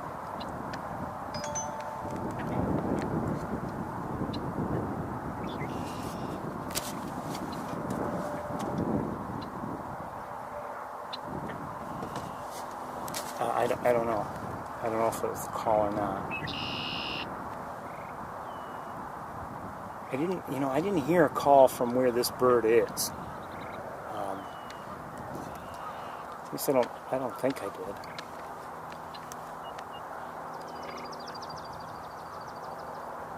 It's not a very large, not a very large shorebird. It actually looks to be on the small side. Quite honestly, to the naked eye, it doesn't look like it's. I don't have one right nearby to compare, but it doesn't look like it's. Hold on. It doesn't look like it's that much bigger than, for instance, a least sandpiper. I'm sure it is, but still. So while we have the chance, let's look at it. Now the lighting is tough, but I'll do my best.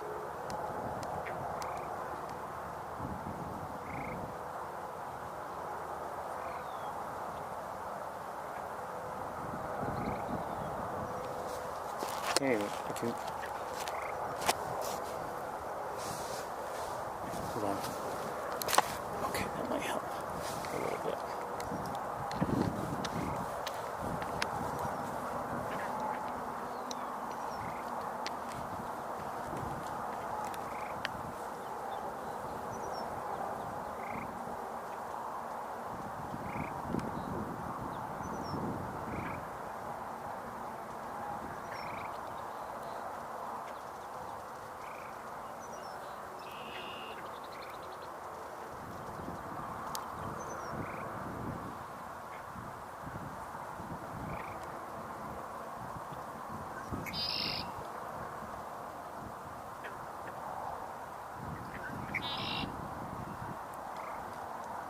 So it does appear to be, unless I'm missing something, again, it could be fooled by the lighting or something. It seems to be standing on one leg right now. I might be hearing a flicker right now. I'm not sure. Northern flicker.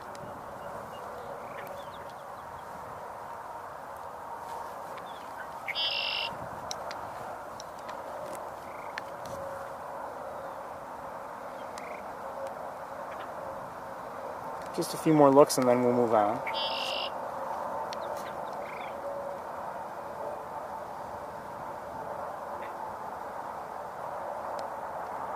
So it just seems to be, you know, just calmly standing there.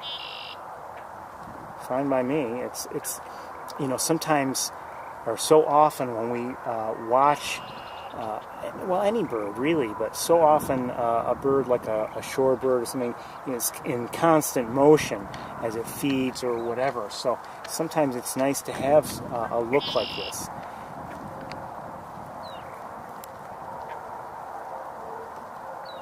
But, you know, other side of the coin is it's nice to see the behavior. How does it feed? What does it do to feed?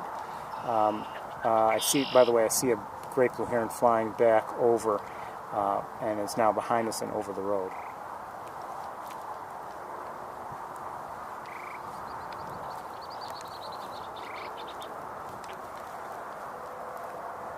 We're going to move on. Good to see this spotted sandpiper. I wish it would turn our way, just so we could look at the breast and belly a bit.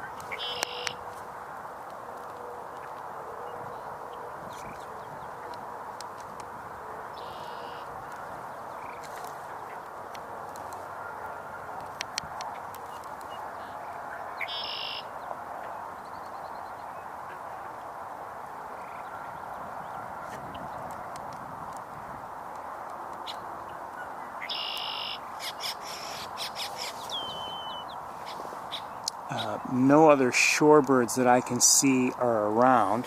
Oops.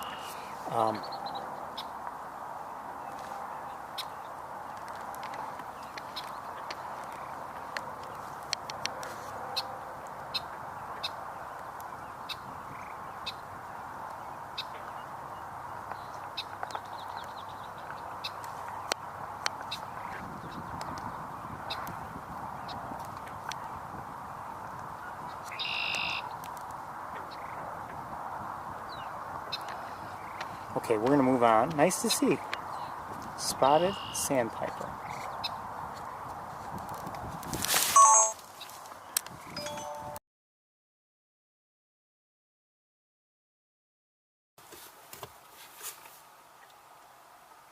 Oh, okay. Let's change that. It was it's. I'm now being told by RC it's a solitary sandpiper. You know what? Actually, that makes sense because that's not. It doesn't have the behavior of the spotted, and it doesn't have the lighter colored, almost orange bill of a spotted sandpiper. Shame on me. I should have realized that too. And it doesn't have the bobbing. Let's take a look again. It just. Hold on.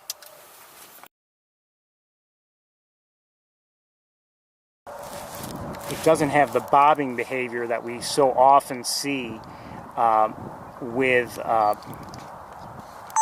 It doesn't have that bobbing that the spotted will have. So maybe I wouldn't recognize it as a solitary sandpiper, but I should have recognized it as not being a spotted. And the spotted clearly on its breast has, clearly defined separate spots, and you end up realizing, okay, that's why it's named that. And the bill is a little different and a little bit lighter orange, and there's, like I said, this constant bobbing behavior of its tail. And we're not seeing that here. So, solitary sandpiper. All right, we are moving on.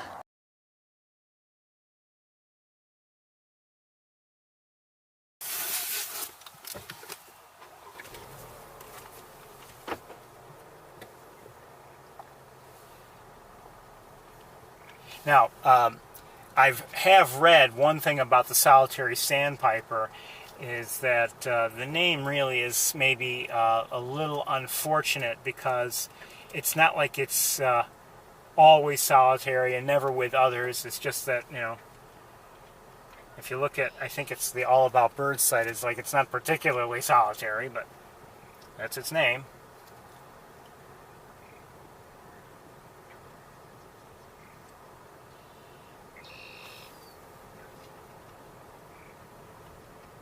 Good to see anyway.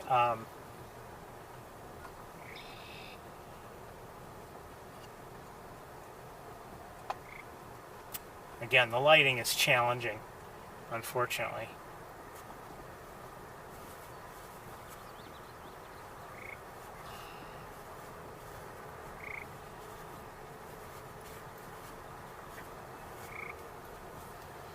If we had been here earlier in the day, we might have had the much more favorable lighting.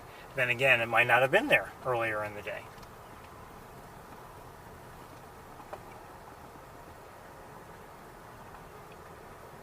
I hear a robin in the distance singing.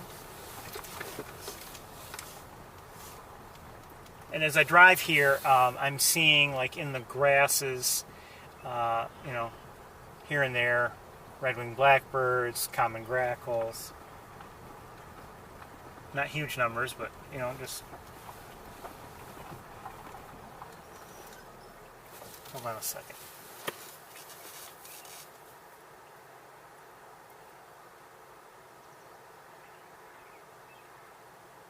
Okay, never mind.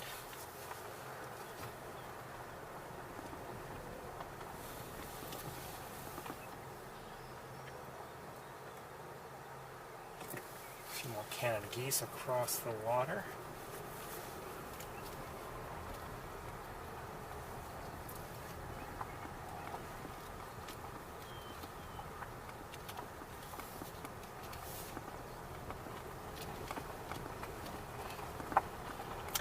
You know, my thermometer says 73 degrees, but the sun is pretty warm. Any place that, you know, shines directly on me, it feels quite warm.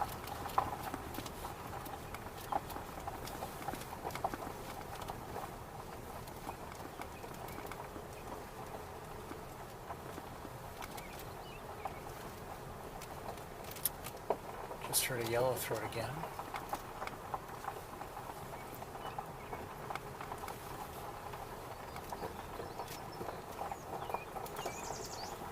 And a yellow warbler.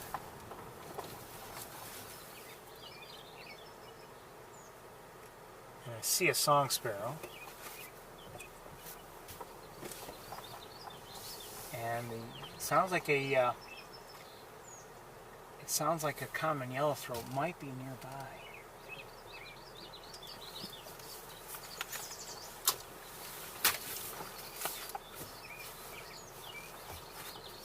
I'm going to switch camera.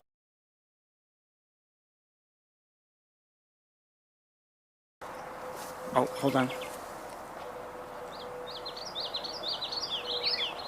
Okay, you see a song sparrow. I switched just in case a yellowthroat comes into view. I would love to see one.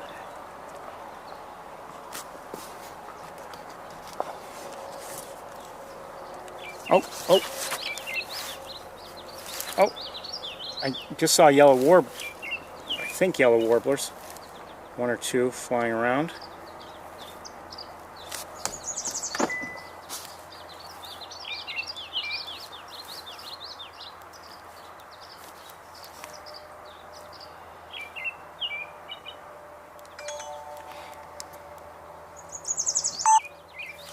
Hold on a second.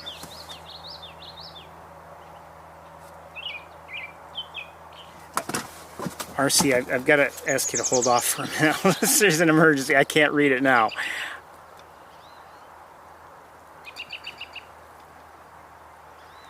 Right now I'm trying to find, if possible,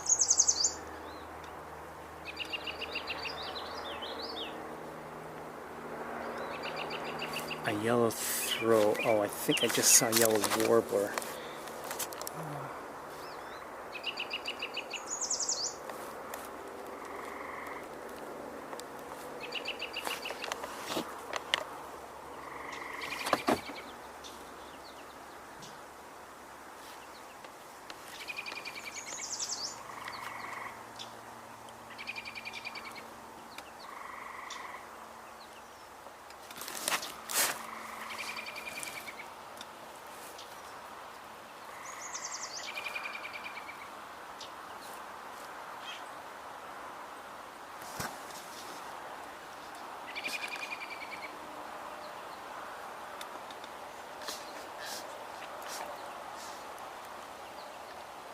Okay, I'll check my phone now. I mean, hold on.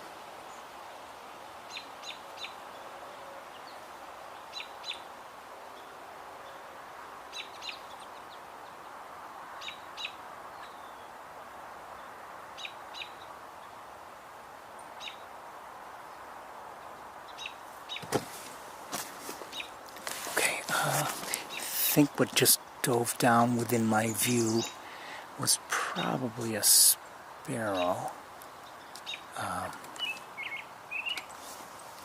I'm not hearing the yellow throat now either. I'm hearing a robin, and I'm also hearing a chip note from a. Oh, hold on. Okay, I see a yellow warbler. I don't know if I can get it for you or not.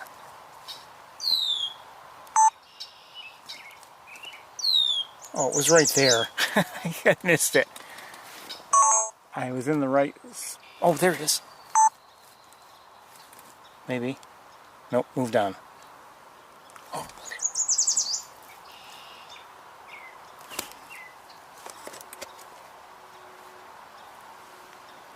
now I'm not sure where I'm pointed, and I don't see it any longer. It was a nice light too, but I'd have to catch it quickly. Oh, and now I see it again, but it's behind me. I don't know if I can't even see my screen. There it is.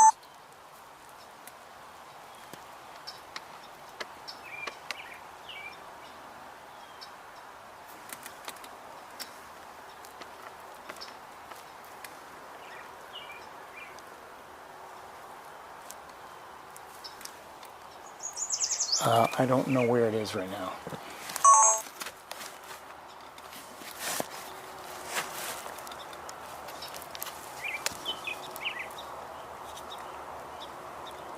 Yeah, I don't know where it is, and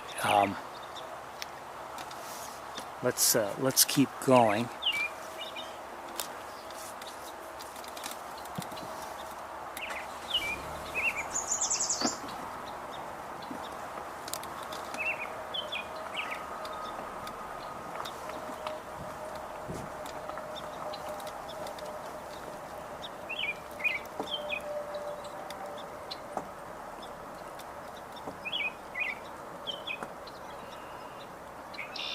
I'm not even sure where the robin is, the robin who's singing.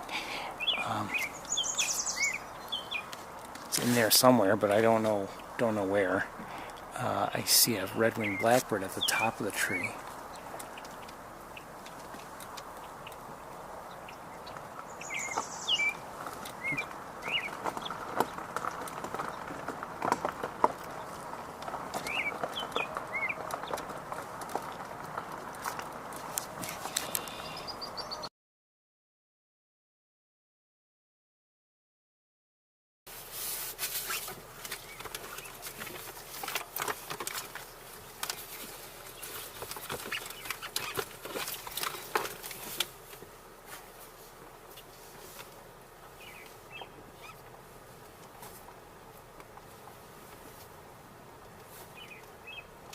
In the Benning Marsh, I see some activity. It looks like a couple ducks are there. Well, maybe something else too. I don't know. Now, the eagle nest. Where is it?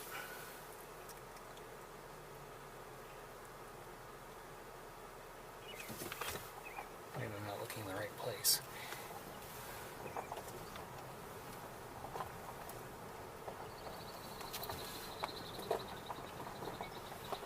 There it is.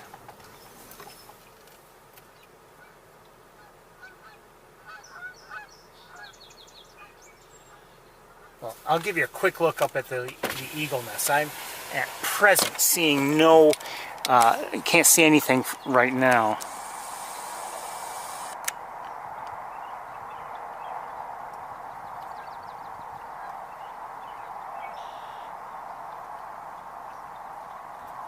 So maybe they're hunkered down for the moment.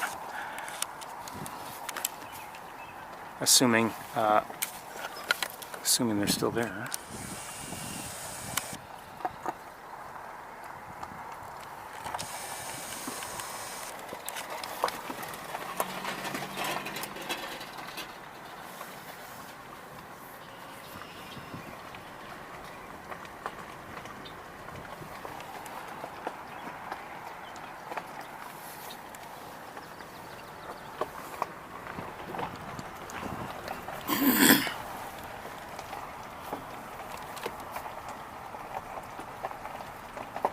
So, as I said, there are a couple birds on the Benning Marsh. They look, with the naked eye, they look like mallards. Let's see what they are if we can. That's a mallard. And so's that. However, hold on.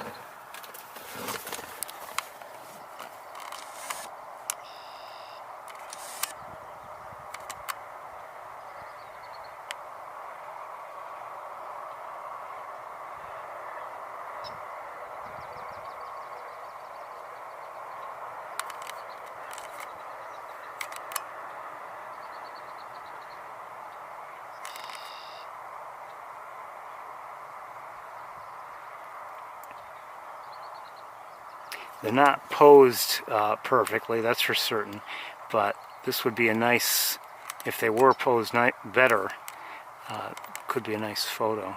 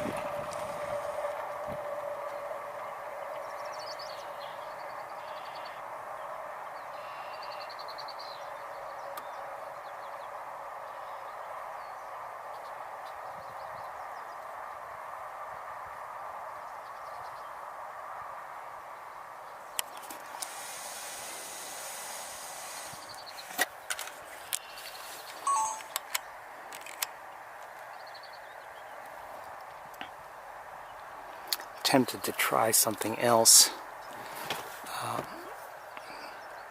different setup.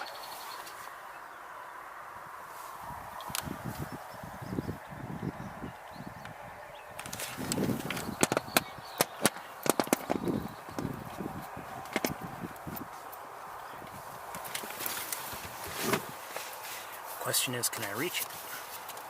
Maybe.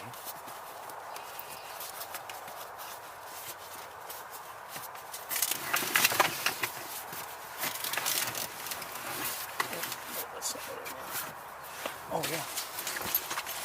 Hold on. Let's see if I can get it.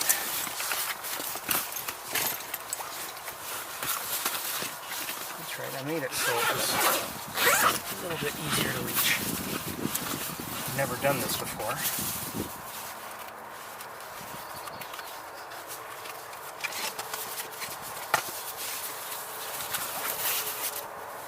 Right like this.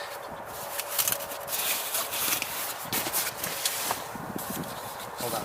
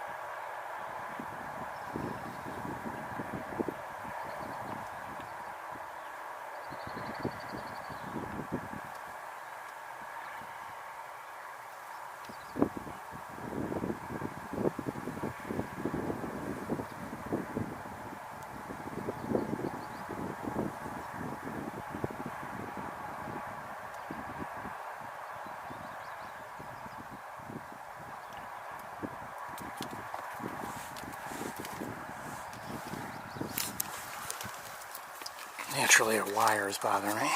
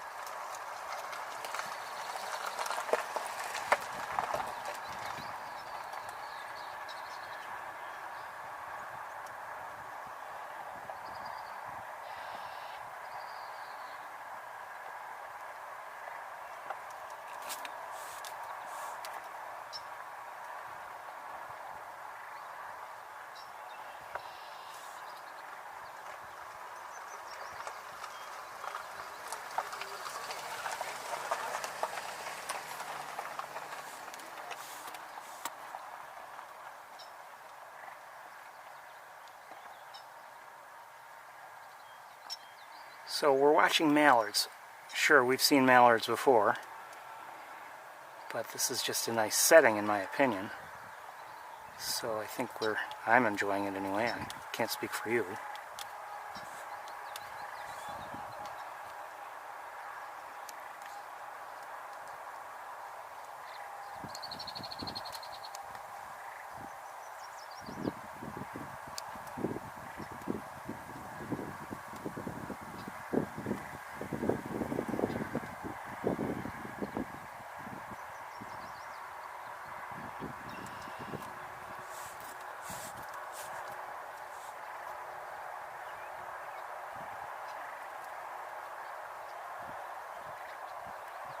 Okay.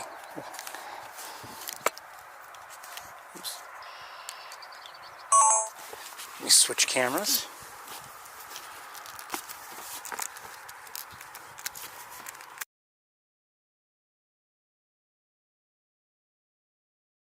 And before I put this away, I'm just going to do one thing.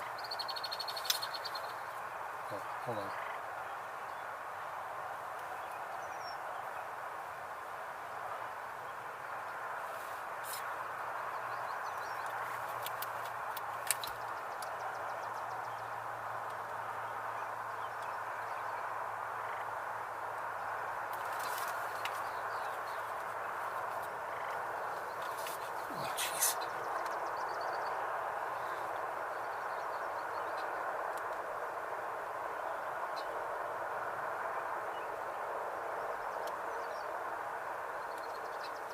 just want to try to take a few photos just to see something that if I want to see something on the camera itself.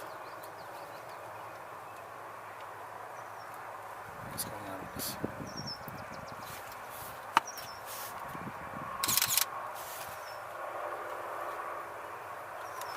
Something's wacko.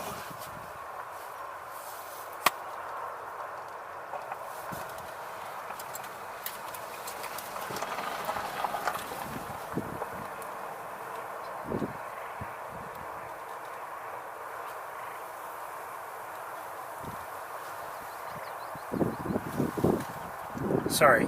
Oh, I wonder.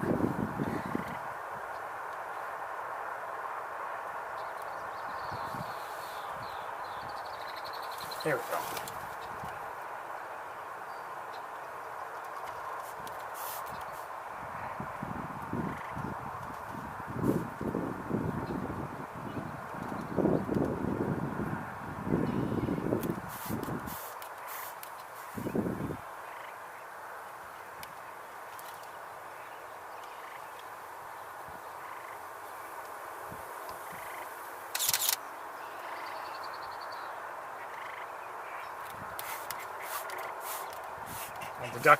The mailers just took off.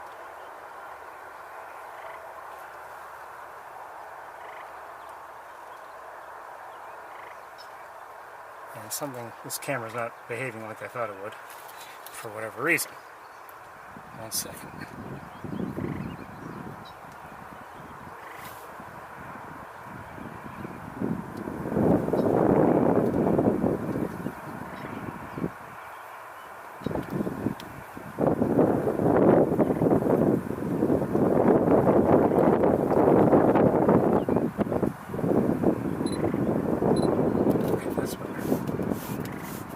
One more second, sorry. Bear with me.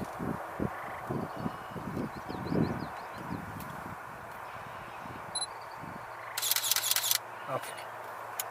Just wanted to test something. Alright, we'll get moving right away. Let me just pack up this camera. Well, I'll leave it out. I just cover.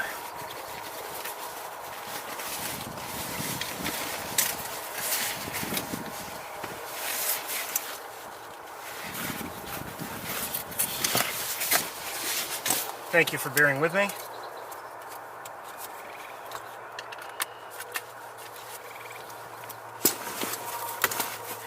Okay. Anyway, the mallards took off.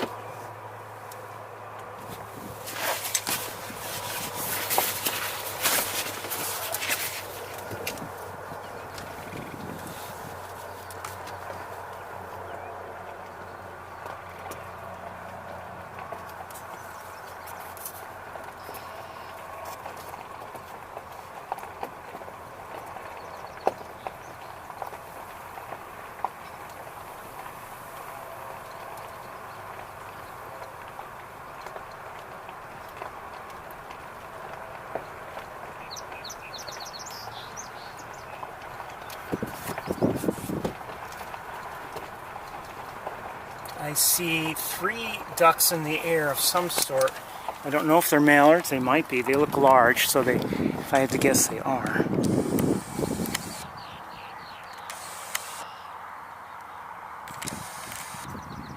And there's the third.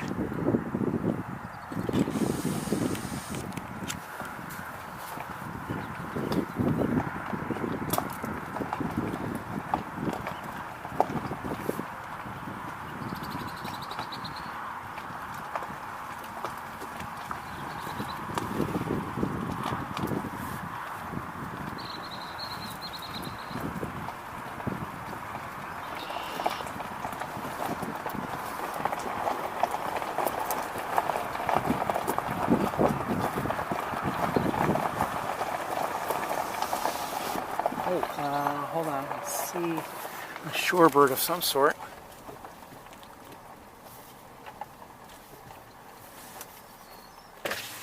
Okay, I think I kind of sort of have a line of sight on it.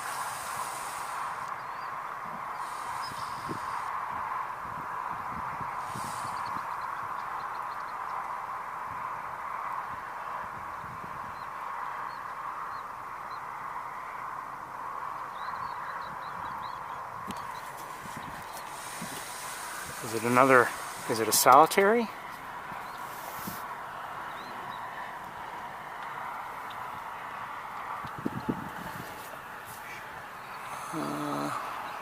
You know, actually, let me point something out here. So now, water levels here in the bedding marsh have dropped quite a bit. And you can see there's a lot more that's exposed. In fact, maybe dropped too much. Oh, what's that? Hold on.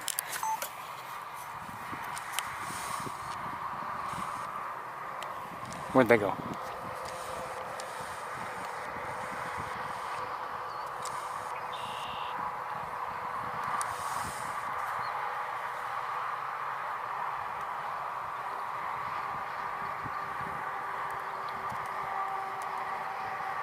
Looks pretty small. That could be a least. Hold on.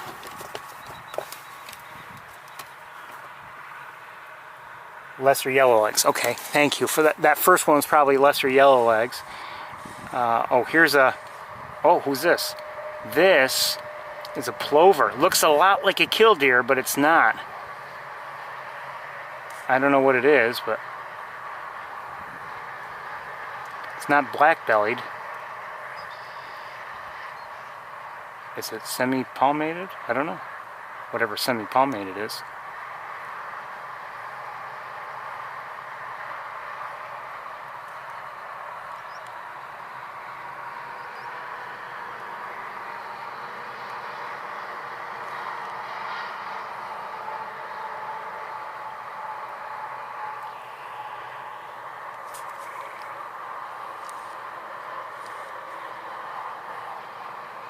That's the yellow legs. Much better lighting from this angle. Beautiful. And I've got just the car door is getting in the way there.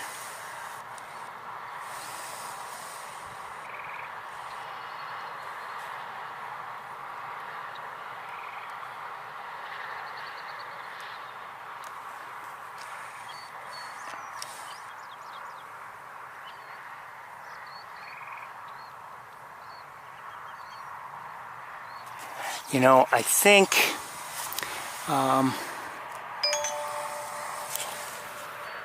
semi-palmated plover. I knew it was a plover, and since I only know like 2 plover names, and since, oh, there we go. Here you go. This is a spotted sandpiper. Notice the round spots on its breast.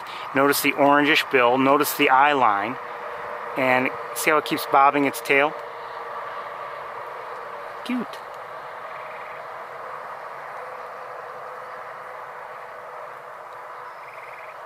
So this is a spotted sandpiper.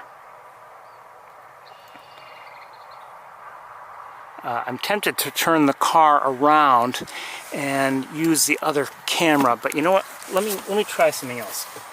Let's just try this. This might be okay. Oh, shoot.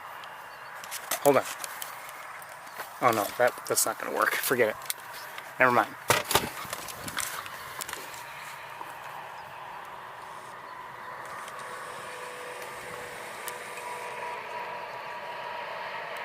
Now where'd everybody go?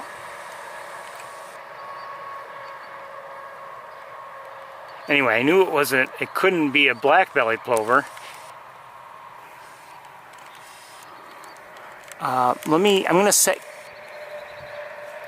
Yeah, let's turn the car around, I think, and see if we can get a better look with the other camera, or we could try the other camera. Let's try the other camera. See what happens.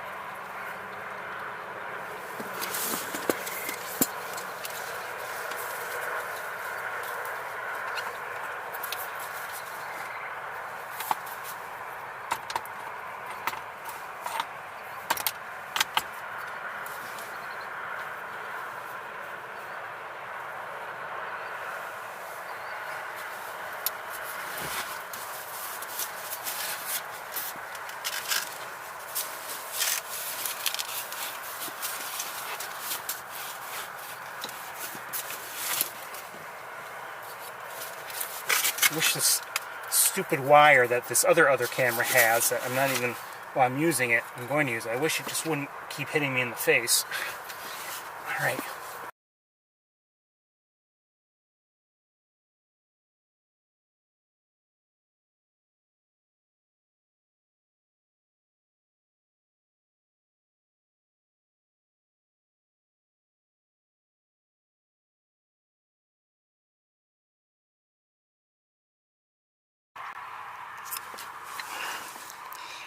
No one cares about that. Okay.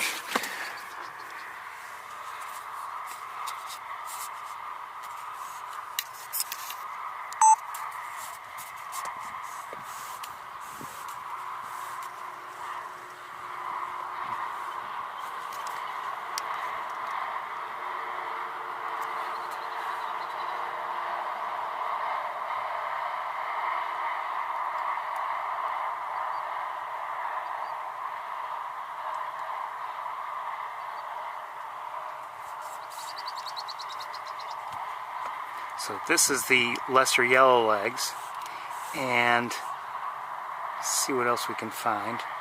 I wouldn't mind seeing that plover again, if it's within view.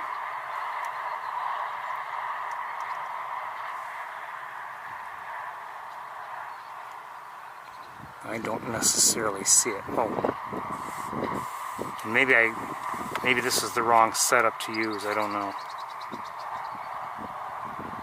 Well, there's same species, the semi-palmated plover, but farther away. A couple of them.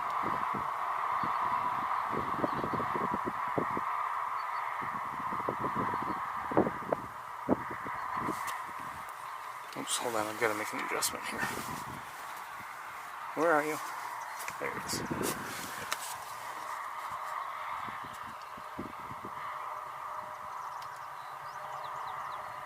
And this one, I don't know if this one's the least.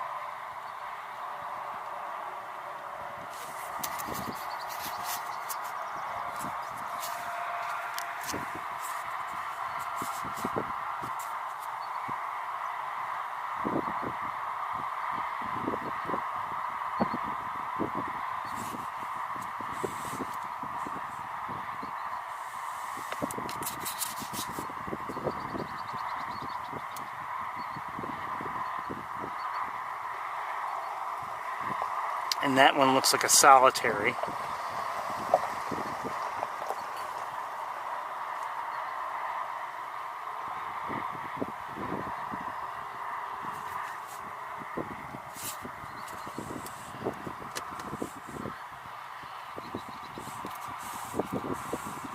Maybe I should be on the scope setup. I don't know, but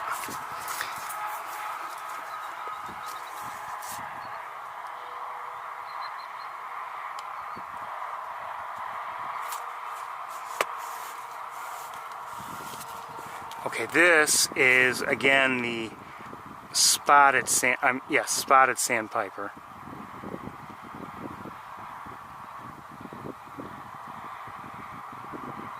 See the orange bill and the spots on the breast, of course. It's not doing as much bobbing, not as obvious, I should say. But that eye line also is very indicative.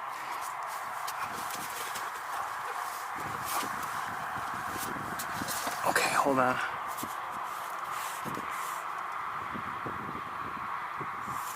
Oh, this is a killdeer. See how it has two black necklaces? That's a good way to distinguish it from the semi-palmated plover, which only had one.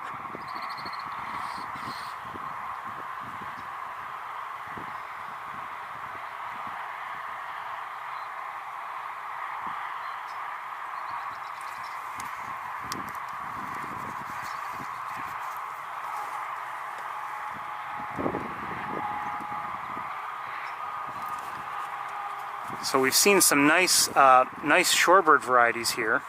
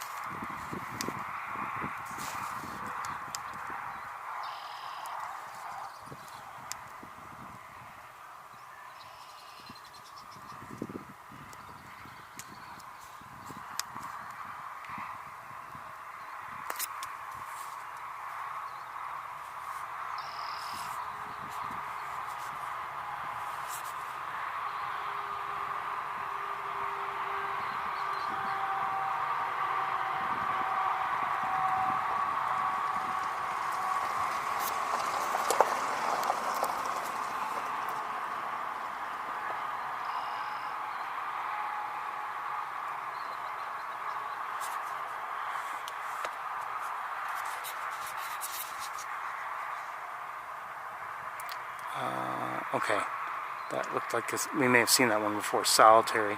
And back there, could that be Elise? Possibly. But look, granted, the solitary is closer, but you can just tell, even though the least is farther away, you know, granted, but look how much smaller it is.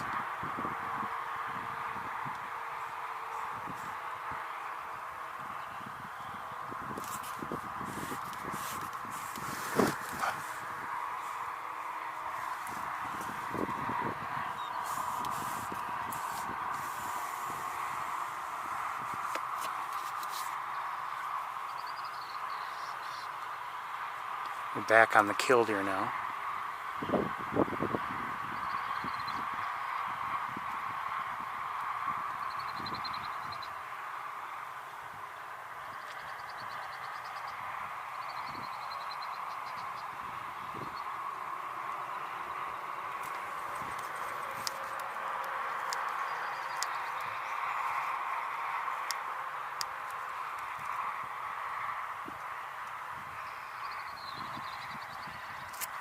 I'm gonna lock it here for a moment. Let me just look around with binoculars a bit, as best I can. The camera's kind of in my way.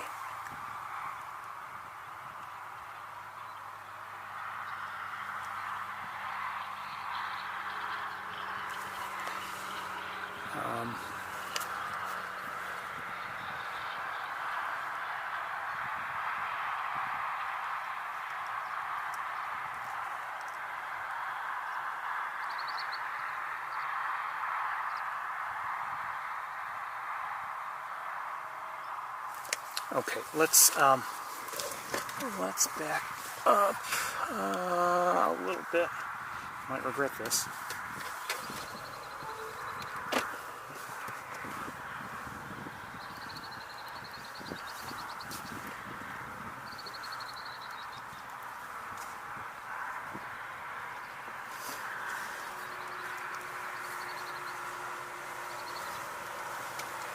Hey.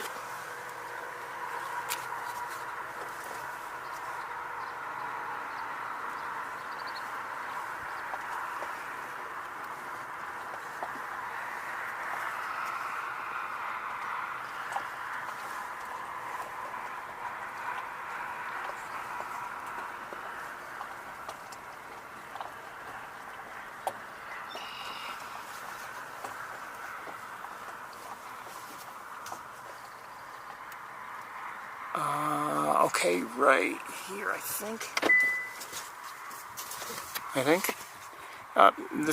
This may not be a great place.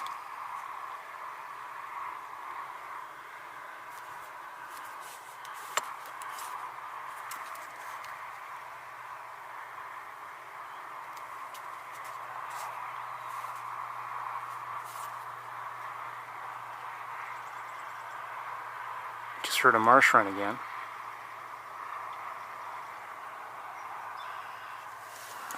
Okay, and hold on, I'm gonna move things a little bit. Let me just make adjustments.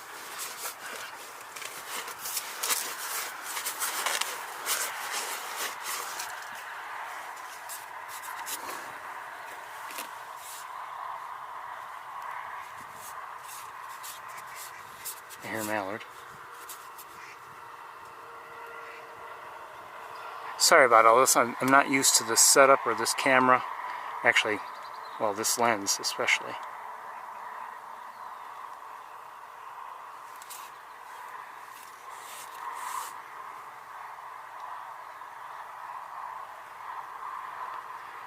And as it turns out, the lens, compared to what I'm used to, is backwards.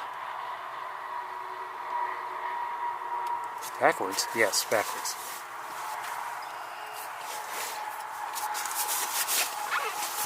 Hold on, let me get this out of here.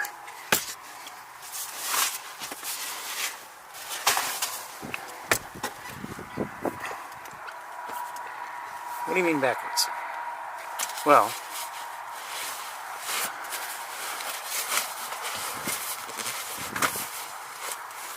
the focus and zoom wheels, rings, I should say, work in the opposite fashion to what I'm used to.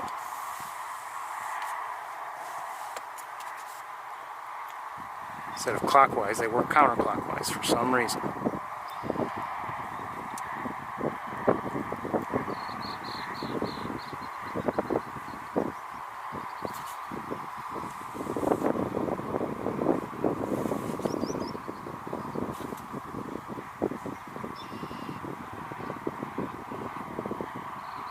We'll move on pretty soon. I'm not seeing any other species.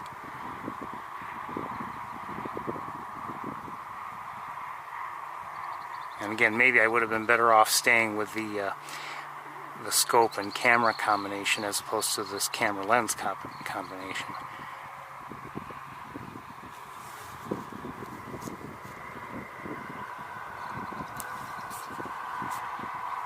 There's a semi-palmated. Notice again, this is semi-palmated plover now. Looks, you know, to the naked eye, kind of looks like a killdeer in terms of the coloration and everything. But notice it only has one black necklace. So that's a good way to distinguish. The killdeer had two.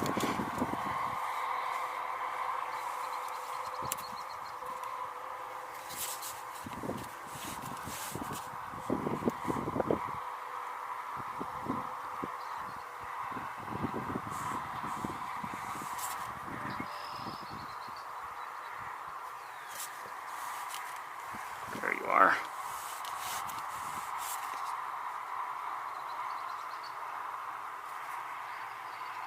Okay, you're going to be out of my view in a moment. Okay. All right. I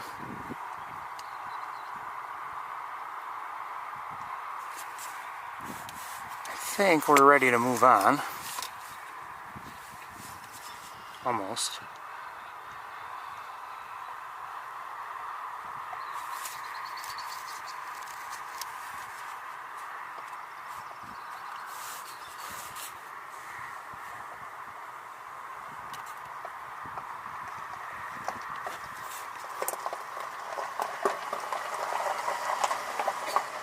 Oh, who's that? That's someone different. Is that someone different? I think so. I don't know who this is.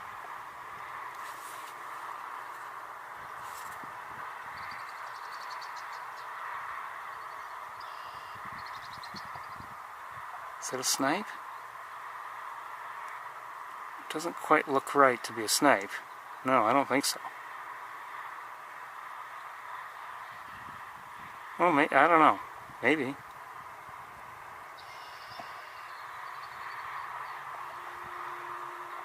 Look at that long bill, the rusty brown breast.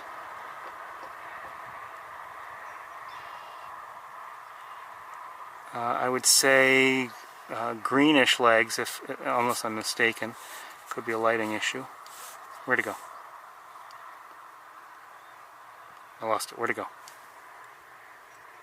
Oh, shoot. There it is.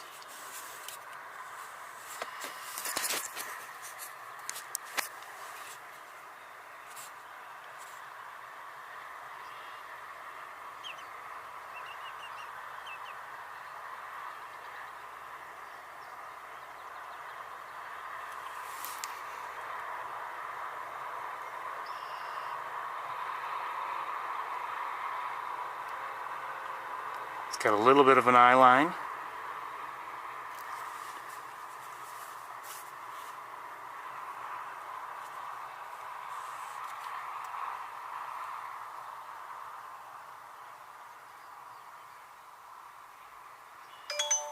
Okay, hopefully this is RC with a good. That this yellow leg's coming by. I assume that's lesser, but I don't know. Help to give us a sense of proportions and size. I still want to stay with the bird right now for the moment before I look at. Well, I can't resist. I have to look at the phone. Hold on. Looks like one of the dowitchers. Okay, that makes sense. Although not quite the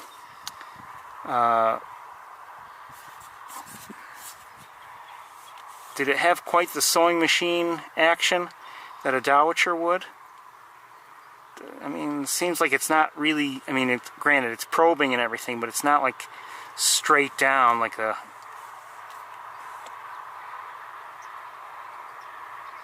Maybe I'm wrong, I don't know. What do I know?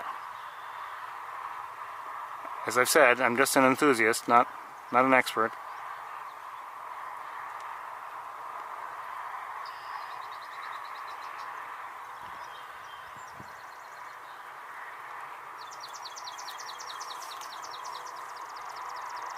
Just heard a couple swamp sparrows, 2 different locations.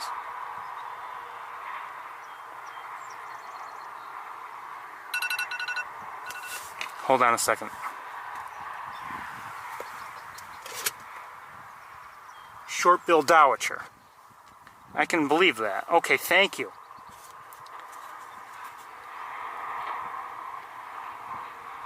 I was just thinking how I remembered there were 2 dowitchers that we might encounter, and I couldn't remember, like, you know, yellow legs we have greater and lesser, and I couldn't remember, and then I was like, oh yeah, that's right, short-billed and long-billed. So this is a short-billed dowitcher. Beautiful bird, and we're getting it in decent light. I wonder if I should be on the other camera setup, but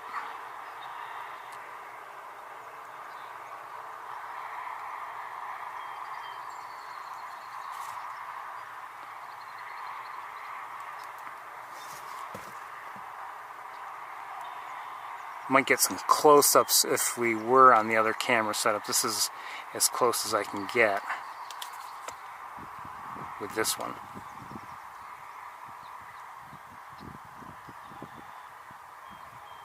We've seen dowitchers before. I know we always had some difficulty determining whether we'd be talking long or short-billed.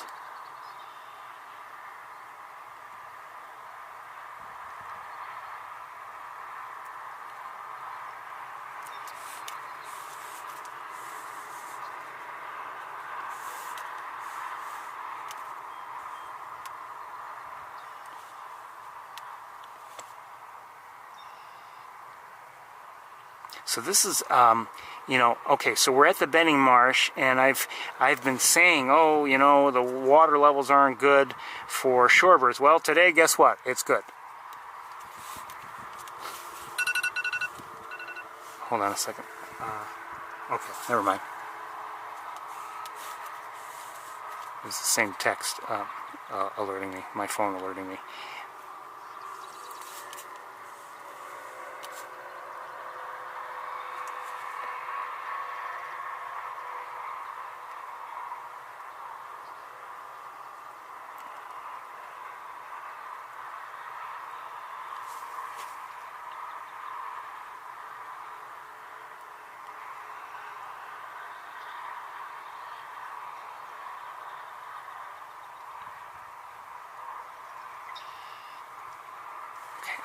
I'm gonna back it off a bit here. And I'm just... Okay, I'll leave it there for a moment. I want to look with binoculars as best I can with my whole setup here being in my way.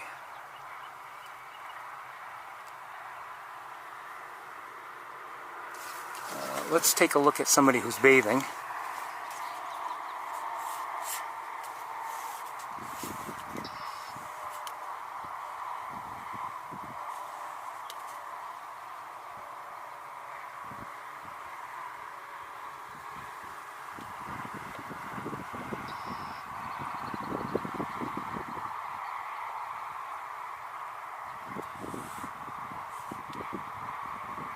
Is this another dowitcher?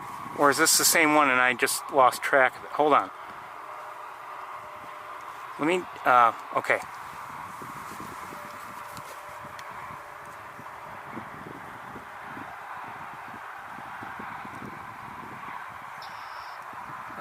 Could be this...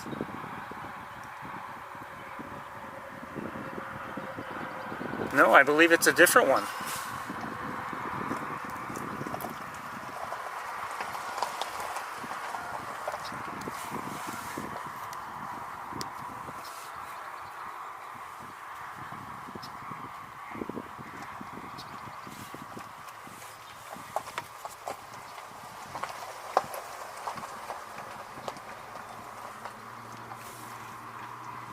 So we're looking at what appears to be another short-billed dowitcher.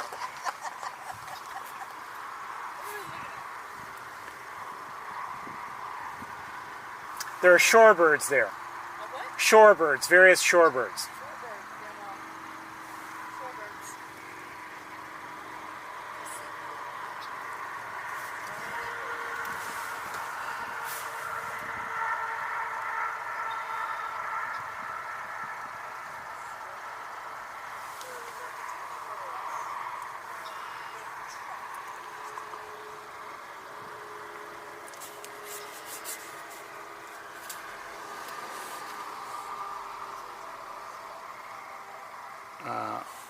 One second here. Okay, the first dowitcher we saw was somewhere around here, I believe, last I saw it. I don't know if I can find it any longer. Someone just landed here. Who's that? Is that the same? It just landed here. This bird just landed here, whoever it is. Looks like a dowitcher again. And yeah, so we are seeing two. There, hold on. The other is over here. So definitely two short-billed dowitchers.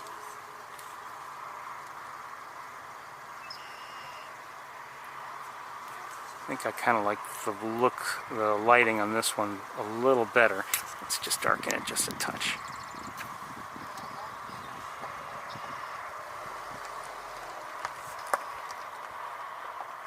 Sorry, I'm trying to fiddle with things here.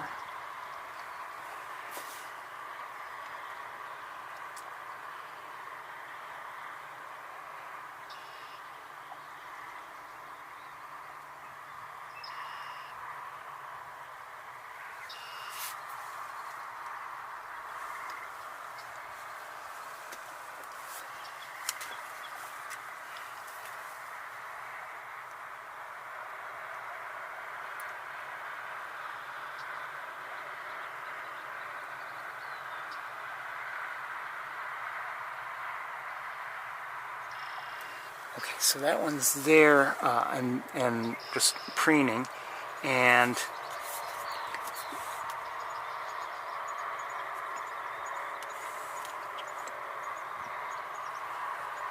I'm not sure who this is.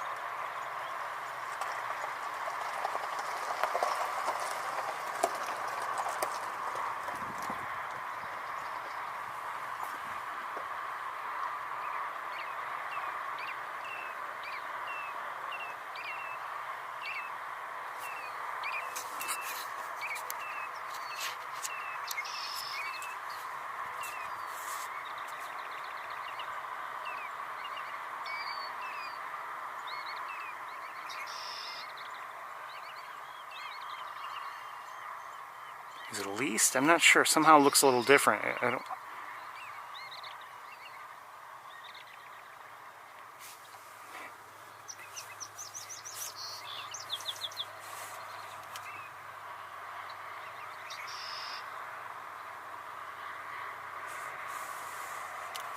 Who is that?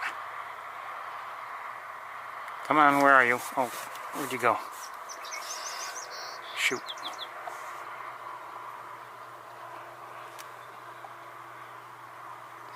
I've lost my bearings here.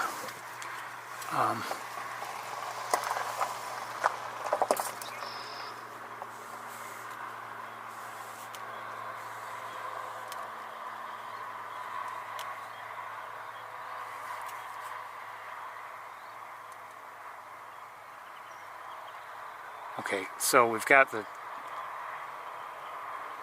two short-billed dowitchers here together.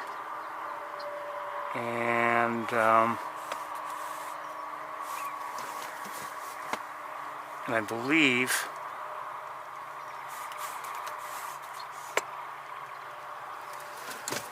we've only seen two, and so I think they're both now just together. I don't believe there's a third.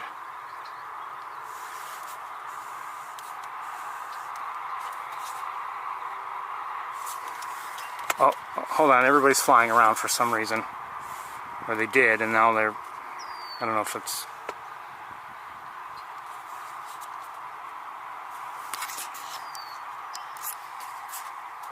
Okay, we're gonna move on very shortly, but this has been nice.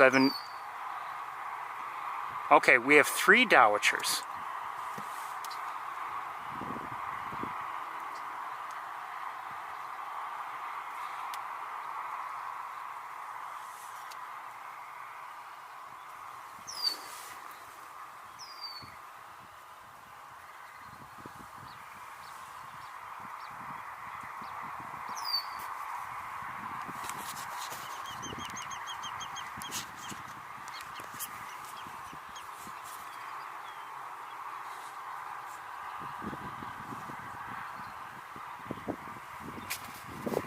So we're looking at 3 short-billed dowitchers at the moment.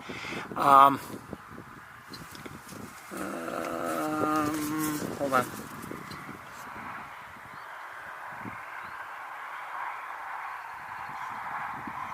Oh, and next to them, ready?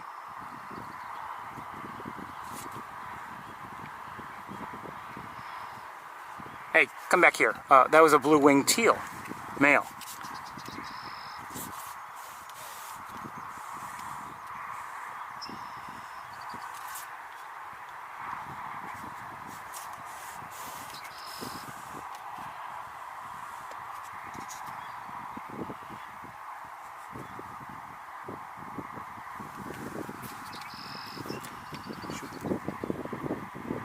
Hold on a second.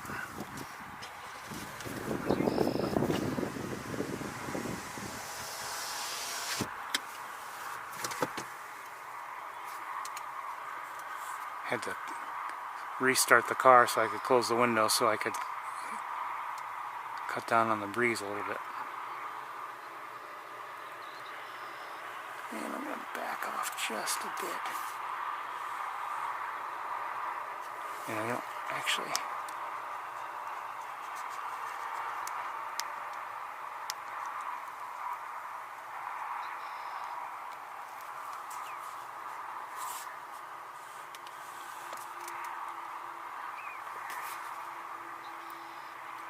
I don't know about you, I'm enjoying this.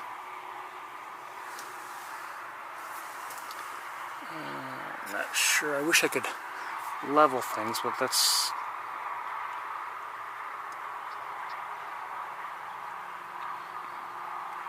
It's the nature of my setup here.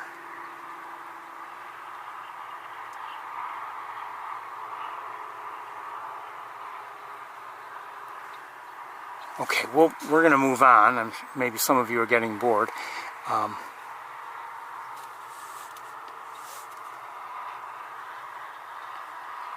But this has been the best it's been for shorebirds in a while. Wait, who's that?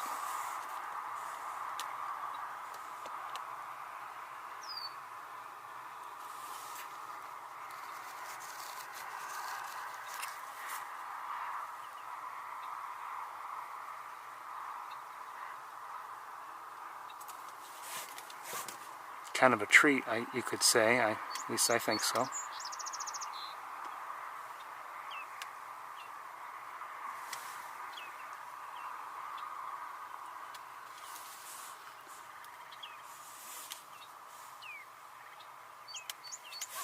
Okay, let's move along,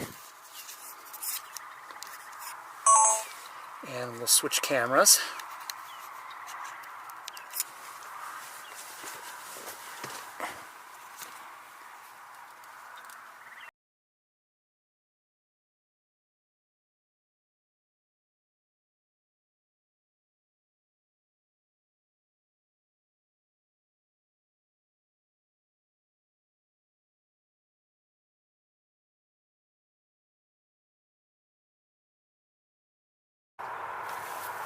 Okay, the other camera was off for unused for so long that it stopped working.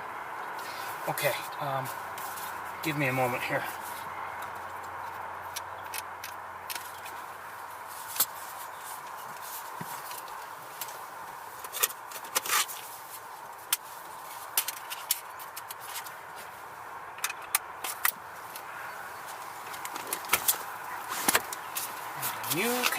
out of the way here, and I can now move along. Just looking with binoculars one more time before we drive away. I do see a couple mallards out there.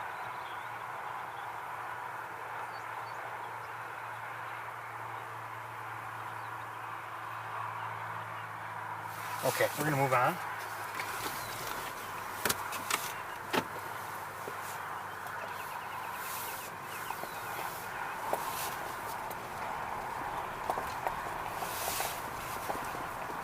The conditions have to be right for shorebirds, and you know, we've been seeing so much water here that you know, just unappealing for shorebirds. However, now it's all dried out, or drying out, I should say, and at least for the moment, more appealing.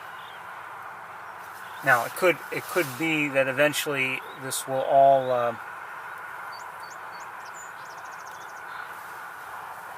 hold on, we're going to turn around again.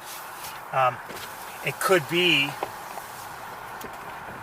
that this will all you know, be all overgrown with tall grasses in a short while, and you know, either will be unappealing or at the very least impossible for us to see any shorebirds, just because of where you know, their small size and everything. Okay, let's try right here. I want to see if we can see that one plover that's closer.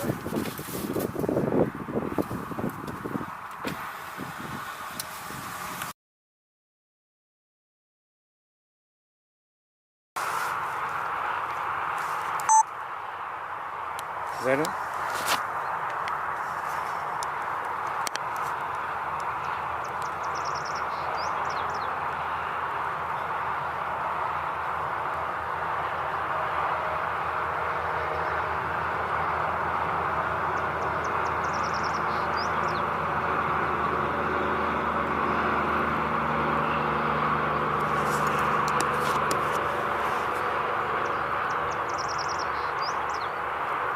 And near it are, oh, it just flew to a very inconvenient spot. Might be able to see it, but we've got vegetation in the way. It's going to be tougher to look. And maybe I should have gone through this camera and turned the car around all along. Sorry about that. I probably should have, maybe.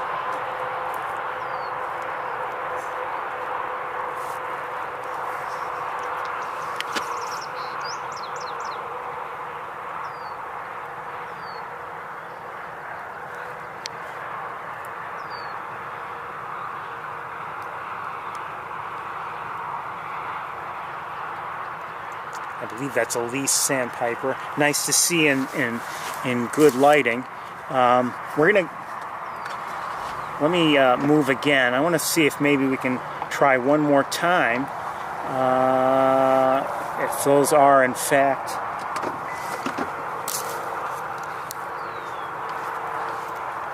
trying to give you the best view possible. That's really the bottom line here.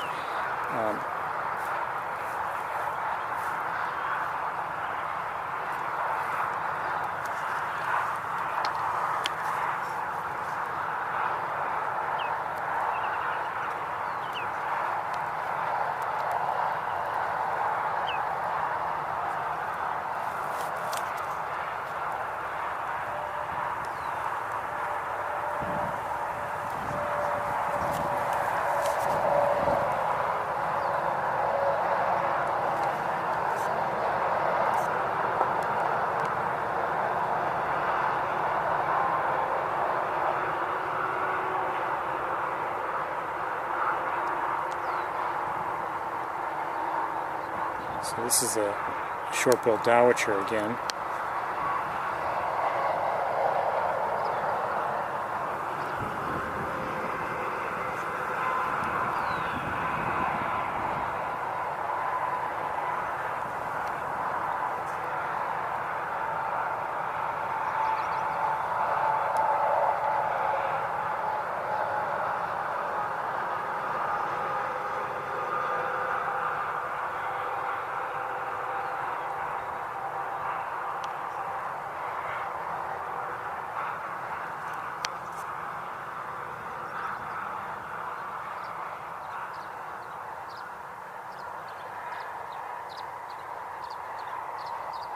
Oh, this battery in this camera is almost dead.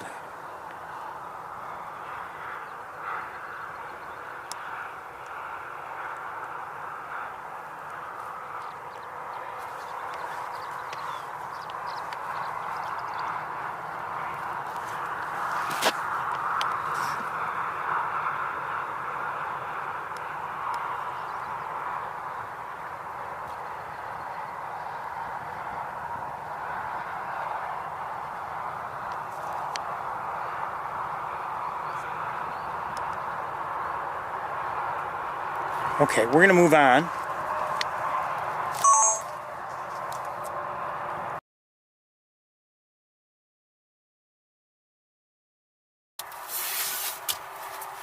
And I'm going to take advantage of this pause so I can change batteries.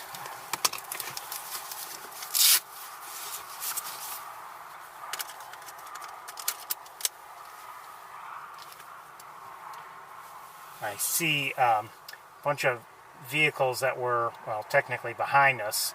I wonder if they stopped to look at the bald eagle nest, which you know, we didn't see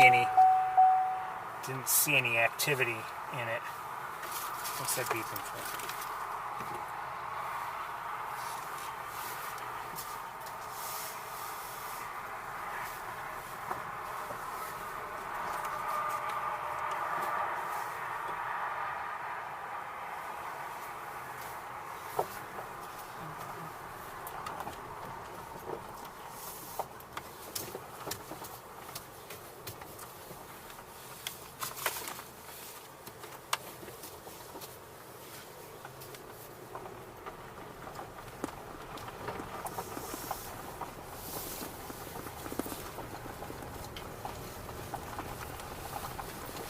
The sun is right in our eyes.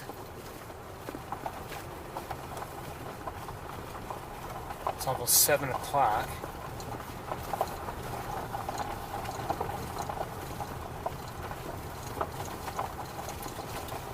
The sun is still up there a bit, but it will get dark pretty soon.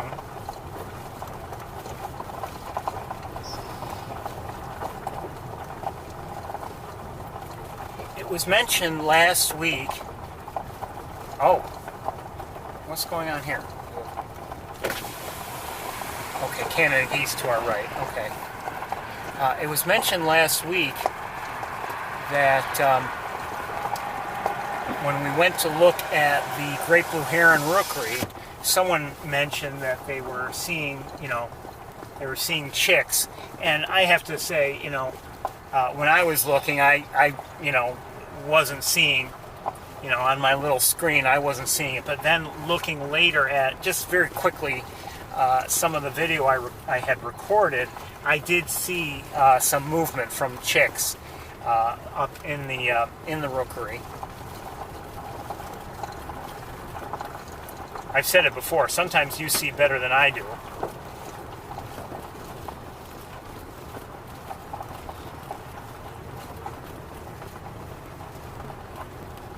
Depending on the situation and things like that, there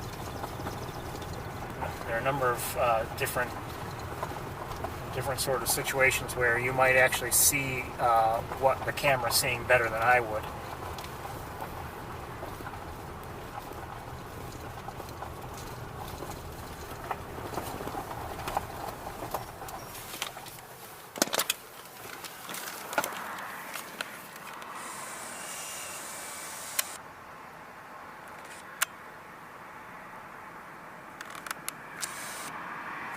Guessing those are mallards. I thought I saw something else in the air and I don't see it now.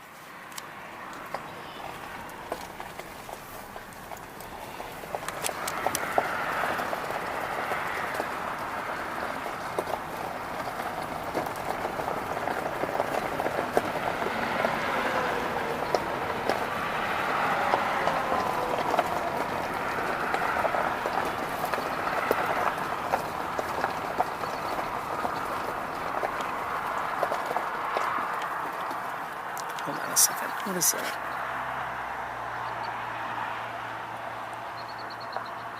Okay, nothing. Don't worry about it. well, actually, it wasn't nothing. It was a red-winged blackbird, but it just somehow looked different.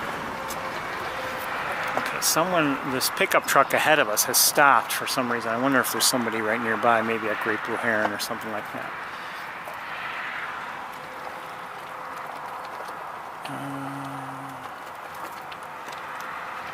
I don't know. I don't see anybody.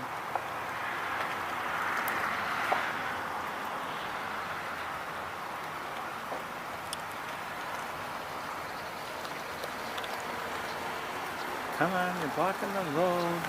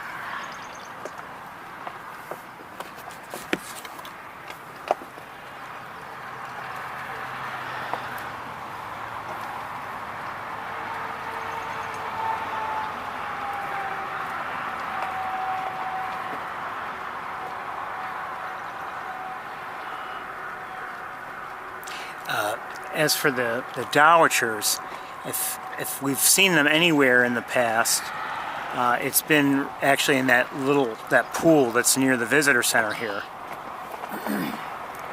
That we saw shorebirds there today, of course, but it's often a good place to see shorebirds. You know, they manage the water levels there. And hold on one second. And at times, I can't remember what they do, but they definitely allow it to dry up at certain times for various reasons, I guess. But they generally try to refill it, I think, in September. And maybe it just kind of stays full until, you know, maybe until it dries out naturally or whatever. But I believe they even pump water into that area.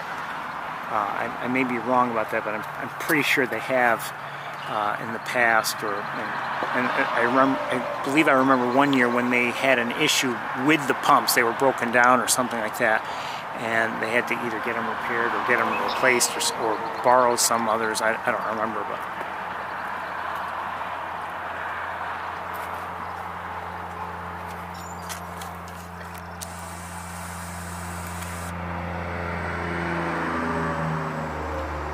Good luck.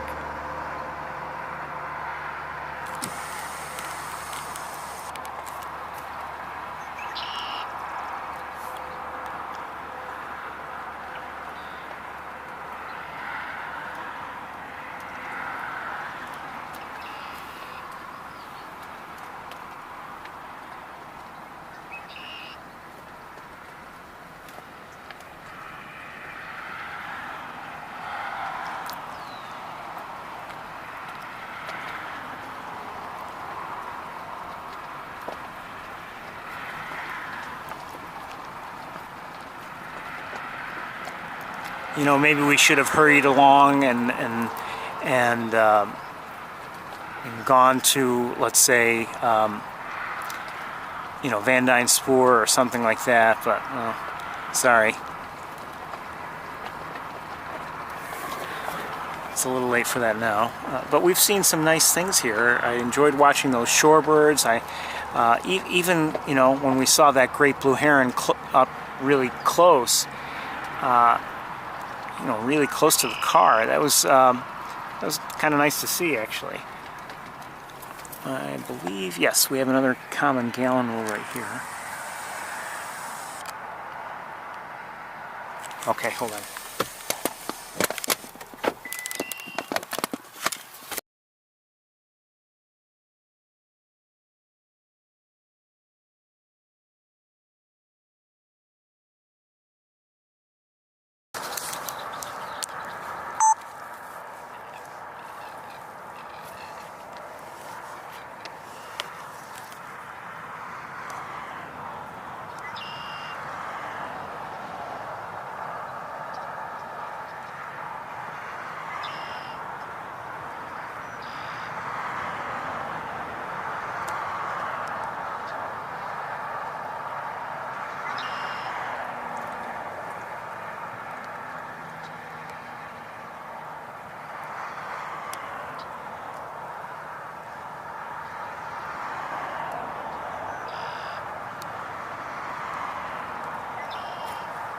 So again, common gallinule. Looks like a duck, but it's not one.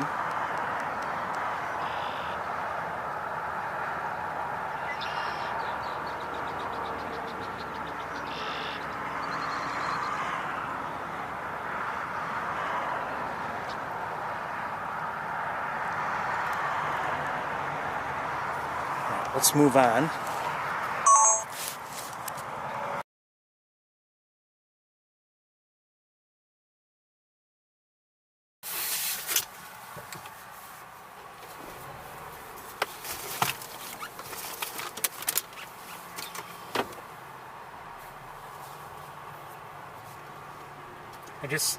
I like the lighting there, so I wanted to give you a better look if I could.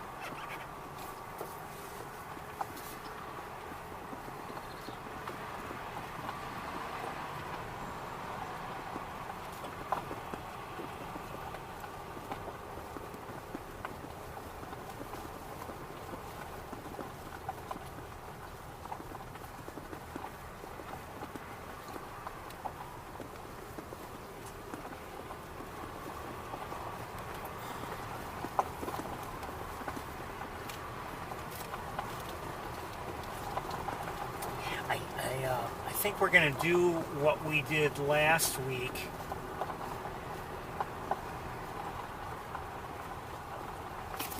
Oh, hold on a second.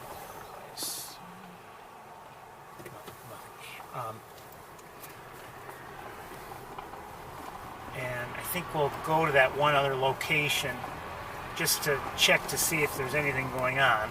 Now, we've been there multiple times now and we haven't seen anything. But we're going to go back again and check. And maybe we'll, see herons and then go back again. I don't know. Matters how things go.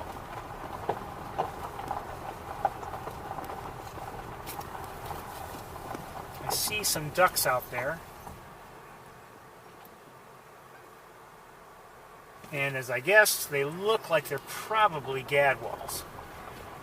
Okay, let's hope the Subaru ahead of us doesn't back into us, but we're going to take a look as best we can. 1 second.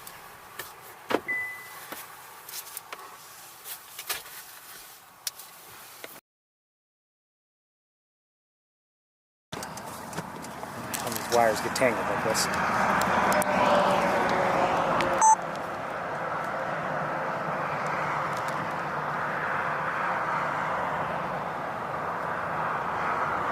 Gadwalls.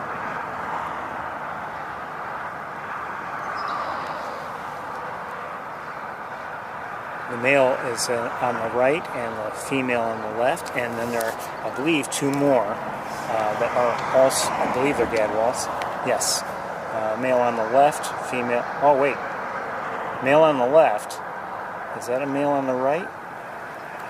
No. I don't know.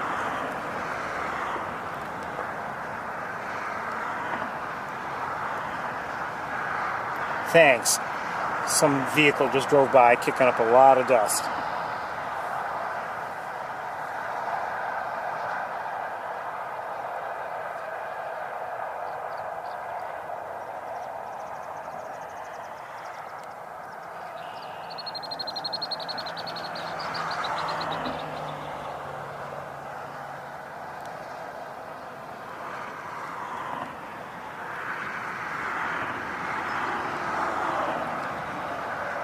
That does look like a female. Notice the patterning she has on her body. She does have a white patch there, but he doesn't have it. Look at his pattern. If that is a male, it's immature or something. But it's definitely a male on the left. And okay, so that's that pair, and then the first pair we saw. Over here.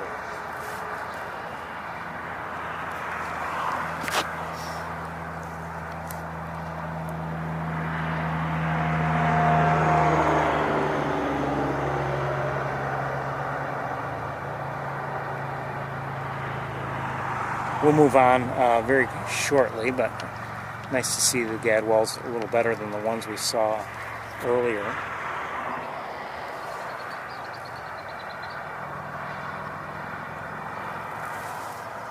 Actually, I think we were seeing these, which are, I don't know if they're closer or not, but these we were seeing a little bit better.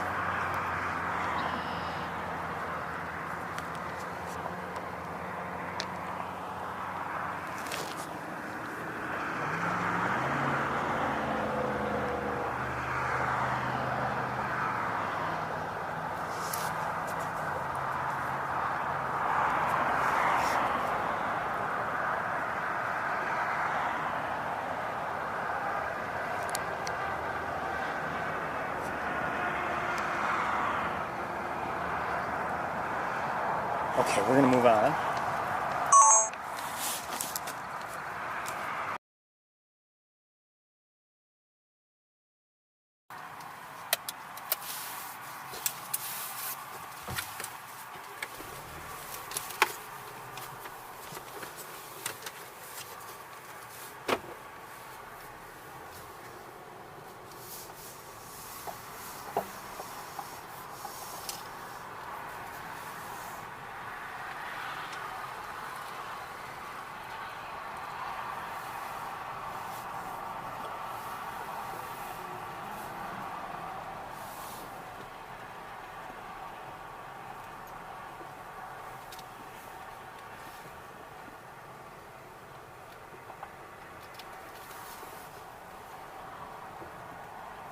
Oh, I thought I heard something.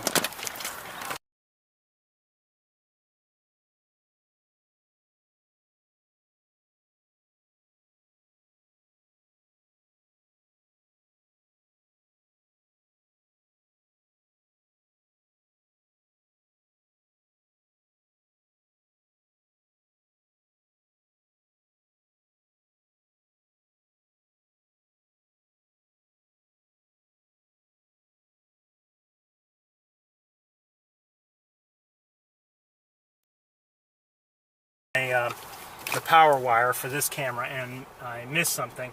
I just saw a black turn. I heard it first, and then I just saw it, and it looked like it was heading, you know, maybe towards Maze Point, Shockey Pool. It was flying in that direction.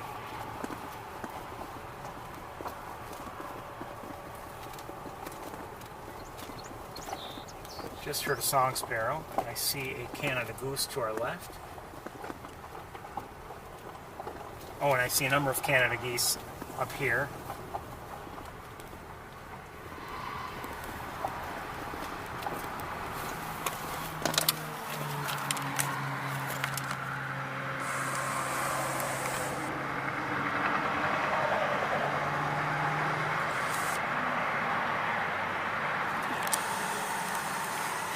It almost looks like they're waiting for me because they know I'll be coming along too.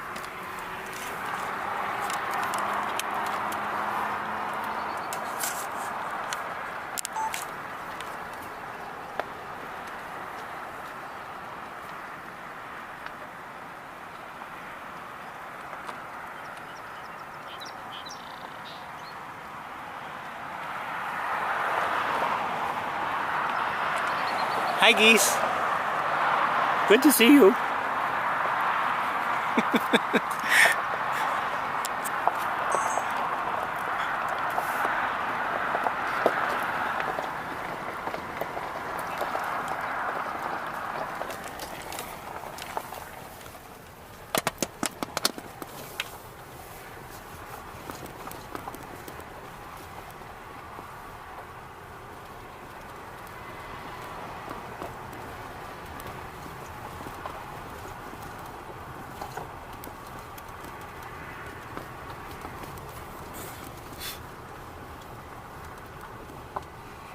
There are definitely advantages and disadvantages to coming up here at this time of day, and you know, we're taking advantage as much as we can of those advantages, and you know, hopefully seeing a few things. I'm enjoying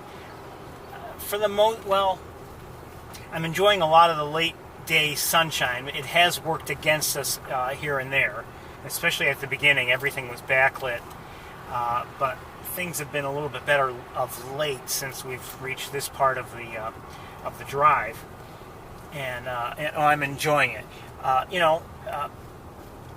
There are, as I've mentioned before, there are various issues and reasons why we don't do this all the time. Some of them are, you could say, logistical. Others are because there are things that we like to see, or at least I like to, in Ithaca at this time of day. And, hold on. And I almost...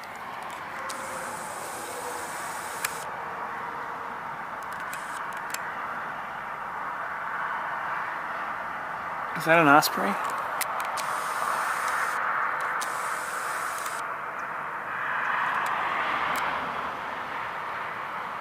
Might be. I nearly decided not to do this today, and for various reasons. But I realized that it will soon come to a time when we really do want to be in Ithaca late in the day. So I thought, I should try to do it if I can. I just saw a great blue heron. It looks like it's heading towards the rookery.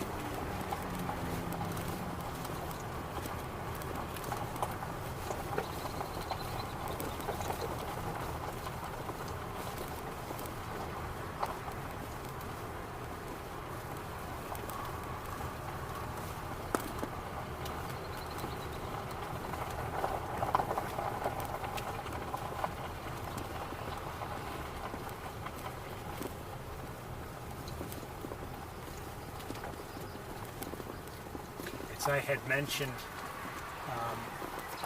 definitely last night and even this morning, I had not yet made up my mind to come here later.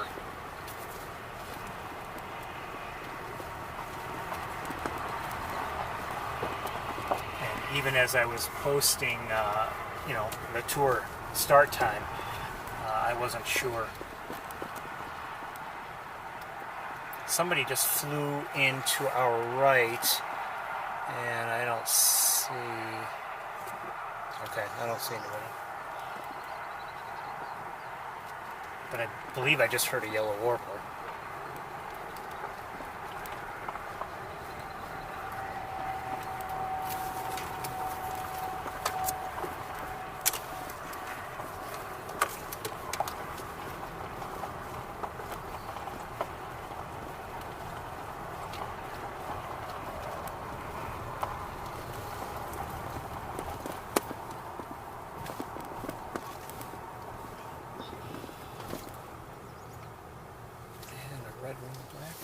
Okay, and that is it for Wildlife Drive. Let's, in the air, what am I seeing? Hold on. Are they great blue herons? Probably. Two of them. One and two, and then some goosage. Hello.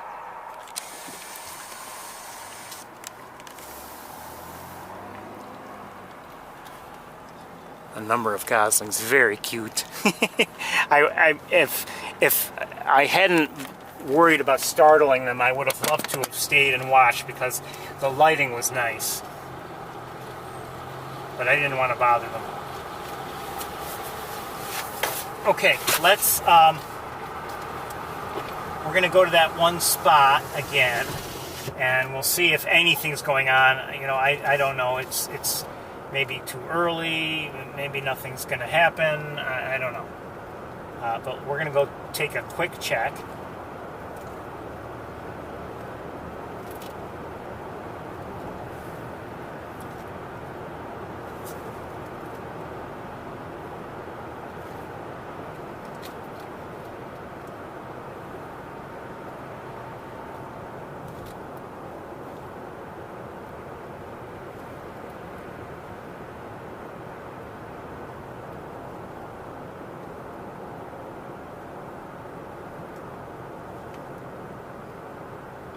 There's a lot of green here, you know, everywhere you look, but like if you look around the main pool, which is now to our left, it still has what looked like, you know, last year's grasses or reeds or whatever they are.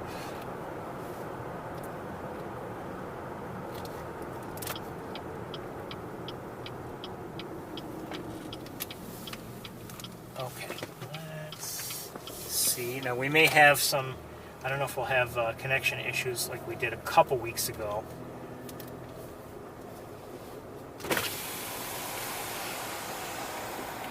I don't know if we had any connection issues last week. I don't believe we did.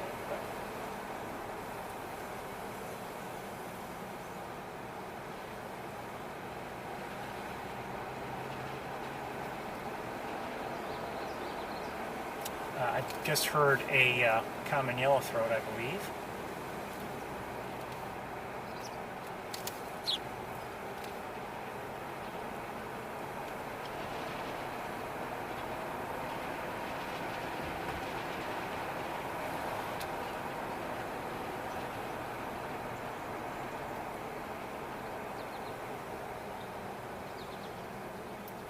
American goldfinch.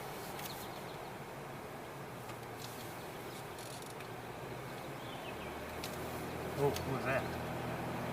Maybe, might have been an oriole, I'm not sure.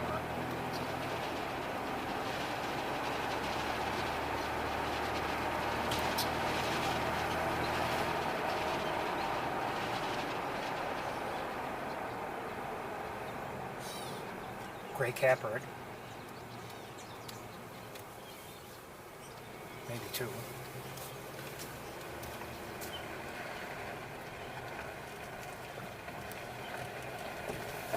And maybe one.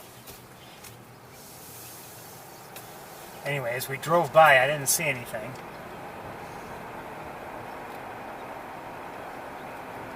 Still not seeing anything.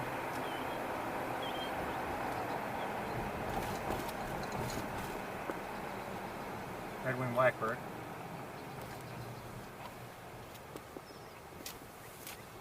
Northern cardinal.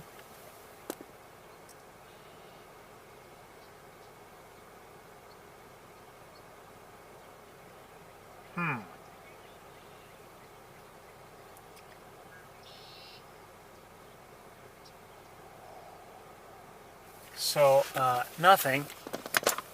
I don't see anything. I do see one little thing of interest, though. Potential interest.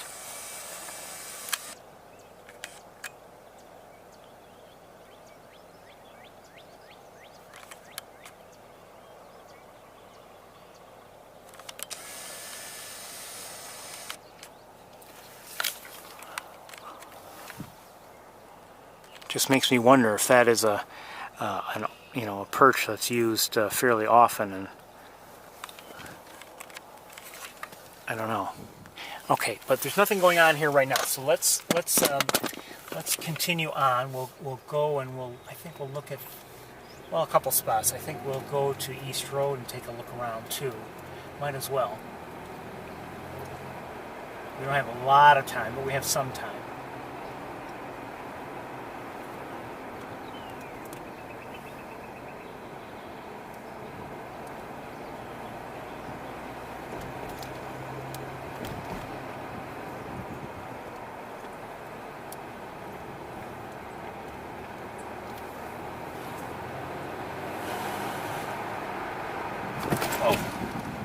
Squirrel.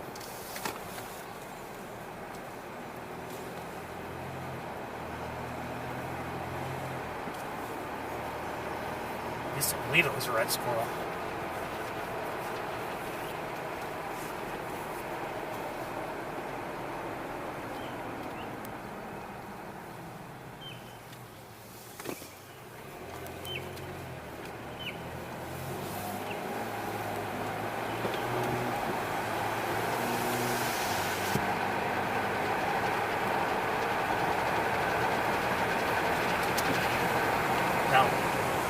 We just passed, or we're passing, the South Spring Pool, and I just wonder, you know, as last week I believe I had heard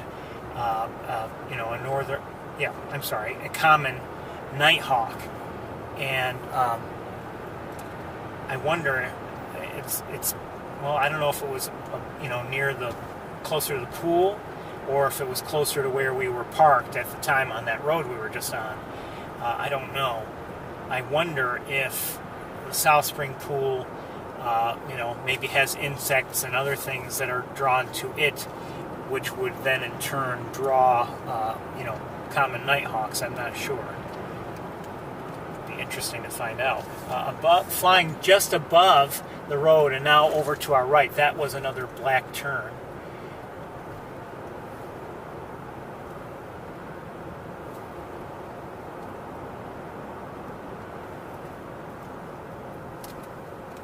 I got the same geese and cousins.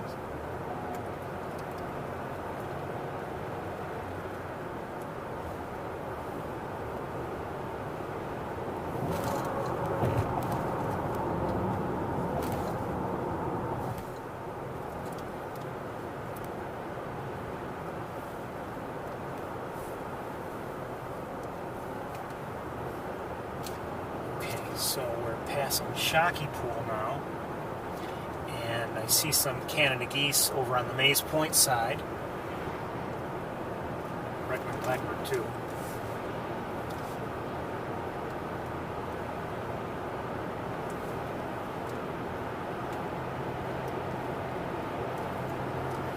I'd like to take a quick look, I think, at, from East Road, see if there's anything going on, anything obvious.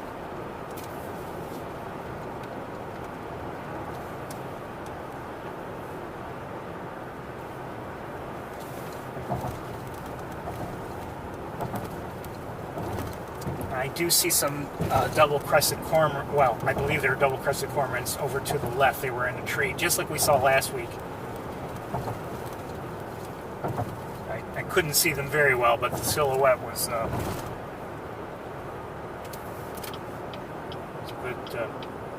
good likeness to what we saw last week.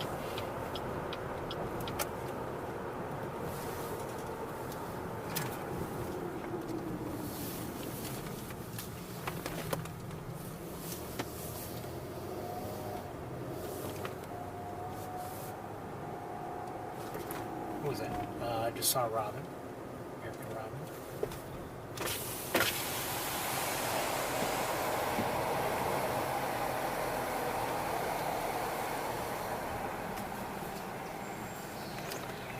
Just heard a song sparrow. Welcome to East Road. I hear an American robin. And I see an American robin. Not the one who's singing.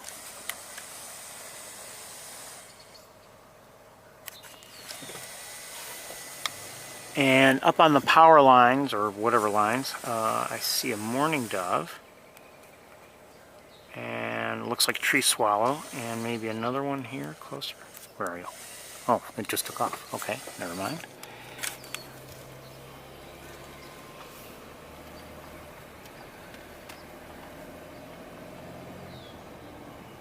Just heard a red-winged blackbird. Everybody took off from the wires.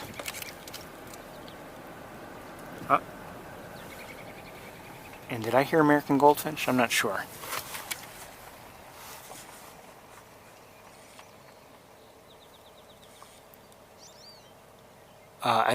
Yes, I am hearing American goldfinch.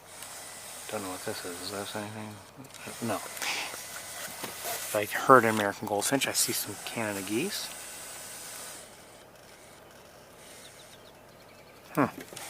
Roughly the same area where we saw the mallards last week. Oh, I just heard a yellow warbler.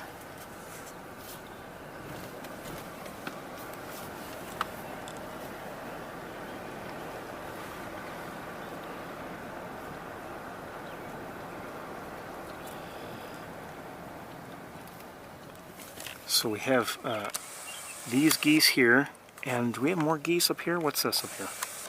More geese.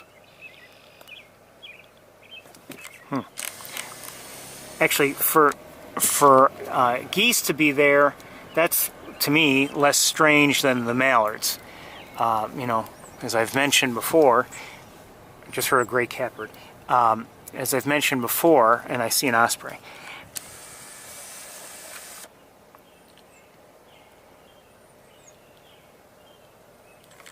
You know, the hi osprey. The you know, the geese, they do most of their grazing on dry ground, most.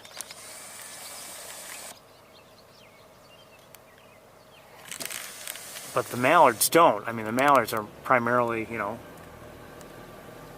they're primarily going to be in the water. And to see the mallards there last week was a little odd. Who's this? This is a barn swallow, I believe.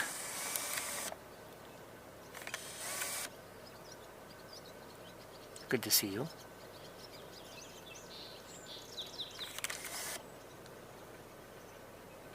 Unless it's something else, but it's not a tree swallow. That's a certainty.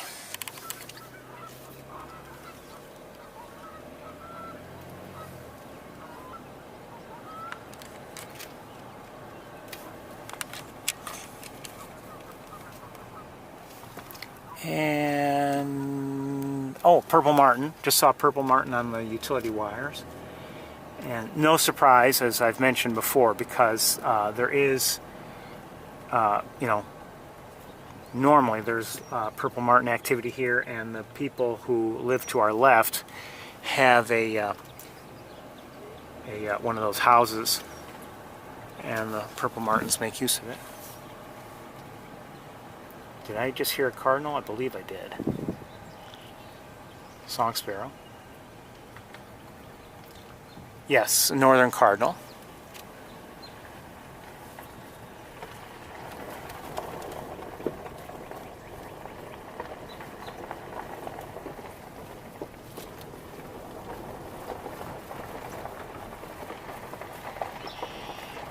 Red-winged blackbird. Let's look at these two before they take off. Probably no. I'm guessing that is a purple martin there on the right. And I don't know who that is. Probably, they might both be purple martins.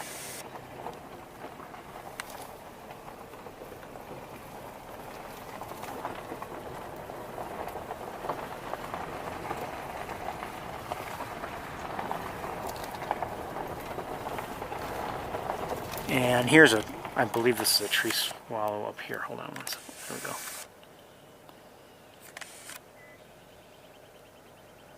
It's through the windshield, so it's not very sharp.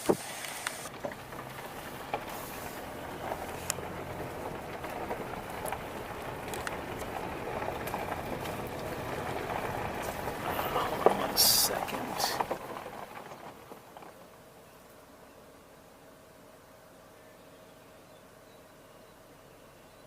Okay. Not from with the naked eye, I don't see much activity down there.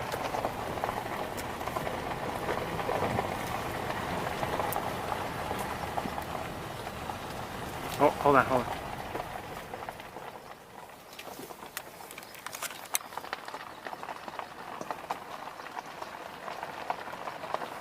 I thought I might have heard a killdeer, but I don't know. I don't think so.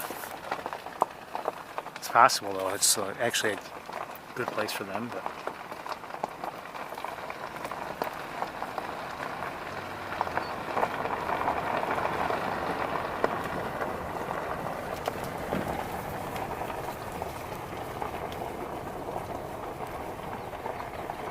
just heard a common yellowthroat down there somewhere.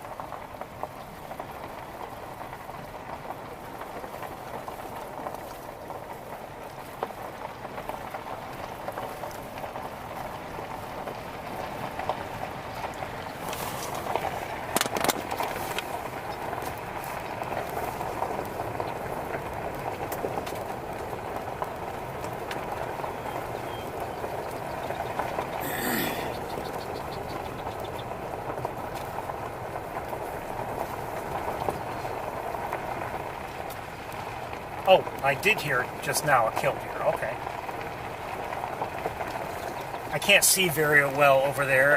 If I look to my left, the sun will be right in my eyes. And I'm just going to take a quick look with binoculars down there, see if there's anything worth. Possibly. Hold on one second. Let's just take a look with this camera. I have a feeling I know what I'm seeing. Hold on.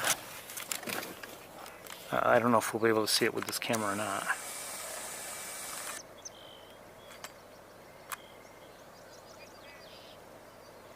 I think we can see it well enough. That looked like a wood duck to me.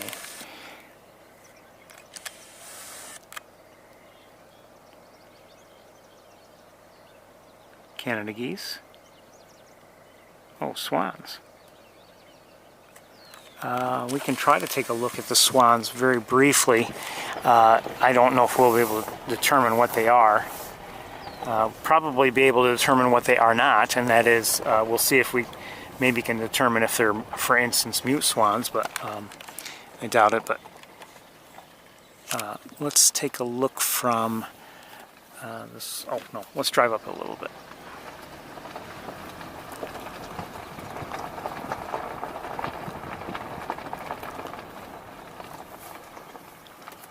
Okay, let's set you down.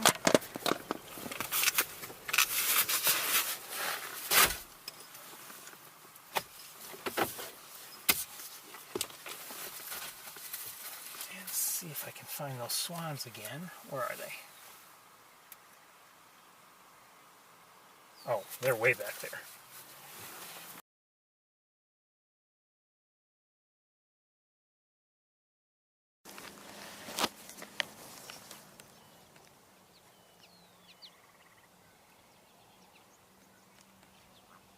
Well, they're not mute swans. I'm guessing they're a trumpeter, but I don't know.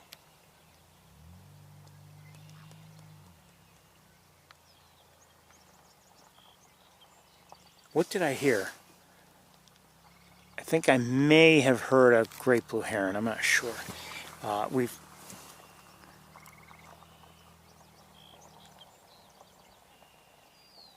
Actually, I don't know if I heard one or not, but I definitely am seeing one in flight right now.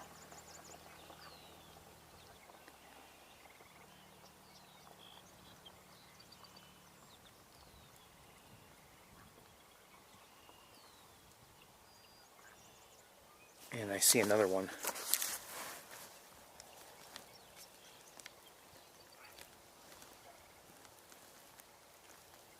Okay, we'll let that one go.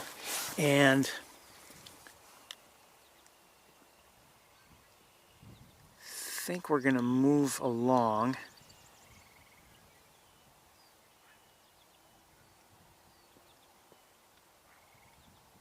But there's really not all that much activity here. Let's move along.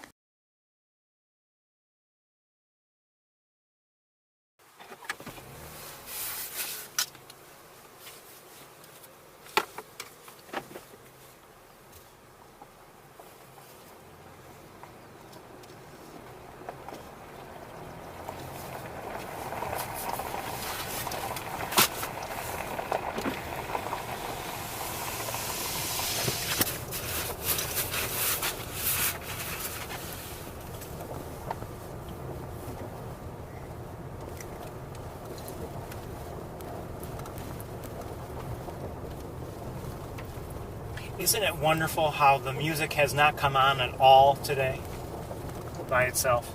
Isn't that fantastic?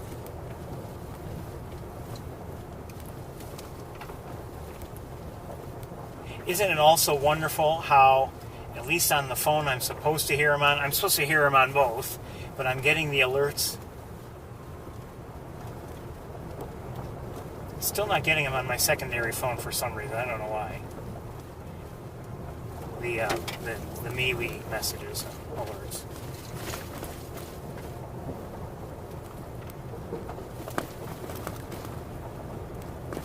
Basically, what I did on the phone, I turned off Bluetooth, so it can't connect to the car anymore.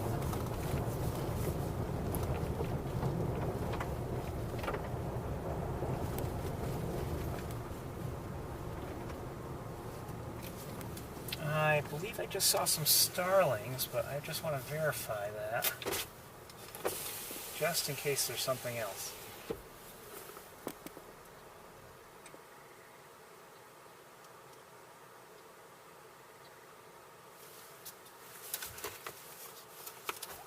Well, they're not coming up for me to see. They're in the grasses. Okay, I saw one. I'm pretty sure it was a starling. Okay.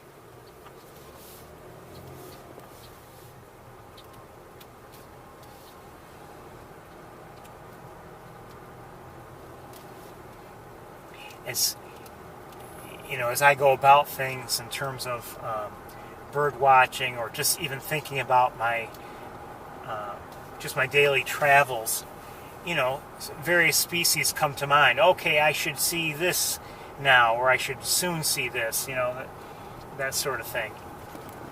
And so just now I was wondering about a particular species, and if we might have a good fortune to see it, but I don't believe that's what it was.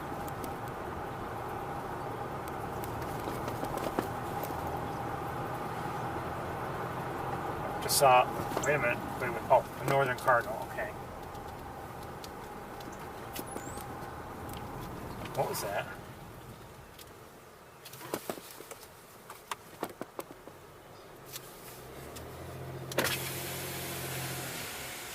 I just heard something.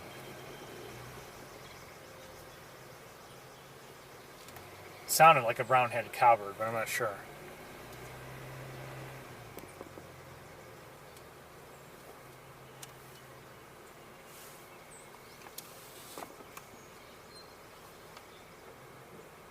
Maybe not. We don't have time. Let's keep going.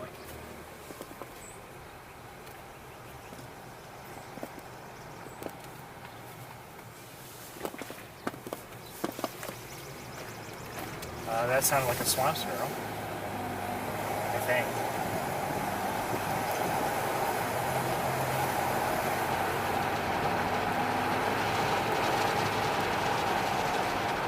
Okay, we're going to stop at Maze Point, but we're going to do what we did last week, and that is I will run out and take a look, just because I'm concerned about time. Park. Who's that on the road? Hold on. Looks like, yes, American robin. And I'm going to run out there and look to see if there's anything of interest.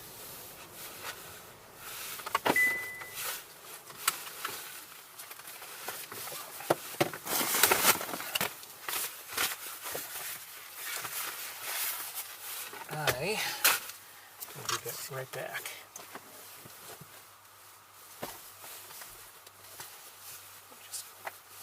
And if there is anything, you know, we'll come back and we'll gather up the gear. Okay, be right back.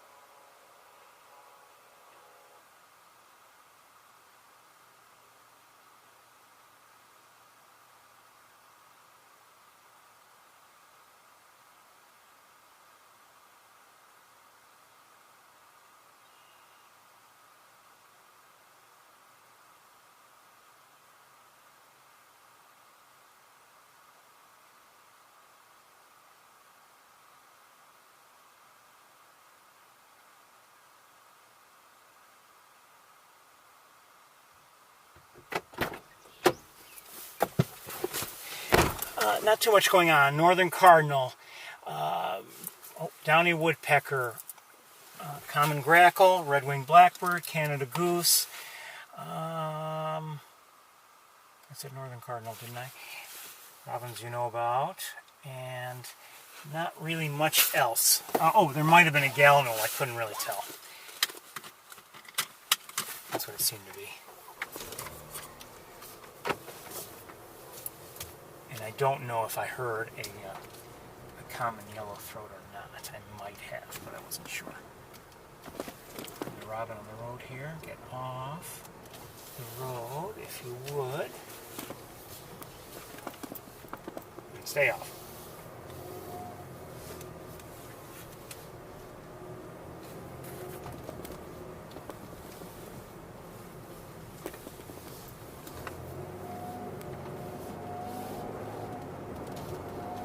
Some duck of some sort just flew over the road and is above now Mays Point, the Mays Point pool, and looks like a mallard to me.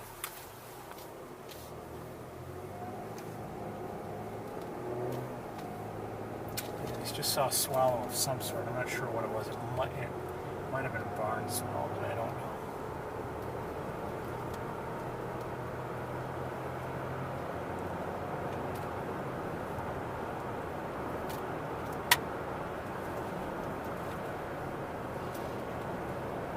And another, oh, what was that?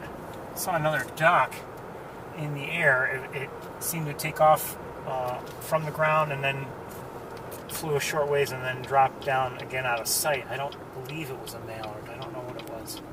You would be much better served by someone who knows what they're talking about. No doubt. However, unless and until someone's willing to do this, you're stuck with me. Okay, we're gonna stop here and we're gonna go take a look around. I see an American robin. Welcome to Shockey Pool, by the way. And I need to. We've got a lot of things going on here, so I need to do some things.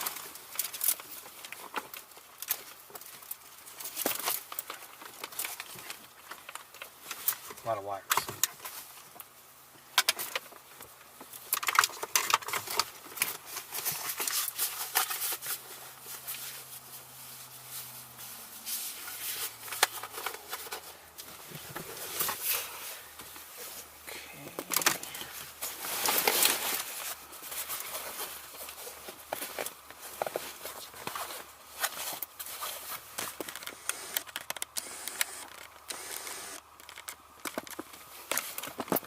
That's awful. Little spines out.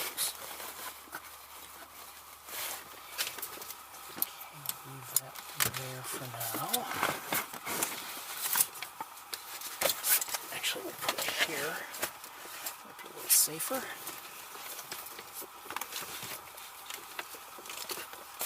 Oh boy. Okay, that can move when I'm done. All right. Okay, so all I need really is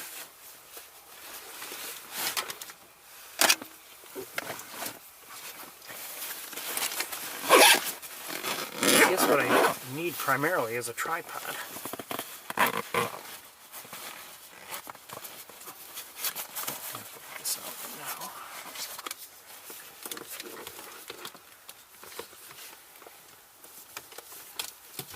I may not know how to identify all the birds, but I can juggle wires and cameras up every once in a while. Okay.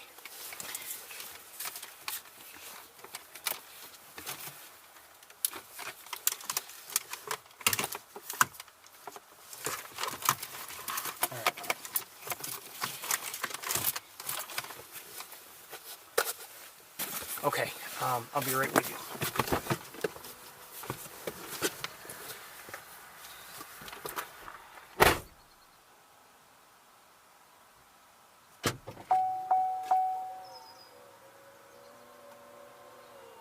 Red-winged blackbirds.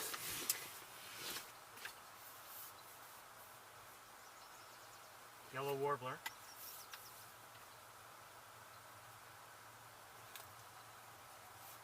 Hello.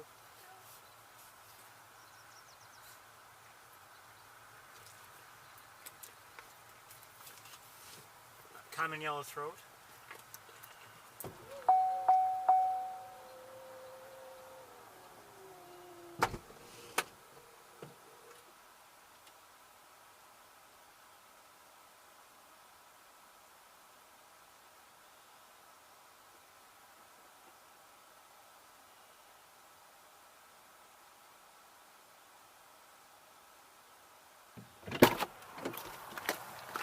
Might have heard a, I'm not sure if I've heard a marsh run or not.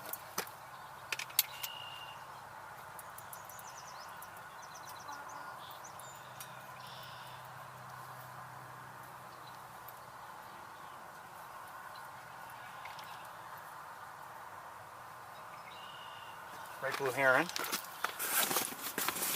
Well, it's technically on this other side of the road.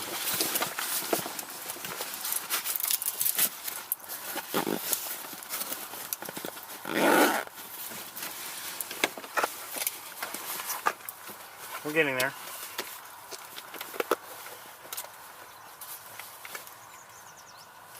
Yellow warbler again.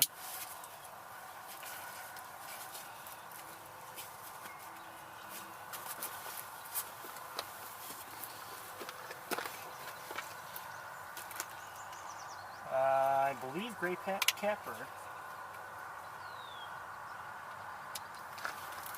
Maybe I'm wrong.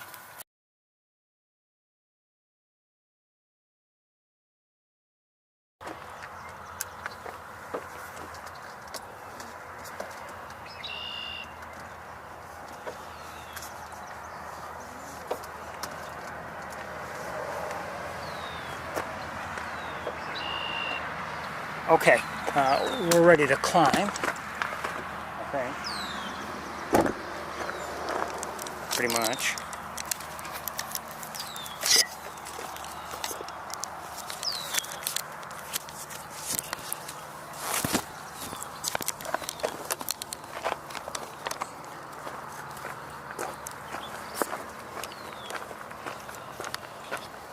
I guess they're pretty strict about going down. Oh, well, as I've been coming here for a few years, and I've always seen it closed. Yeah. This is like 5 or 10 years ago. But, so there's not any others where you can walk along the pond? No. Did you go to Wildlife Drive? No. Where is that? That is well, let me think. To get, you know where it is? You can't get onto it. To start it, you have to go all the way back to the visitor center. Which is, you have to go a little ways. You'd have to take a right here, go all the way to the intersection where there's a traffic light, take a left, and then drive a little ways on Route 5 and 20, and take a left onto, to the visitor center. That's if you want to go on Wildlife Drive. And that might be good viewing for you. That's the other thing I would suggest if you want to look at a body.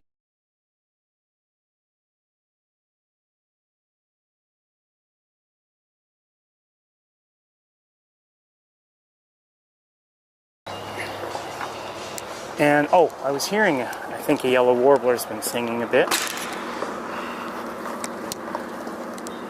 Oh, definitely hearing the yellow warbler. I'd love to get, there it is. There it is. Yes, definitely hearing marsh wrens too.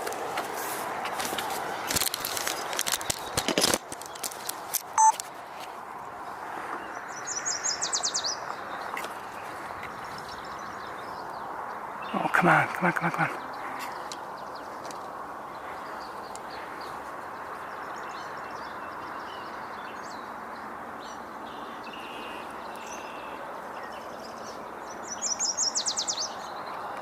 La la la la.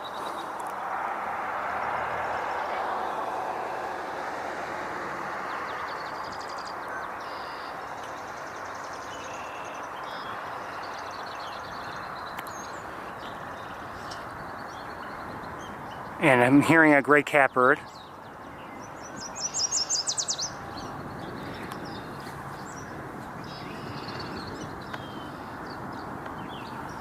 Hey.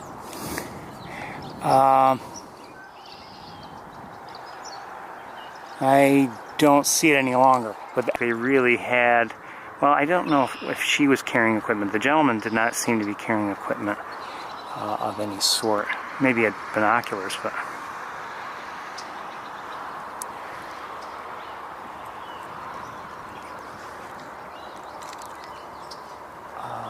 I think I just heard the yellow-throat again.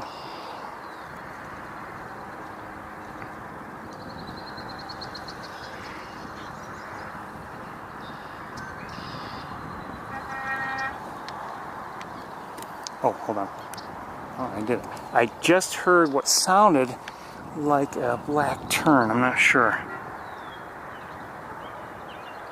Just heard a Canada goose, and this is an eastern kingbird. Oh no, no it's not. It's not. I'm sorry, that is not an eastern kingbird.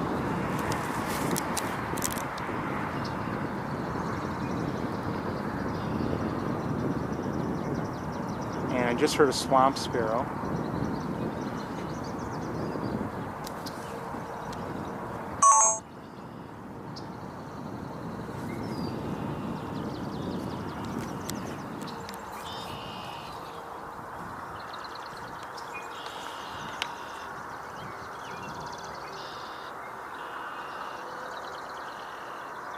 American robin.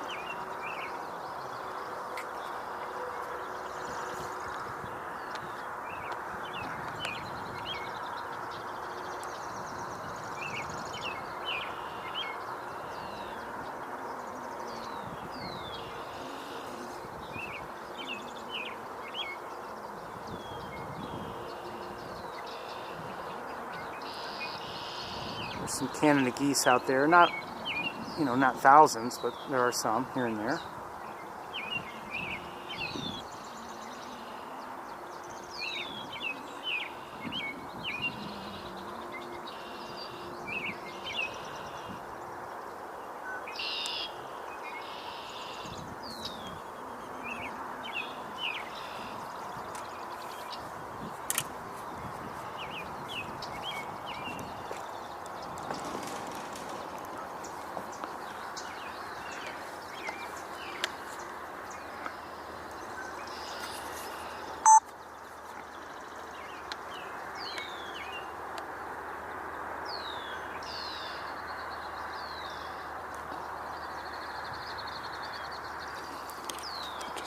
Adjustments here.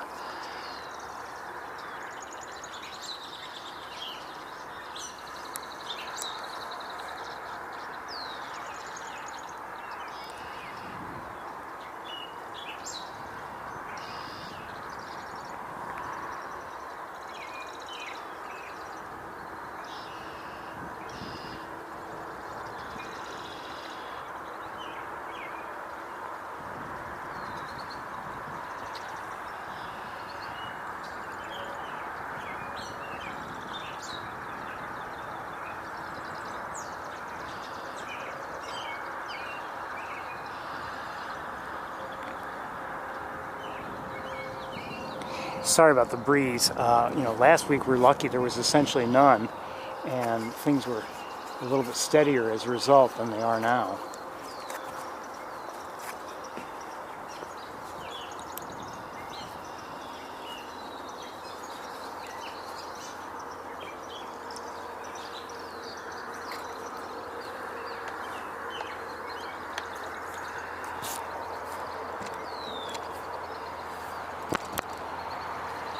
Trying to get things as steady as possible.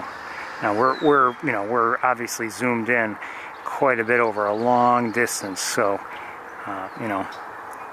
it's difficult to have everything be truly solid.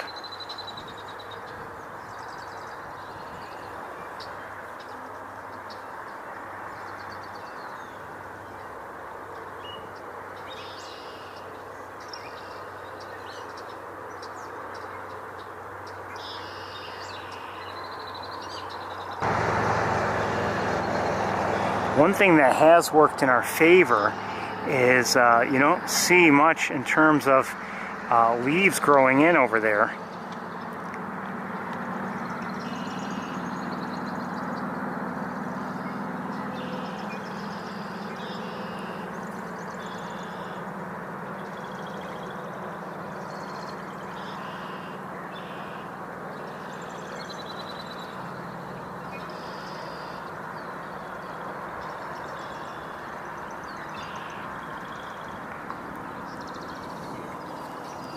So, you know, we're able to see, and we're able to see better than we used to, because you may recall, hold on.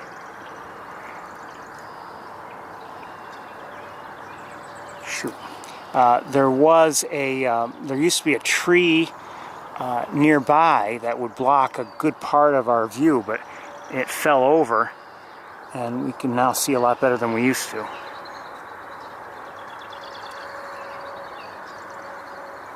What do you know?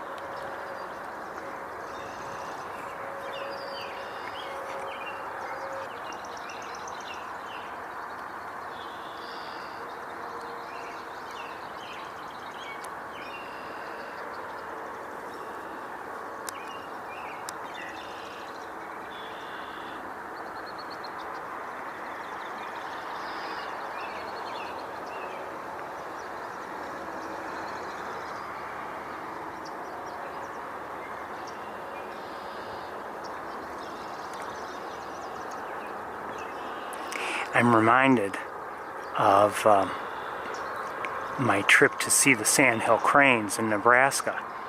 I'll tell you why. Just a story or a little issue popped in my head right just now. Now, the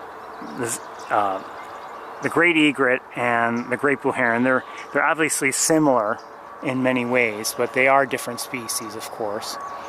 And you know, we were seeing sandhill cranes everywhere we looked, but there was also a slight chance while we were there that we would see some whooping cranes. And we were hoping to see them. Oh, hold on.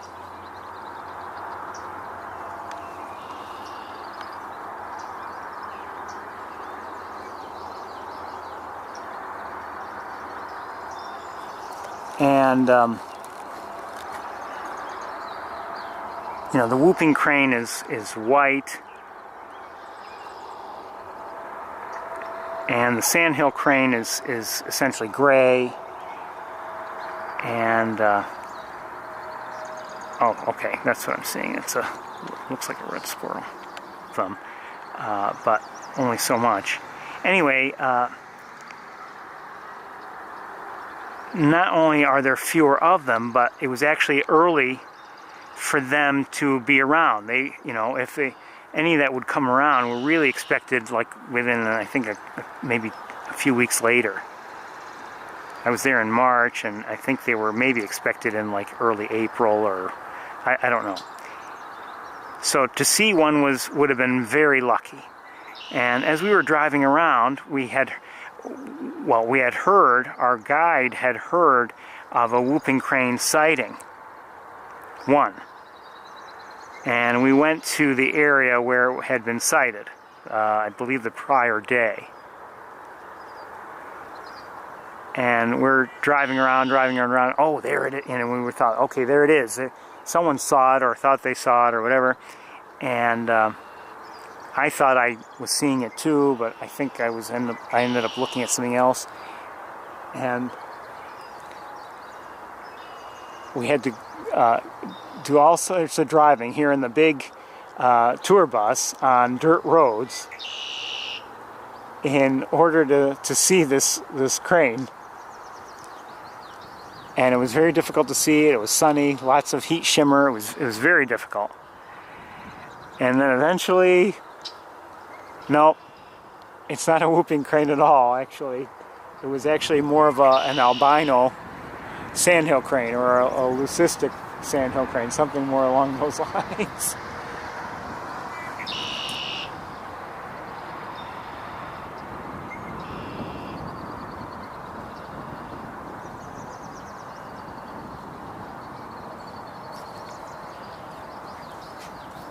Just heard the yellow-throat again.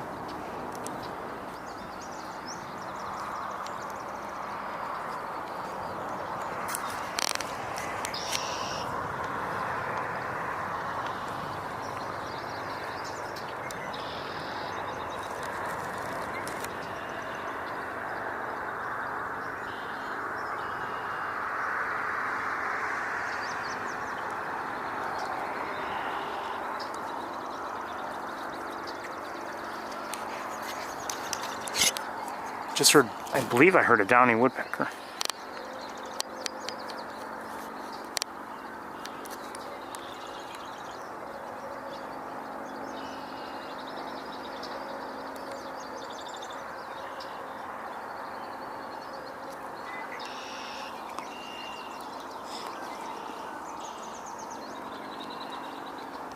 Yellow warbler again. Let's see if we can look around a little bit. There's, there is activity. Obviously, there's. Oh, do I see something? There's, there are quite a few herons up there, but there's not much to see right now. So maybe, we can look elsewhere.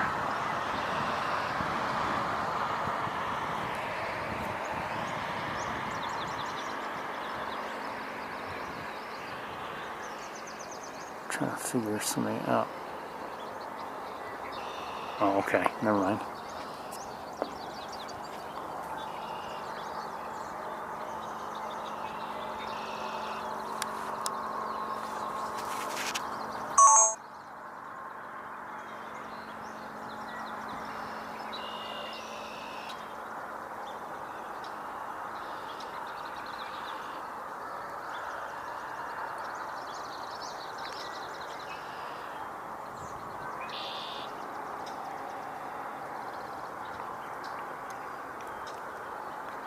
It was great a couple of years ago when the spoonbill was, in the area and the wood stork was in the area. There were also, good numbers of great egrets spending time together. For instance, at, the Knox Marcellus Marsh. That's where what we were looking at from East Road. And, you might see a whole bunch of them together. Okay, our yellow warbler sounds like it's back. I don't know where it is.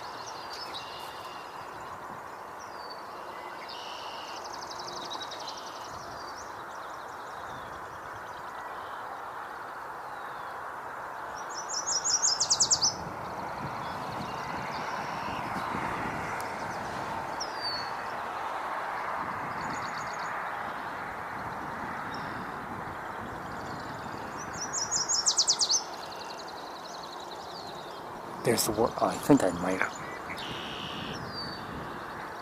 have seen it.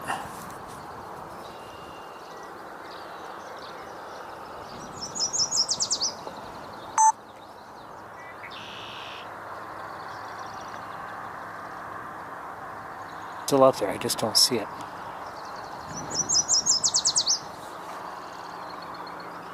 Oh, I do see it. Can I find it?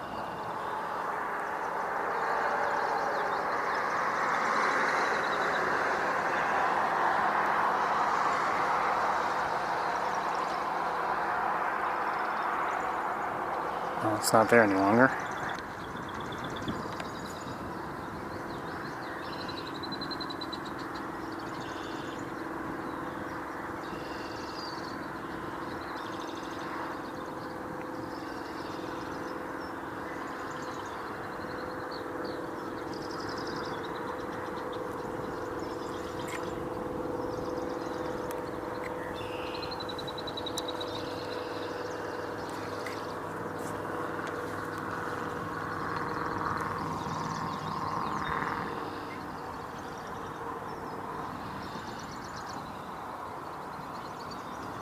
Wish I'd followed that one that took off from the nest.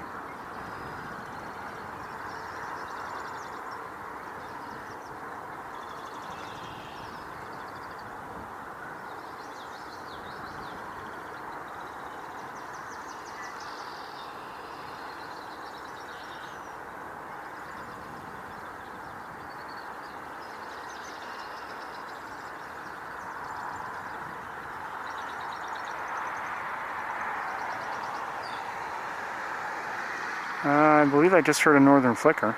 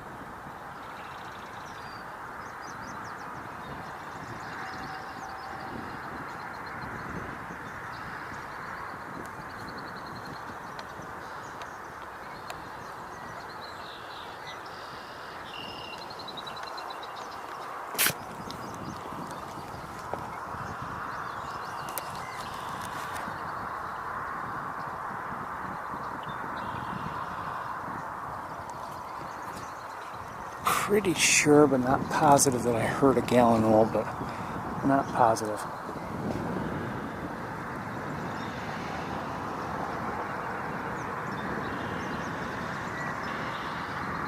Actually, now I think about it, might even have been a coot, so I don't know what it was.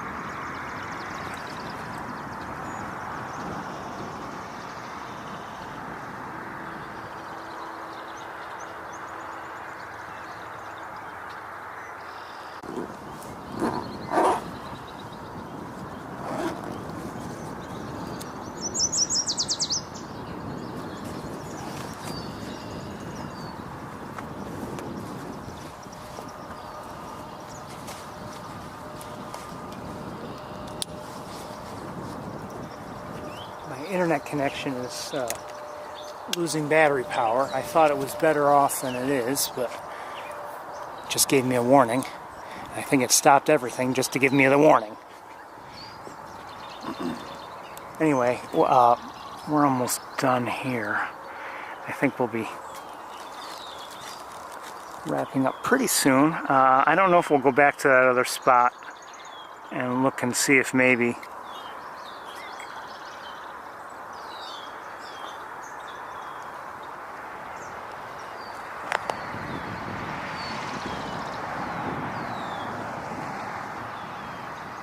I'm hearing a number of red-winged blackbirds suddenly. I don't know if there's, it doesn't sound like it's quite a red alert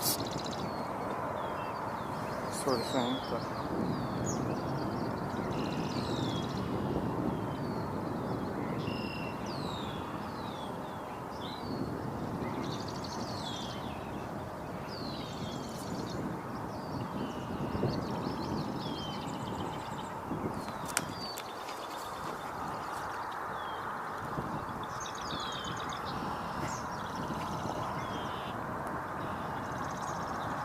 oh.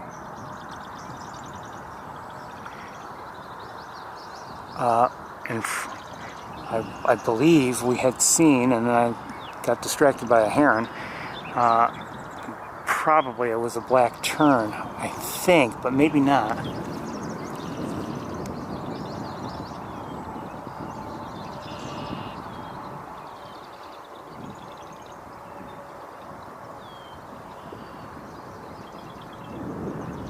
I've lost sight of it.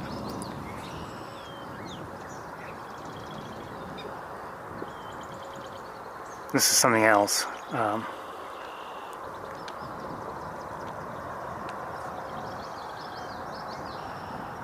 Looks like another great blue heron, if I'm not mistaken. And maybe others, and who knows if they're coming in to the rookery or not.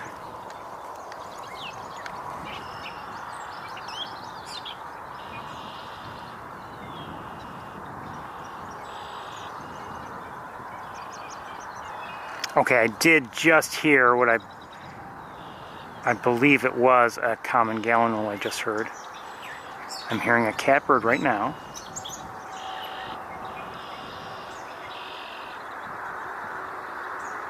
Oh, I might be hearing an eastern kingbird.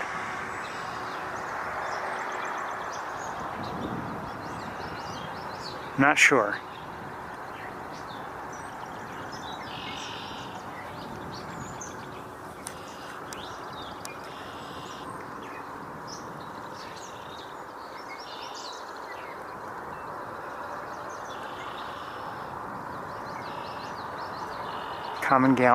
Common yellow throat, just heard.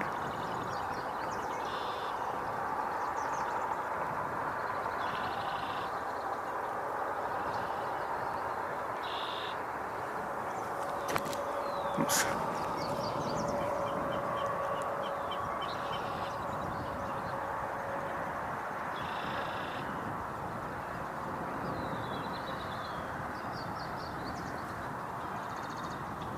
Still hearing marsh wrens, red-winged blackbirds too.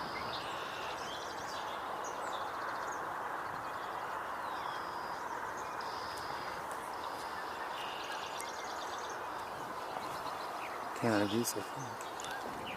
Yes, Canada geese.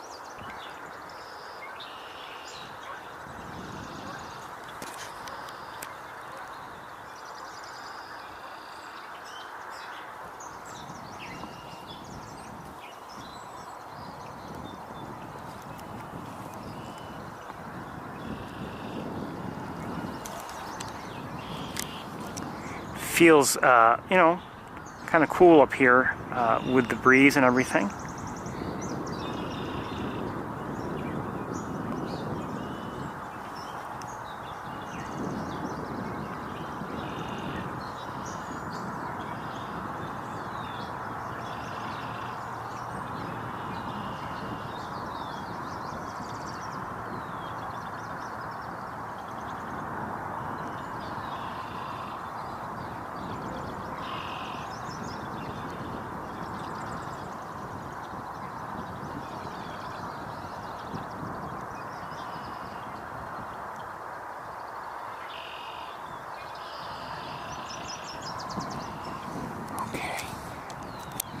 I want to look around with binoculars a bit.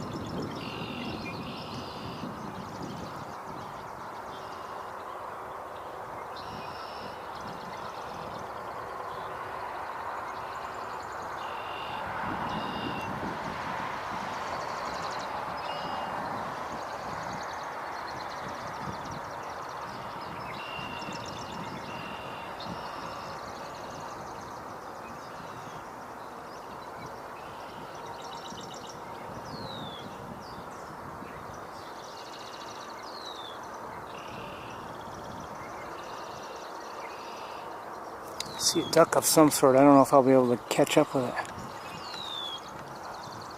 And wait, what's that? Oh, great blue heron. Somehow it seemed a little small, but it's a great blue.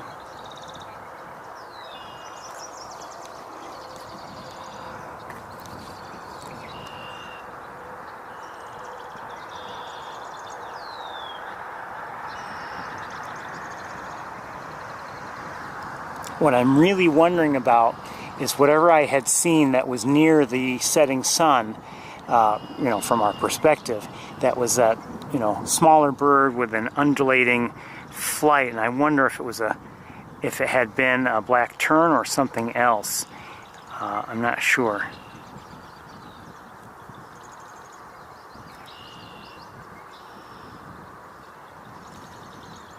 Looks like another great blue heron.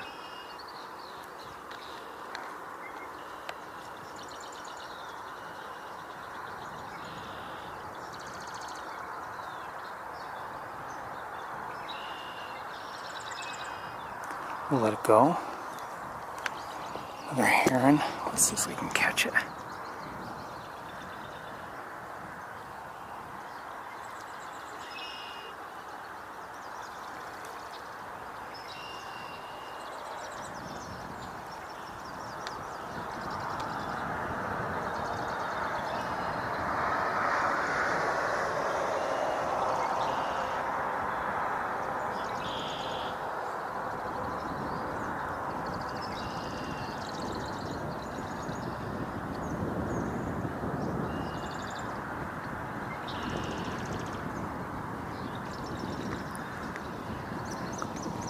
You know, I like to see great blue herons, sure, and you know, in flight it's nice to see them too.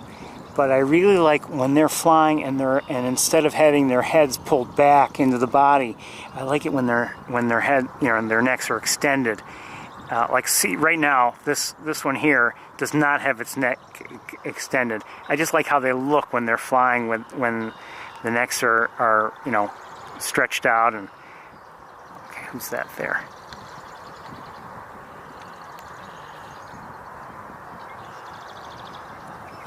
Those look like black terns to me. I could be wrong.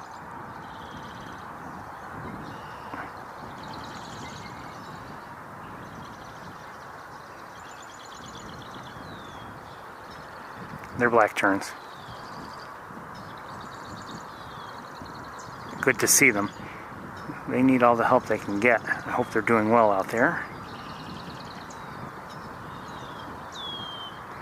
As I've mentioned before, and I'll keep mentioning, I think, their numbers are declining rapidly. And so I certainly wish them well. I always get upset when they drain one pool or another, and especially if it's one that would be used well by the black terns. And I know they have their reasons for doing things here, and you know, maybe you can't do everything just for one species, but you know, sometimes you just wonder, where do the terns go when a given important pool is drained. I imagine they find some place, but it doesn't make things easier.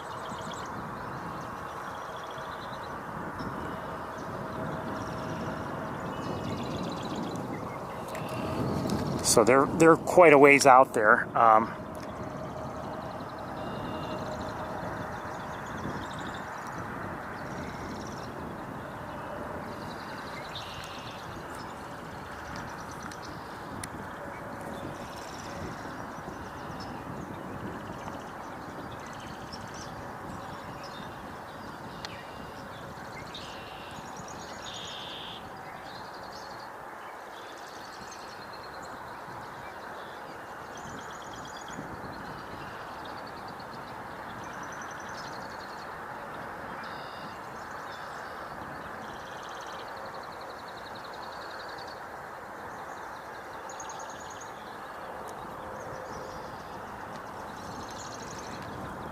We've caught some glimpses of chicks, but not too many good looks, that's for certain.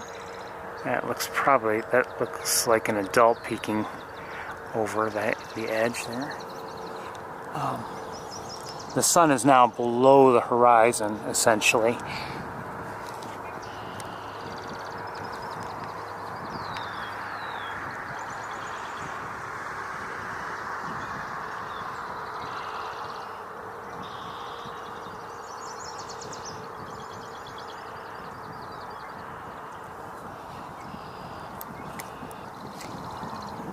Let me point you back at the rookery, and I'm going to look around a little bit with binoculars. If we don't see anything, or if I don't find anything of interest, I think we might get back in the car very shortly.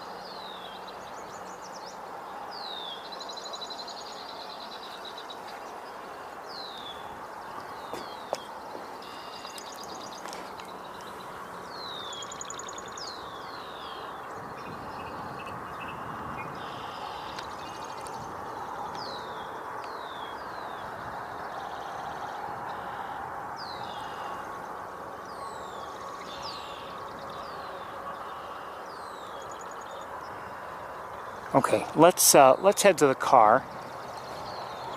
I've enjoyed being here, actually,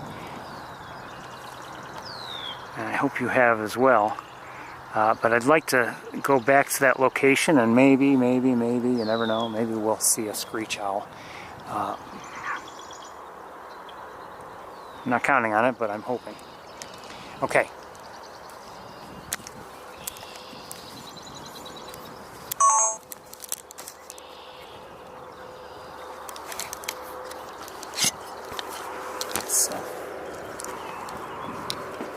Just fix things so I don't trip going down the stairs. Didn't see any ospreys here today, here at Shockey Pool, like we did last week.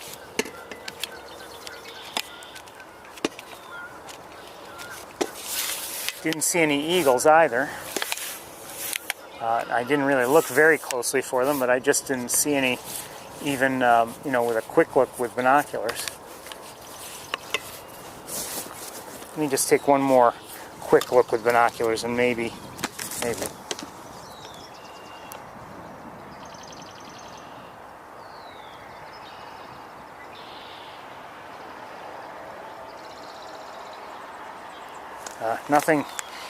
Nothing obvious anyway. All right, let's head downstairs. Carefully. So we'll need a few moments to get in the car, and then we'll make our way to that other road again. And I just want to say, I was cautioned when told about it. You know, they don't want to have crowds and crowds and crowds of people there. So that's why I've been a little bit, haven't been fully forthcoming in terms of details and everything.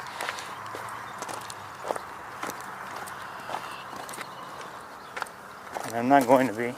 Maybe you've seen things, maybe you haven't, I don't know. But like, I wouldn't even want it posted, you know, any kind of hint of a location. And I'm serious about that.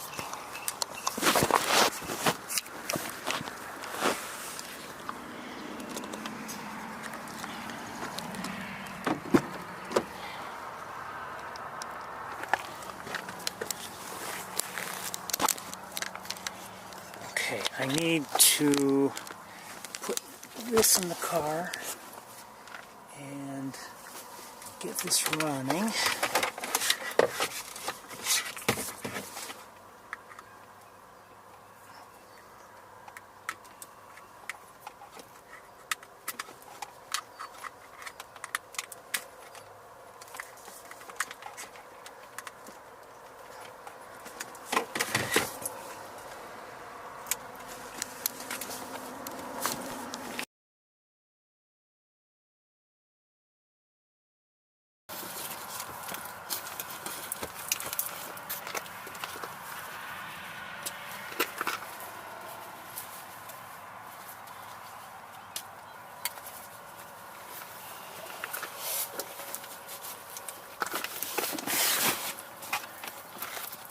soon as I can.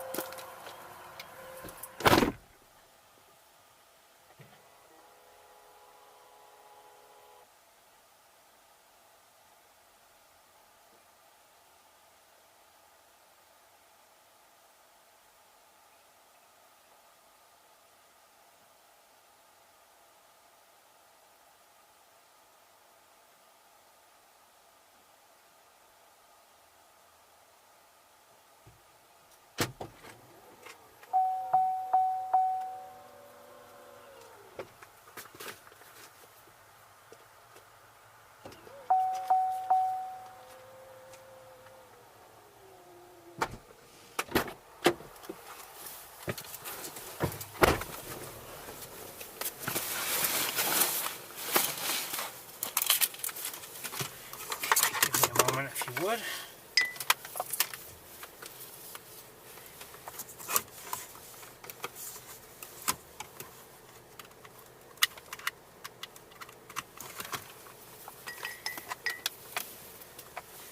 Do one thing here so we can have some battery power.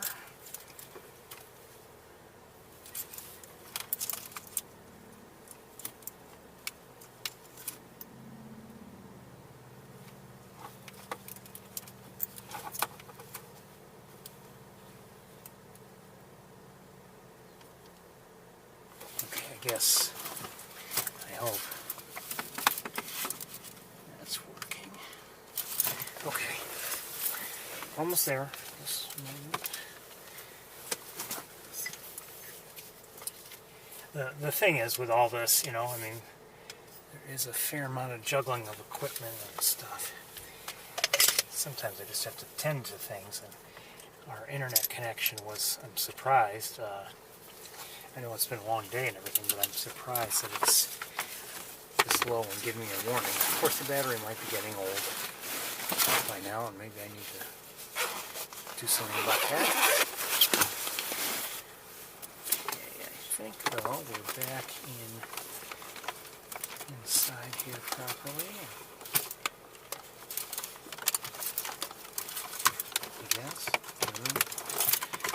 All right, good enough. I'm sure at one point or another I will complain about the wires, but right now, let's go. So we have a little bit of time before it gets really dark. Hold on. And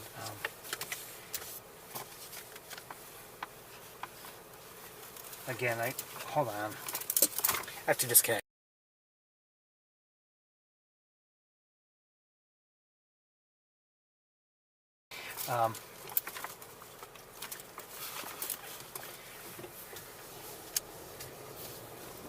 Hopefully we'll see something. Like I said, I'm not counting on it. I'm just hopeful.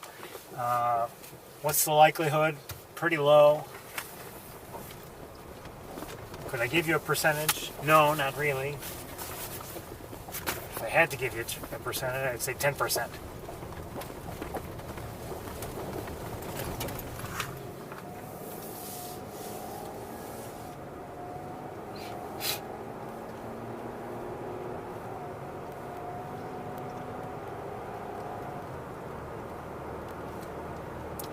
.66 degrees according to my thermometer.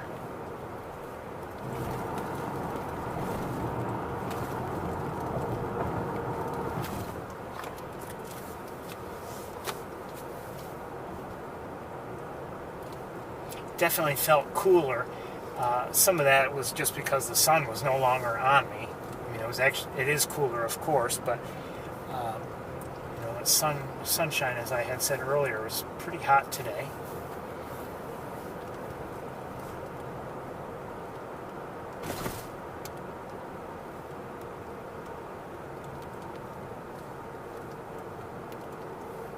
So we've passed the North Spring Pool, and now we're passing the South Spring Pool.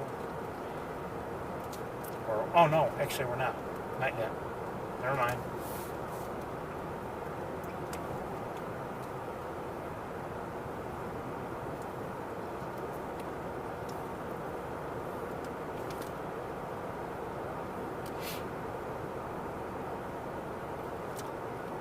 Now, I don't know what's going on with the North Spring Pool. Ever since I've been coming up here, it's been a pool with a lot of dead trees in it. And it's not even like dead trees that look like they just died recently. I mean, they look like they've been dead and you know, without limbs and everything for a long time. And I believe these, I just happened to look, I don't know, within the last couple weeks, and I believe I even remarked that, boy, it seems like there are fewer standing, you know, standing tree trunks than there used to be. So some may have fallen. You know, it does happen, of course. And you know, you wonder, well, the trees were growing there before. What happened or changed to have a, you know, a pool form there, and to eventually kill the trees? Same thing at Sapsucker. We see trees in the middle of, or you know, look at the former great blue heron nest tree. I hear a catbird. Obviously it grew there, and I don't know if something was done deliberately or just naturally, but you know, now there's a pond there, and of course the tree died. I don't know if it was, I don't know when it died, you know, when it died, but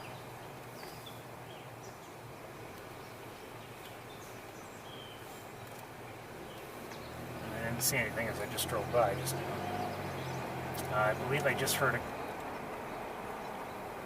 I think I heard a yellow throat. Oh, wait.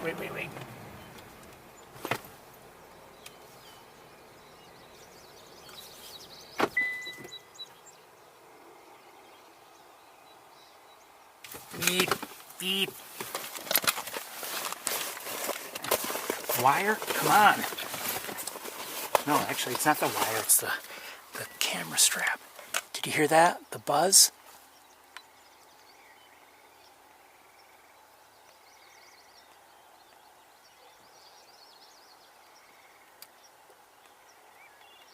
I just heard a wood thrush, our first together of the year.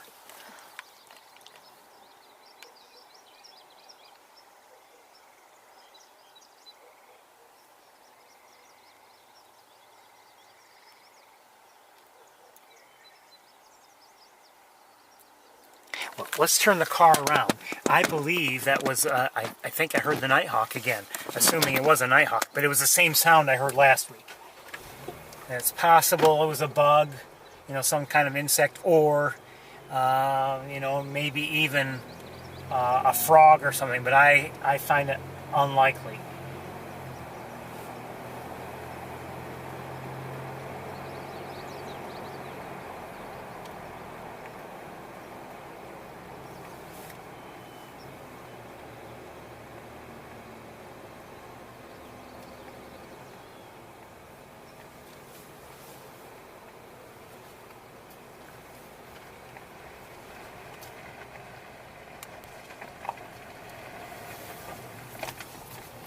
Common nighthawk is another bird that has declining numbers.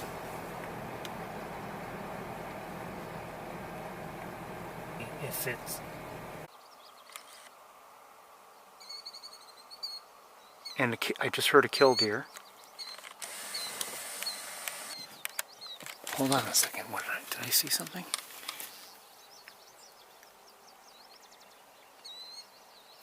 Maybe not.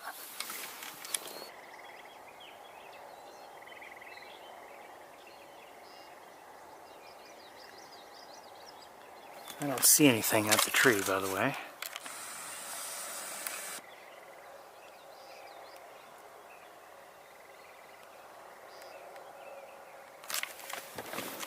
Okay.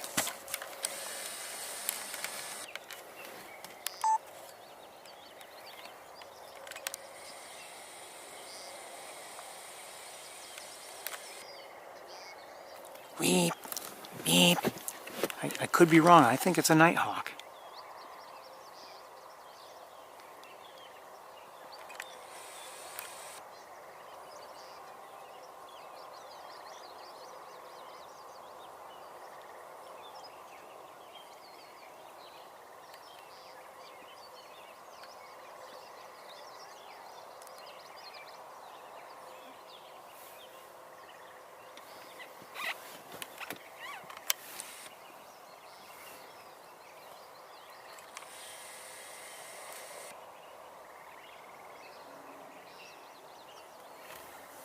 I don't know if you can hear it or not.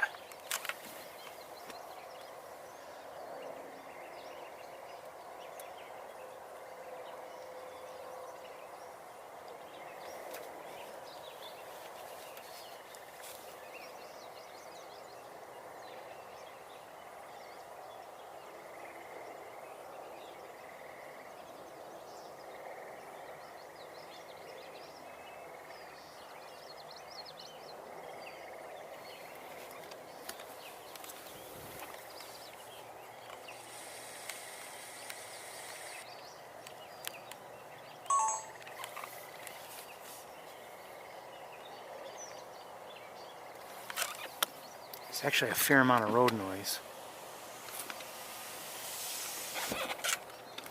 It's not helping.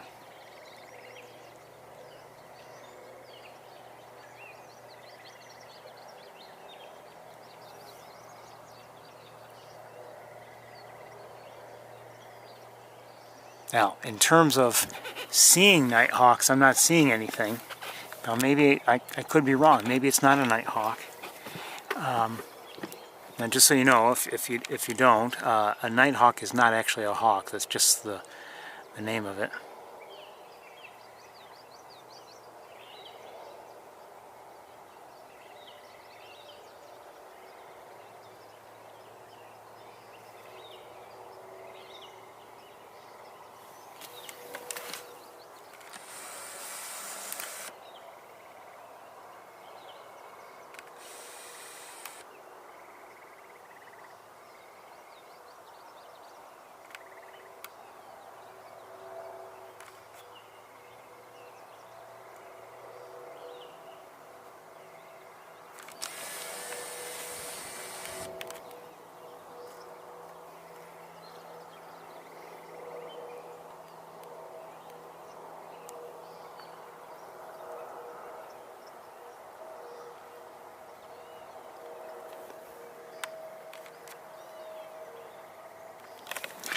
But I'm not seeing any birds in the air in terms of nighthawks flying around or anything. And it could be that I'm wrong, that it's not a nighthawk, or it could be there's one and it just hasn't taken to the air yet, perched somewhere. I don't know.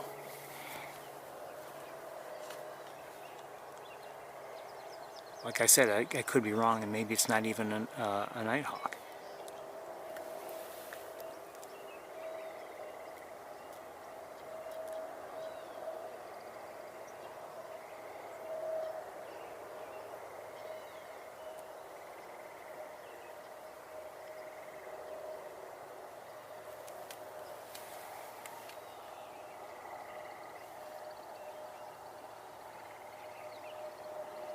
Might be hearing a gray catbird.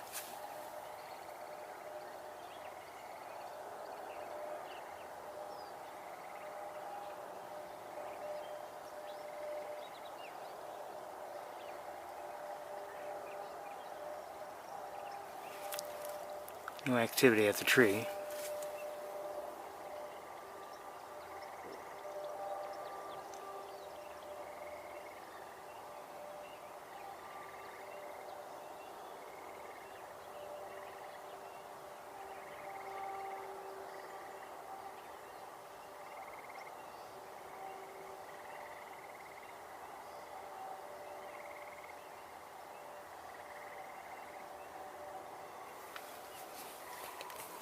For all I know, I have the wrong place. I don't know. Just heard a song sparrow.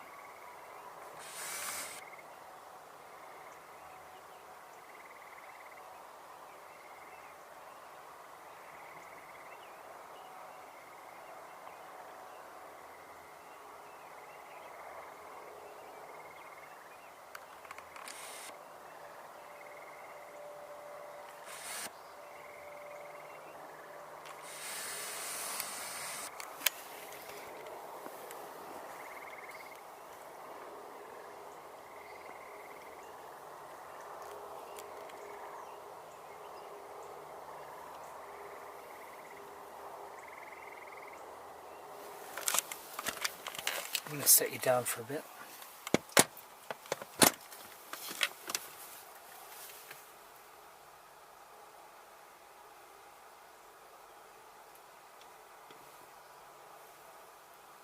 The deer are still not too far away. I mean, they haven't really moved much.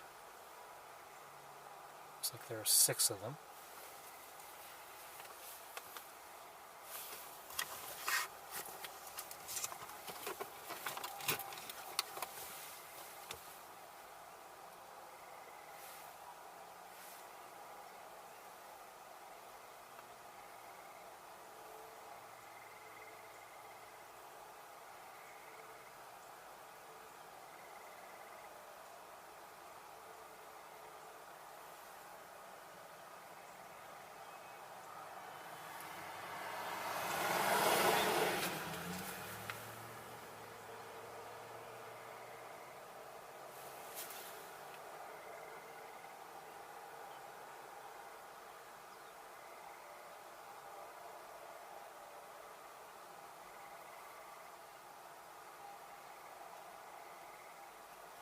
I haven't heard the likely nighthawk in a bit.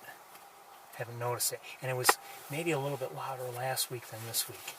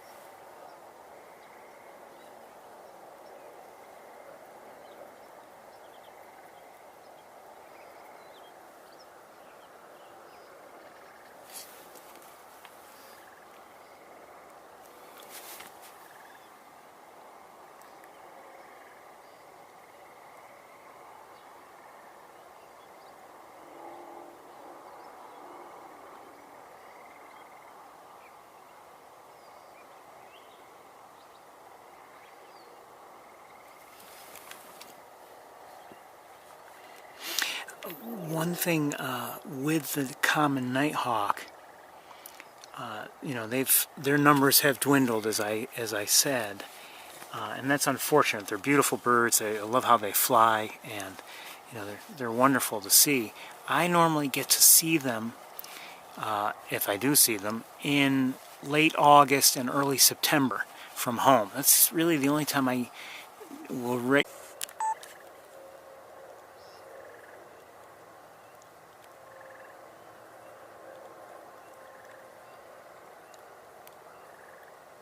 It stopped.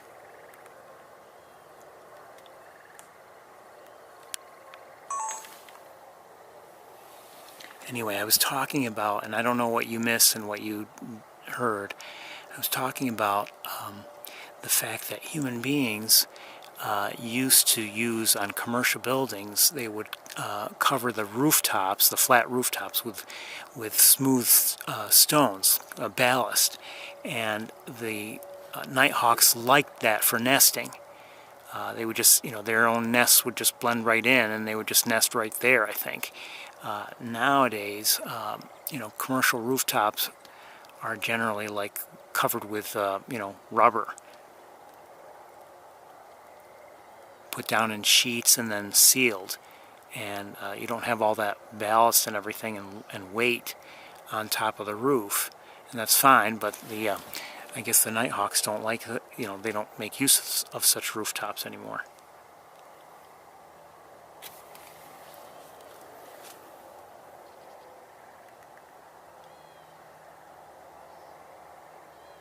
Well, we'll take one more look here at the tree if we can.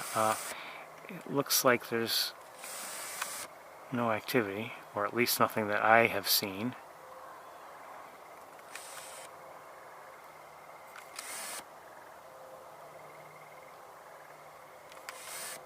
And again, for all I know, I've either missed it or maybe it's the wrong place to be. I don't know, maybe I'm not in the right place that was described to me. But as it is getting dark, maybe it's about time we called it a day.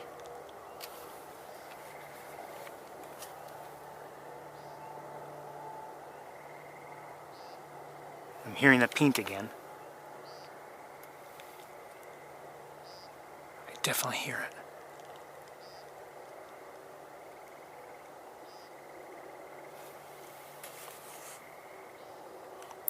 was repeated. It was. I heard it maybe 4 times, maybe 5.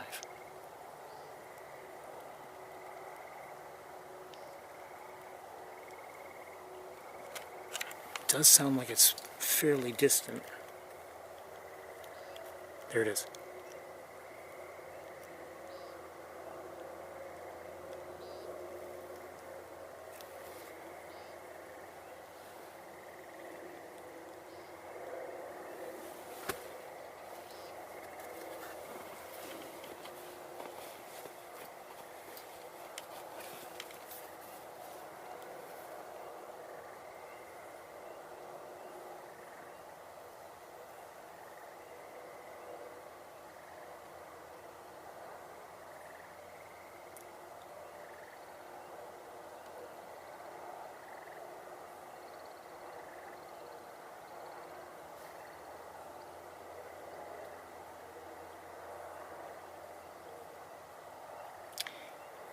Okay, well, everybody, I think we're gonna call it a day. Sorry that the tree is too dark to see. I can see it just barely.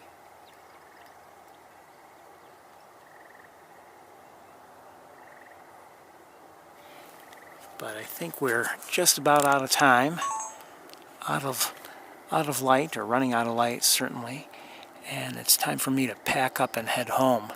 It's been a good day. I've enjoyed it. We've, you know, we saw a fair number of birds, maybe not huge flocks, of course, like you might see during migration, but we definitely had some interesting looks at various birds.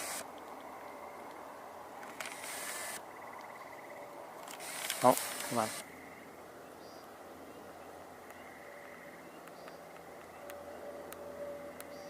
I hear it again, faintly.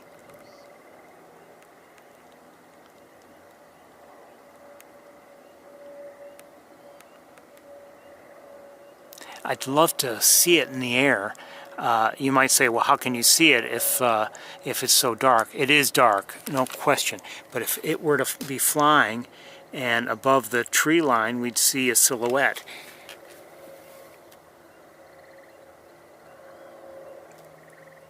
You know, I should be looking in that direction. Maybe I have failed you, and I should be looking in the sky just to see if I can catch sight of anybody. Maybe, for all I know, there are multiple nighthawks. I'm going to set you down. I just want to look with binoculars a bit.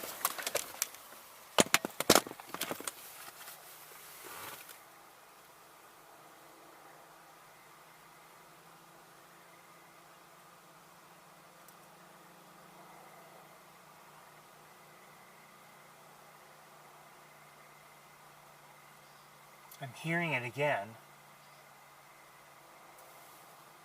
Always from the same general direction. I'm guessing that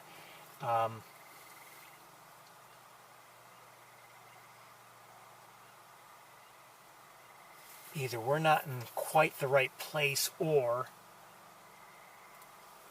you know, to see them, or it's actually stationary and it's perched in a tree or something. I'm not seeing anything in the air.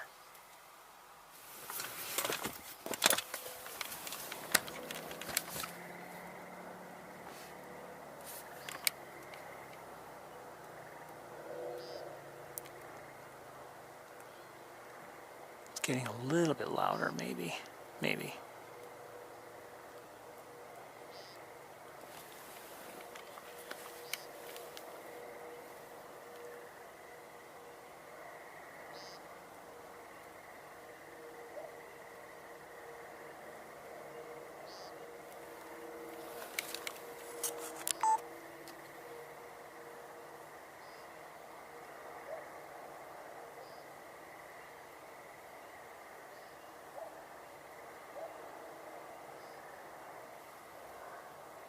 Well, we're not going to do much better, I don't believe. Anyway, I want to thank you all for joining me. I've enjoyed the day. I hope you have too. I really do. But it's time for me to head home. I want to wish you all well. I hope you'll have a great week. Keep tuning into the cams.